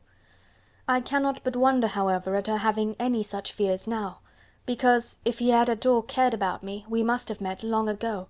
He knows of my being in town, I am certain, from something she said herself, and yet it would seem, by her manner of talking, as if she wanted to persuade herself that he is really partial to Miss Darcy. I cannot understand it. If I were not afraid of judging harshly, I should be almost tempted to say that there is a strong appearance of duplicity in all this, but I will endeavour to banish every painful thought, and think only of what will make me happy, your affection, and the invariable kindness of my dear uncle and aunt. Let me hear from you very soon. Miss Bingley said something of his never returning to Netherfield again, of giving up the house, but not with any certainty. We had better not mention it.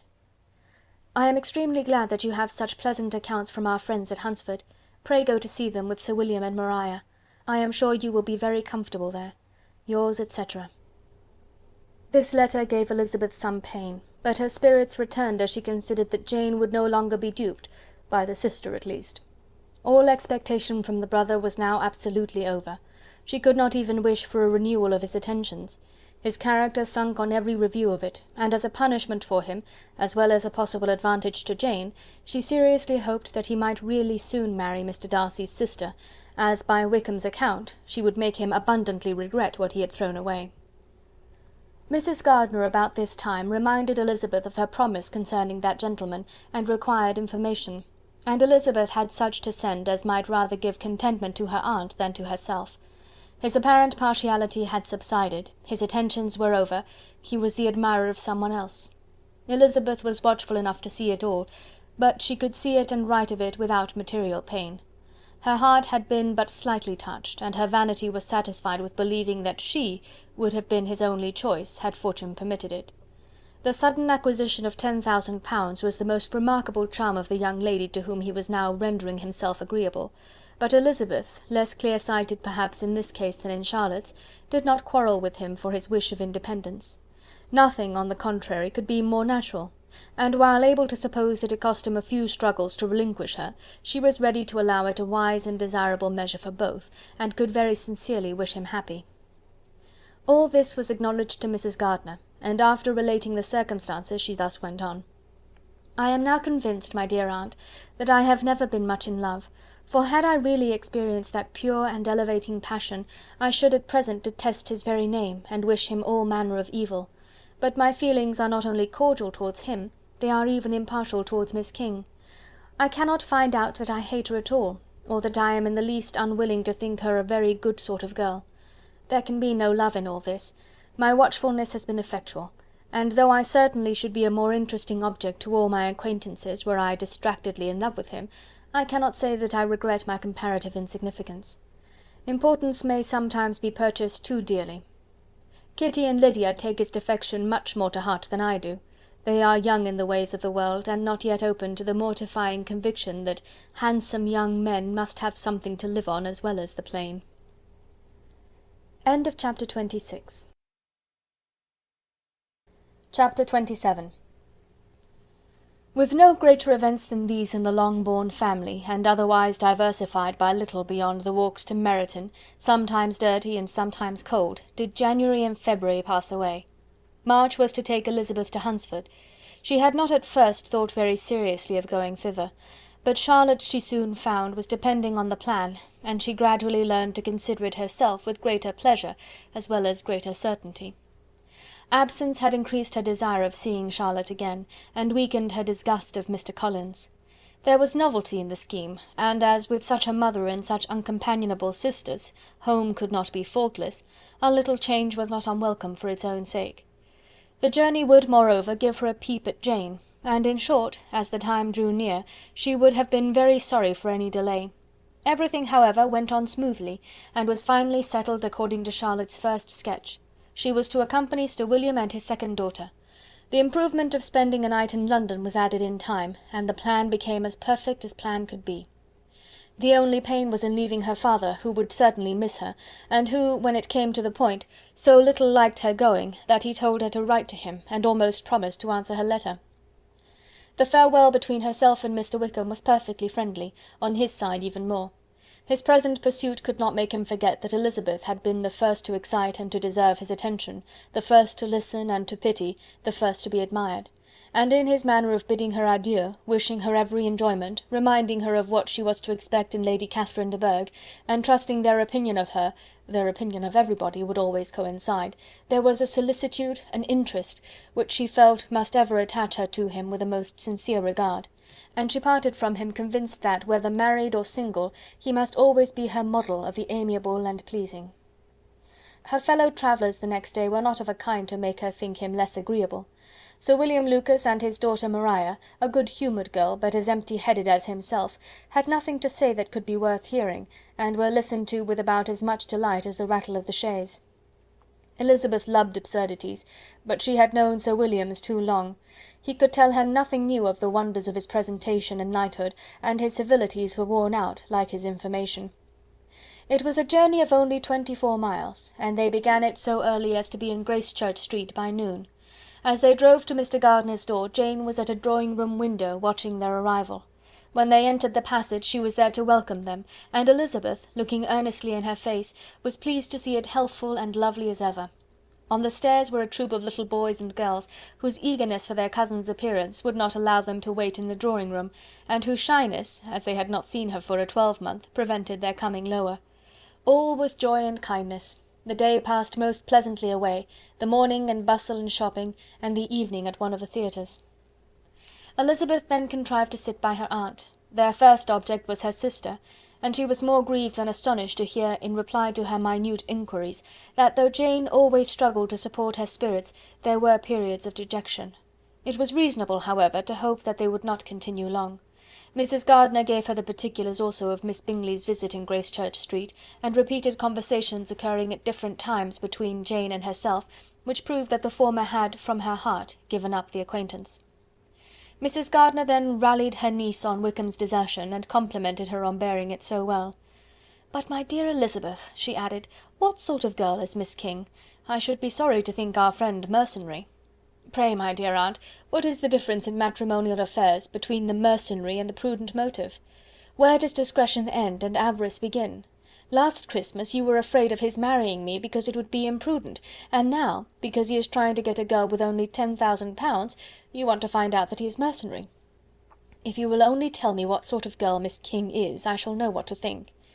She is a very good kind of girl, I believe. I know no harm of her. But he paid her not the smallest attention till her grandfather's death made her mistress of this fortune. No, what should he? If it were not allowable for him to gain my affections because I had no money, what occasion could there be for making love to a girl whom he did not care about, and who was equally poor? But there seems an indelicacy in directing his attentions toward her so soon after this event. A man in distressed circumstances has not time for all those elegant decorums which other people may observe. If she does not object to it, why should we? Her not objecting to it does not justify him. It only shows her being deficient in something herself, sense or feeling. "Well," cried Elizabeth, "have it as you choose. He shall be mercenary and she shall be foolish." "No, Lizzy, that is what I do not choose.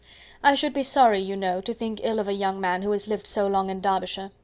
"Oh, if that is all, I have a very poor opinion of young men who live in Derbyshire, and their intimate friends who live in Hertfordshire are not much better. I am sick of them all. Thank heaven, I am going tomorrow where I shall find a man who has not one agreeable quality, who has neither manner nor sense to recommend him. Stupid men are the only ones worth knowing after all." "Take care, Lizzy, that speech savours strongly of disappointment."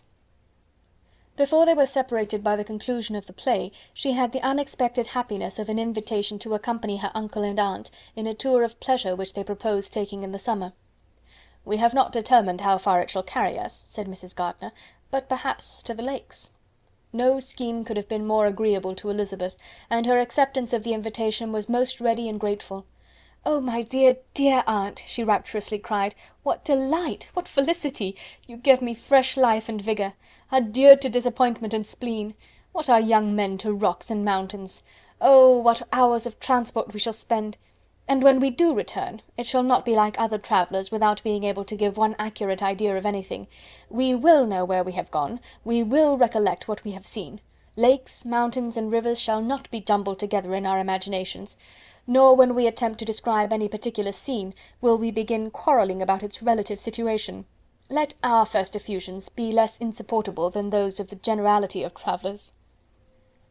Chapter 27. Chapter 28.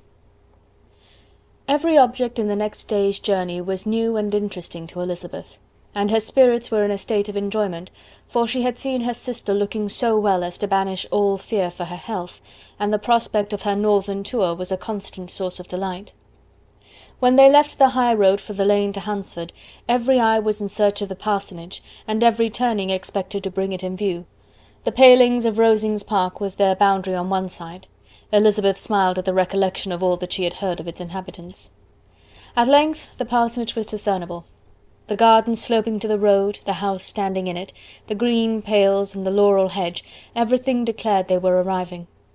Mr. Collins and Charlotte appeared at the door, and the carriage stopped at the small gate which led by a short gravel walk to the house, amidst the nods and smiles of the whole party. In a moment they were all out of the chaise, rejoicing at the sight of each other. Mrs. Collins welcomed her friend with the liveliest pleasure, and Elizabeth was more and more satisfied with coming when she found herself so affectionately received. She saw instantly that her cousin's manners were not altered by his marriage. His formal civility was just what it had been, and he detained her some minutes at the gate to hear and satisfy his inquiries after all her family. They were then, with no other delay than his pointing out the neatness of the entrance, taken into the house. And as soon as they were in the parlour, he welcomed them a second time, with ostentatious formality, to his humble abode, and punctually repeated all his wife's offers of refreshment. Elizabeth was prepared to see him in his glory, and she could not help fancying that in displaying the good proportion of the room, its aspect and its furniture, he addressed himself particularly to her, as if wishing to make her feel what she had lost in refusing him. But though everything seemed neat and comfortable, she was not able to gratify him by any sigh of repentance, and rather looked with wonder at her friend that she could have so cheerful an air with such a companion. When Mr. Collins said anything of which his wife might reasonably be ashamed, which certainly was not unseldom, she involuntarily turned her eye on Charlotte. Once or twice she could discern a faint blush, but in general Charlotte wisely did not hear. After sitting long enough to admire every article of furniture in the room, from the sideboard to the fender, to give an account of their journey and of all that had happened in London, Mr. Collins invited them to take a stroll in the garden, which was large and well laid out, and to the cultivation of which he attended himself. To work in this garden was one of his most respectable pleasures, and Elizabeth admired the command of countenance with which Charlotte talked of the healthfulness of the exercise, and owned she encouraged it as much as possible. Here, leading the way through every walk and cross-walk, and scarcely allowing them an interval to utter the praises he asked for, every view was pointed out with a minuteness which left beauty entirely behind. He could number the fields in every direction, and could tell how many trees there were in the most distant clump. But of all the views which his garden, or which the country or kingdom could boast, none were to be compared with the prospect of Rosings, afforded by an opening in the trees that bordered the park nearly opposite the front of his house. It was a handsome modern building, well situated on rising ground. From his garden Mr. Collins would have led them round his 2 meadows, but the ladies, not having shoes to encounter the remains of a white frost, turned back, and while Sir William accompanied him, Charlotte took her sister and friend over the house, extremely well pleased probably to have the opportunity of showing it without her husband's help. It was rather small, but well built and convenient, and everything was fitted up and arranged with a neatness and consistency of which Elizabeth gave Charlotte all the credit. When Mr. Collins could be forgotten, there was really an air of great comfort throughout, and by Charlotte's evident enjoyment of it, Elizabeth supposed he must be often forgotten. She had already learnt that Lady Catherine was still in the country. It was spoken of again while they were at dinner, when Mr. Collins, joining in, observed, "Yes, Miss Elizabeth, you will have the honour of seeing Lady Catherine de Bourgh on the ensuing Sunday at church, and I need not say you will be delighted with her. She is all affability and condescension, and I doubt not but you will be honoured with some portion of her notice when service is over. I have scarcely any hesitation in saying she will include you and my sister Maria in every invitation with which she honours us during your stay here. Her behaviour to my dear Charlotte is charming. We dine at Rosings twice every week, and are never allowed to walk home. Her ladyship's carriage is regularly ordered for us. I should say one of her ladyship's carriages, for she has several." "Lady Catherine is a very respectable, sensible woman indeed," added Charlotte, "and a most attentive neighbour." "Very true, my dear, that is exactly what I say. She is the sort of woman whom one cannot regard with too much deference."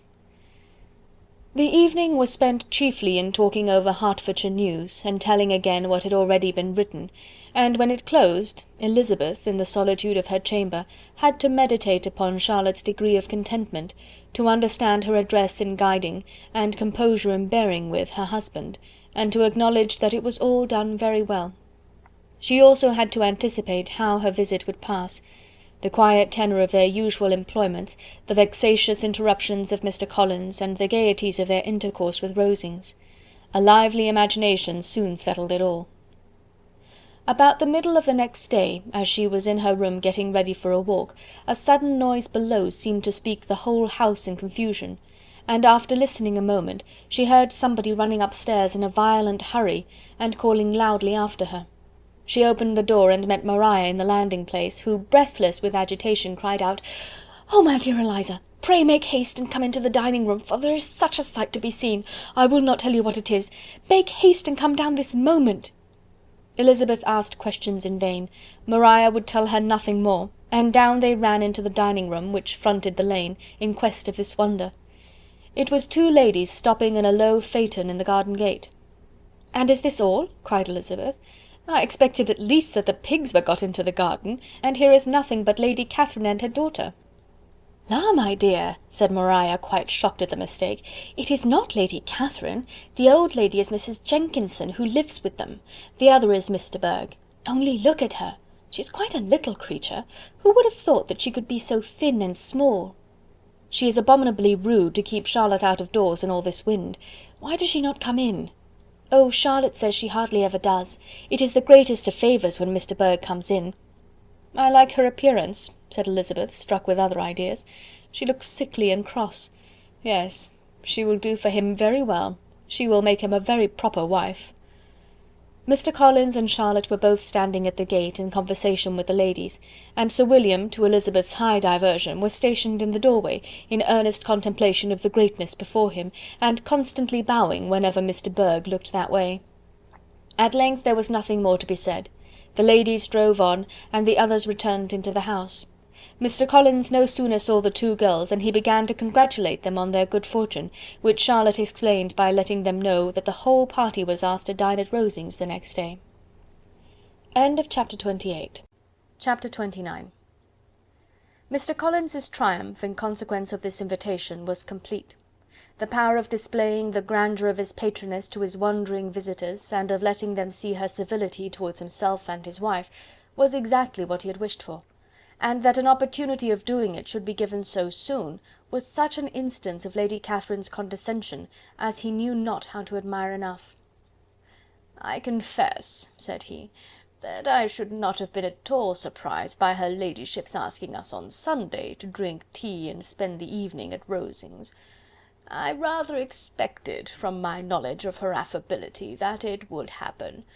But who could have foreseen such an attention as this?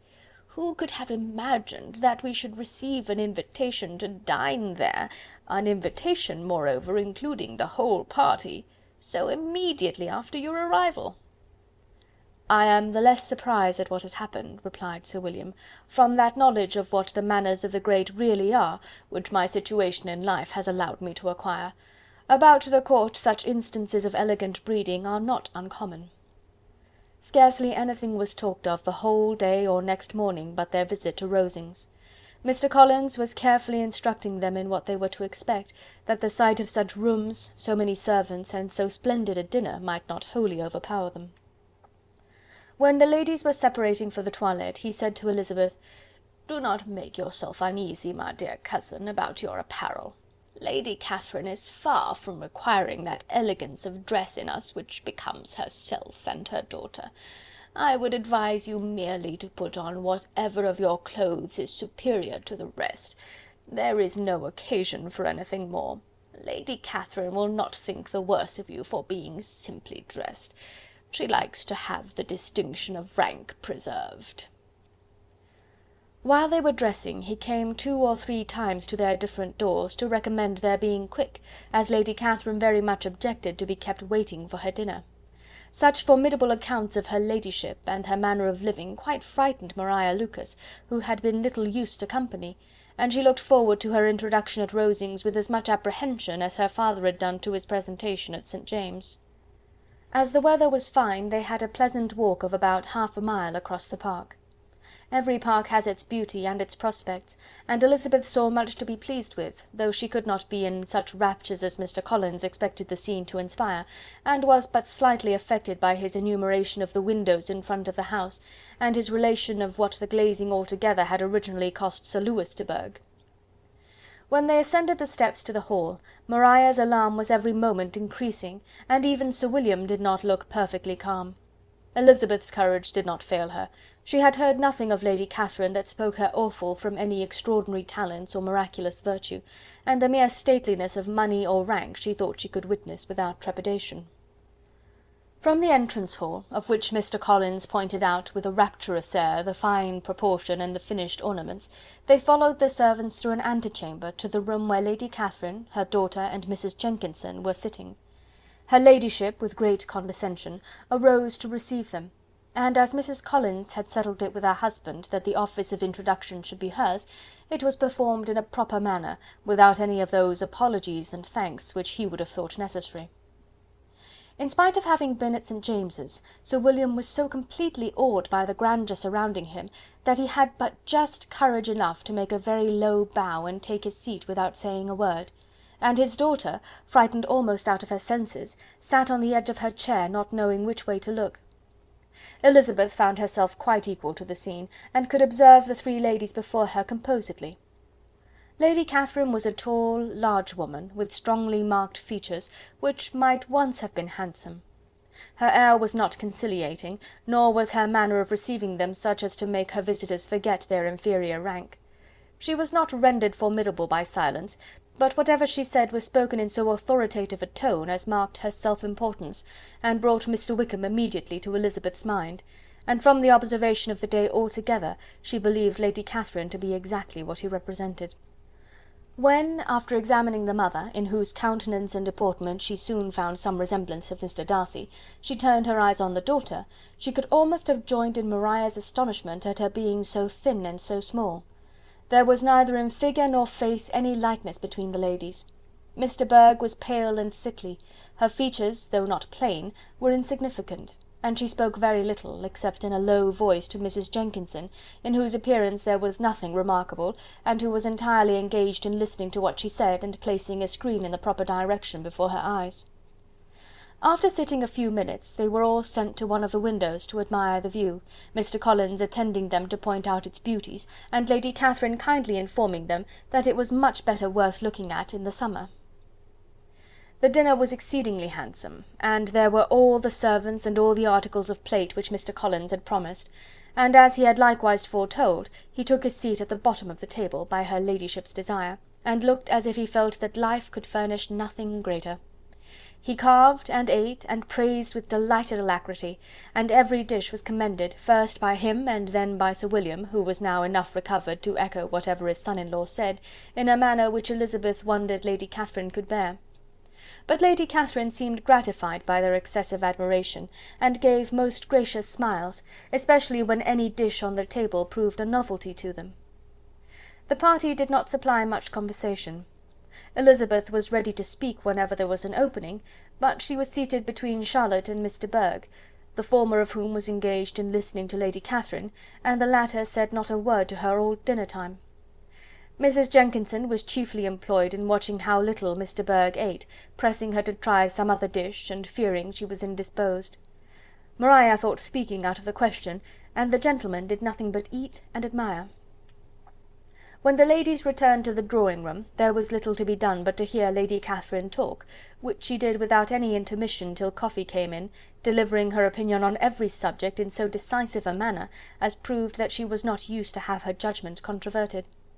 She inquired into Charlotte's domestic concerns familiarly and minutely, gave her a great deal of advice as to the management of them all, told her how everything ought to be regulated in so small a family as hers, and instructed her as to the care of her cows and her poultry.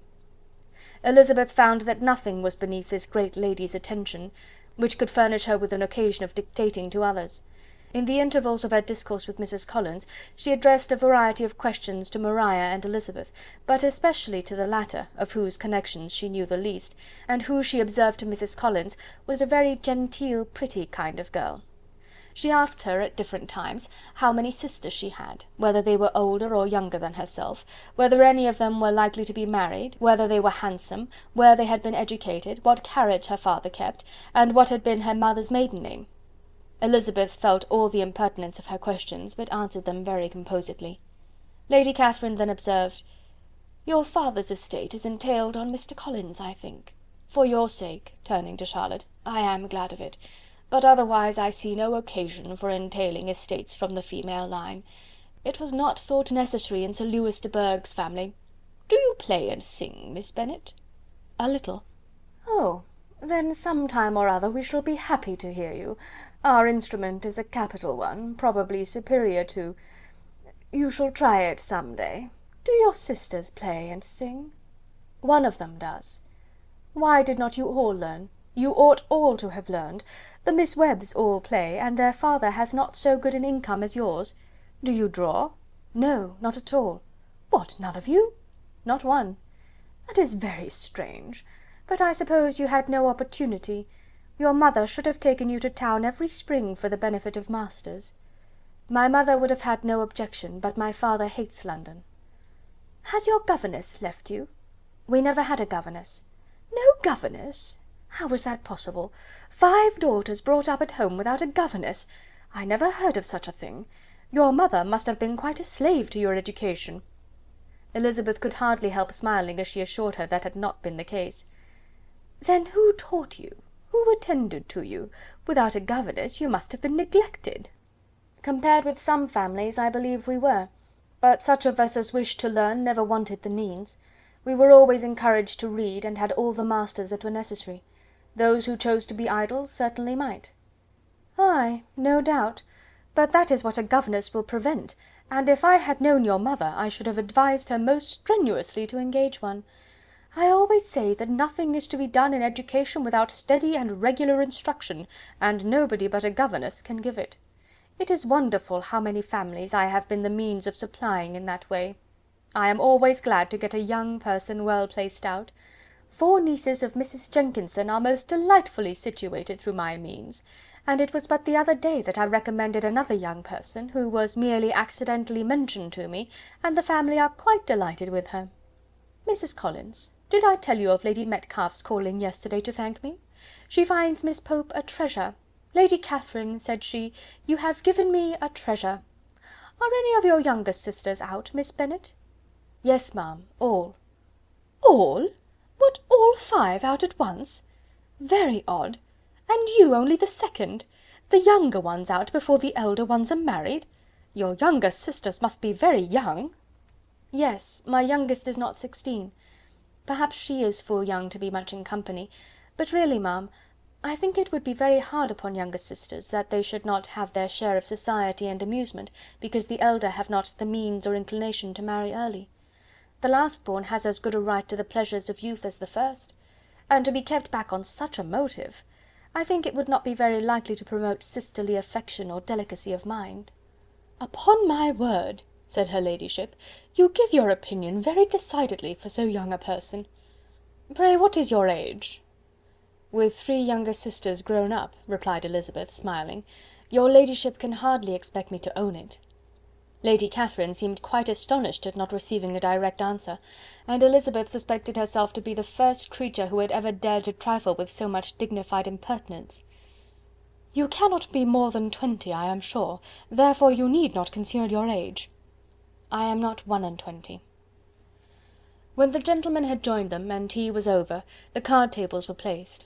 Lady Catherine, Sir William, and Mr. and Mrs. Collins sat down to quadrille, and as Miss de Bourgh chose to play at casino, the 2 girls had the honour of assisting Mrs. Jenkinson to make up her party. Their table was superlatively stupid. Scarcely a syllable was uttered that did not relate to the game, except when Mrs. Jenkinson expressed her fears of Miss de Bourgh's being too hot or too cold, or having too much or too little light. A great deal more passed at the other table. Lady Catherine was generally speaking, stating the mistakes of the 3 others, or relating some anecdote of herself. Mr. Collins was employed in agreeing to everything her ladyship said, thanking her for every fish he won, and apologizing if he thought he won too many. Sir William did not say much. He was storing his memory with anecdotes and noble names. When Lady Catherine and her daughter had played as long as they chose, the tables were broken up, the carriage was offered to Mrs. Collins, gratefully accepted and immediately ordered. The party then gathered round the fire to hear Lady Catherine determine what weather they were to have on the morrow. From these instructions they were summoned by the arrival of the coach, and with many speeches of thankfulness on Mr. Collins's side, and as many bows on Sir William's, they departed. As soon as they had driven from the door, Elizabeth was called on by her cousin to give her opinion of all that she had seen at Rosings, which, for Charlotte's sake, she made more favourable than it really was. But her commendation, though costing her some trouble, could by no means satisfy Mr. Collins, and he was very soon obliged to take her ladyship's praise into his own hands. Chapter 29. Chapter 30. Sir William stayed only a week at Hunsford, but his visit was long enough to convince him of his daughter's being most comfortably settled, and of her possessing such a husband and such a neighbour as were not often met with. While Sir William was with them, Mr. Collins devoted his morning to driving him out in his gig and showing him the country, but when he went away, the whole family returned to their usual employments, and Elizabeth was thankful to find that they did not see more of her cousin by the alteration, for the chief of the time between breakfast and dinner was now passed by him either at work in the garden, or in reading and writing, and looking out of the window in his own book-room, which fronted the road. The room in which the ladies sat was backwards. Elizabeth had at first rather wondered that Charlotte should not prefer the dining parlour for common use. It was a better-sized room, and had a more pleasant aspect, but she soon saw that her friend had an excellent reason for what she did, for Mr. Collins would undoubtedly have been much less in his own apartment, had they sat in one equally lively, and she gave Charlotte credit for the arrangement. From the drawing-room they could distinguish nothing in the lane, and were indebted to Mr. Collins for the knowledge of what carriages went along, and how often especially Miss de Bourgh drove by in her phaeton, which he never failed coming to inform them of, though it happened almost every day. She not infrequently stopped at the parsonage, and had a few minutes' conversation with Charlotte, but was scarcely ever prevailed upon to get out. Very few days passed in which Mr. Collins did not walk to Rosings, and not many in which his wife did not think it necessary to go likewise, and till Elizabeth recollected that there might be other family livings to be disposed of, she could not understand the sacrifice of so many hours. Now and then they were honoured with a call from her ladyship, and nothing escaped her observation that was passing in the room during these visits. She examined into their employments, looked at their work, and advised them to do it differently, found fault with the arrangement of the furniture, or detected the housemaid in negligence, and if she accepted any refreshment, seemed to do it only for the sake of finding out that Mrs. Collins's joints of meat were too large for her family. Elizabeth soon perceived that though this great lady was not in commission of the peace of the county, she was a most active magistrate in her own parish, the minutest concerns of which were carried to her by Mr. Collins, and whenever any of the cottagers were disposed to be quarrelsome, discontented, or too poor, she sallied forth into the village to settle their differences, silence their complaints, and scold them into harmony and plenty. The entertainment of dining at Rosings was repeated about twice a week, and allowing for the loss of Sir William and there being only one card table in the evening, every such entertainment was the counterpart of the first. Their other engagements were few, as the style of living in the neighbourhood in general was beyond Mr. Collins's reach. This, however, was no evil to Elizabeth, and upon the whole she spent her time comfortably enough. There were half hours of pleasant conversation with Charlotte, and the weather was so fine for the time of year that she had often great enjoyment out of doors. Her favourite walk, and where she frequently went while the others were calling on Lady Catherine, was along the open grove which edged that side of the park, where there was a nice sheltered path, which no one seemed to value but herself, and where she felt beyond the reach of Lady Catherine's curiosity. In this quiet way the first fortnight of her visit soon passed away. Easter was approaching, and the week preceding it was to bring an addition to the family at Rosings, which in so small a circle must be important.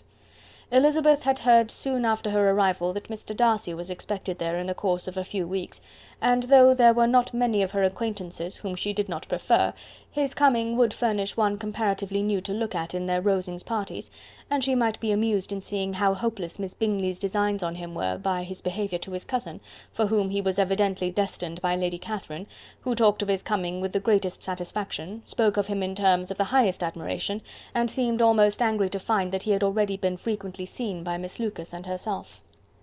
His arrival was soon known at the parsonage, for Mr. Collins was walking the whole morning within view of the lodges opening into Hunsford Lane, in order to have the earliest assurance of it, and after making his bow as the carriage turned into the park, hurried home with the great intelligence. On the following morning he hastened to Rosings to pay his respects. There were 2 nephews of Lady Catherine to require them, for Mr. Darcy had brought with him a Colonel Fitzwilliam, the younger son of his uncle Lord, and to the great surprise of all the party, when Mr. Collins returned, the gentleman accompanied him. Charlotte had seen them from her husband's room, crossing the road, and immediately running into the other, told the girls what an honour they might expect, adding, "I may thank you, Eliza, for this piece of civility. Mr. Darcy would never have come so soon to wait upon me." Elizabeth had scarcely time to disclaim all right to the compliment, before their approach was announced by the door-bell, and shortly afterwards the 3 gentlemen entered the room. Colonel Fitzwilliam, who led the way, was about 30, not handsome, but in person and address most truly the gentleman. Mr. Darcy looked just as he had been used to look in Hertfordshire, paid his compliments with his usual reserve to Mrs. Collins, and whatever might be his feelings toward her friend, met her with every appearance of composure. Elizabeth merely curtsied to him without saying a word. Colonel Fitzwilliam entered into conversation directly with the readiness and ease of a well-bred man, and talked very pleasantly, but his cousin, after having addressed a slight observation on the house and garden to Mrs. Collins, sat for some time without speaking to anybody. At length, however, his civility was so far awakened as to inquire of Elizabeth after the health of her family. She answered him in the usual way, and after a moment's pause added, "My eldest sister has been in town these 3 months. Have you never happened to see her there?" She was perfectly sensible that he never had, but she wished to see whether he would betray any consciousness of what had passed between the Bingleys and Jane, and she thought he looked a little confused as he answered that he had never been so fortunate as to meet Miss Bennet. The subject was pursued no farther, and the gentlemen soon afterwards went away. Chapter 30.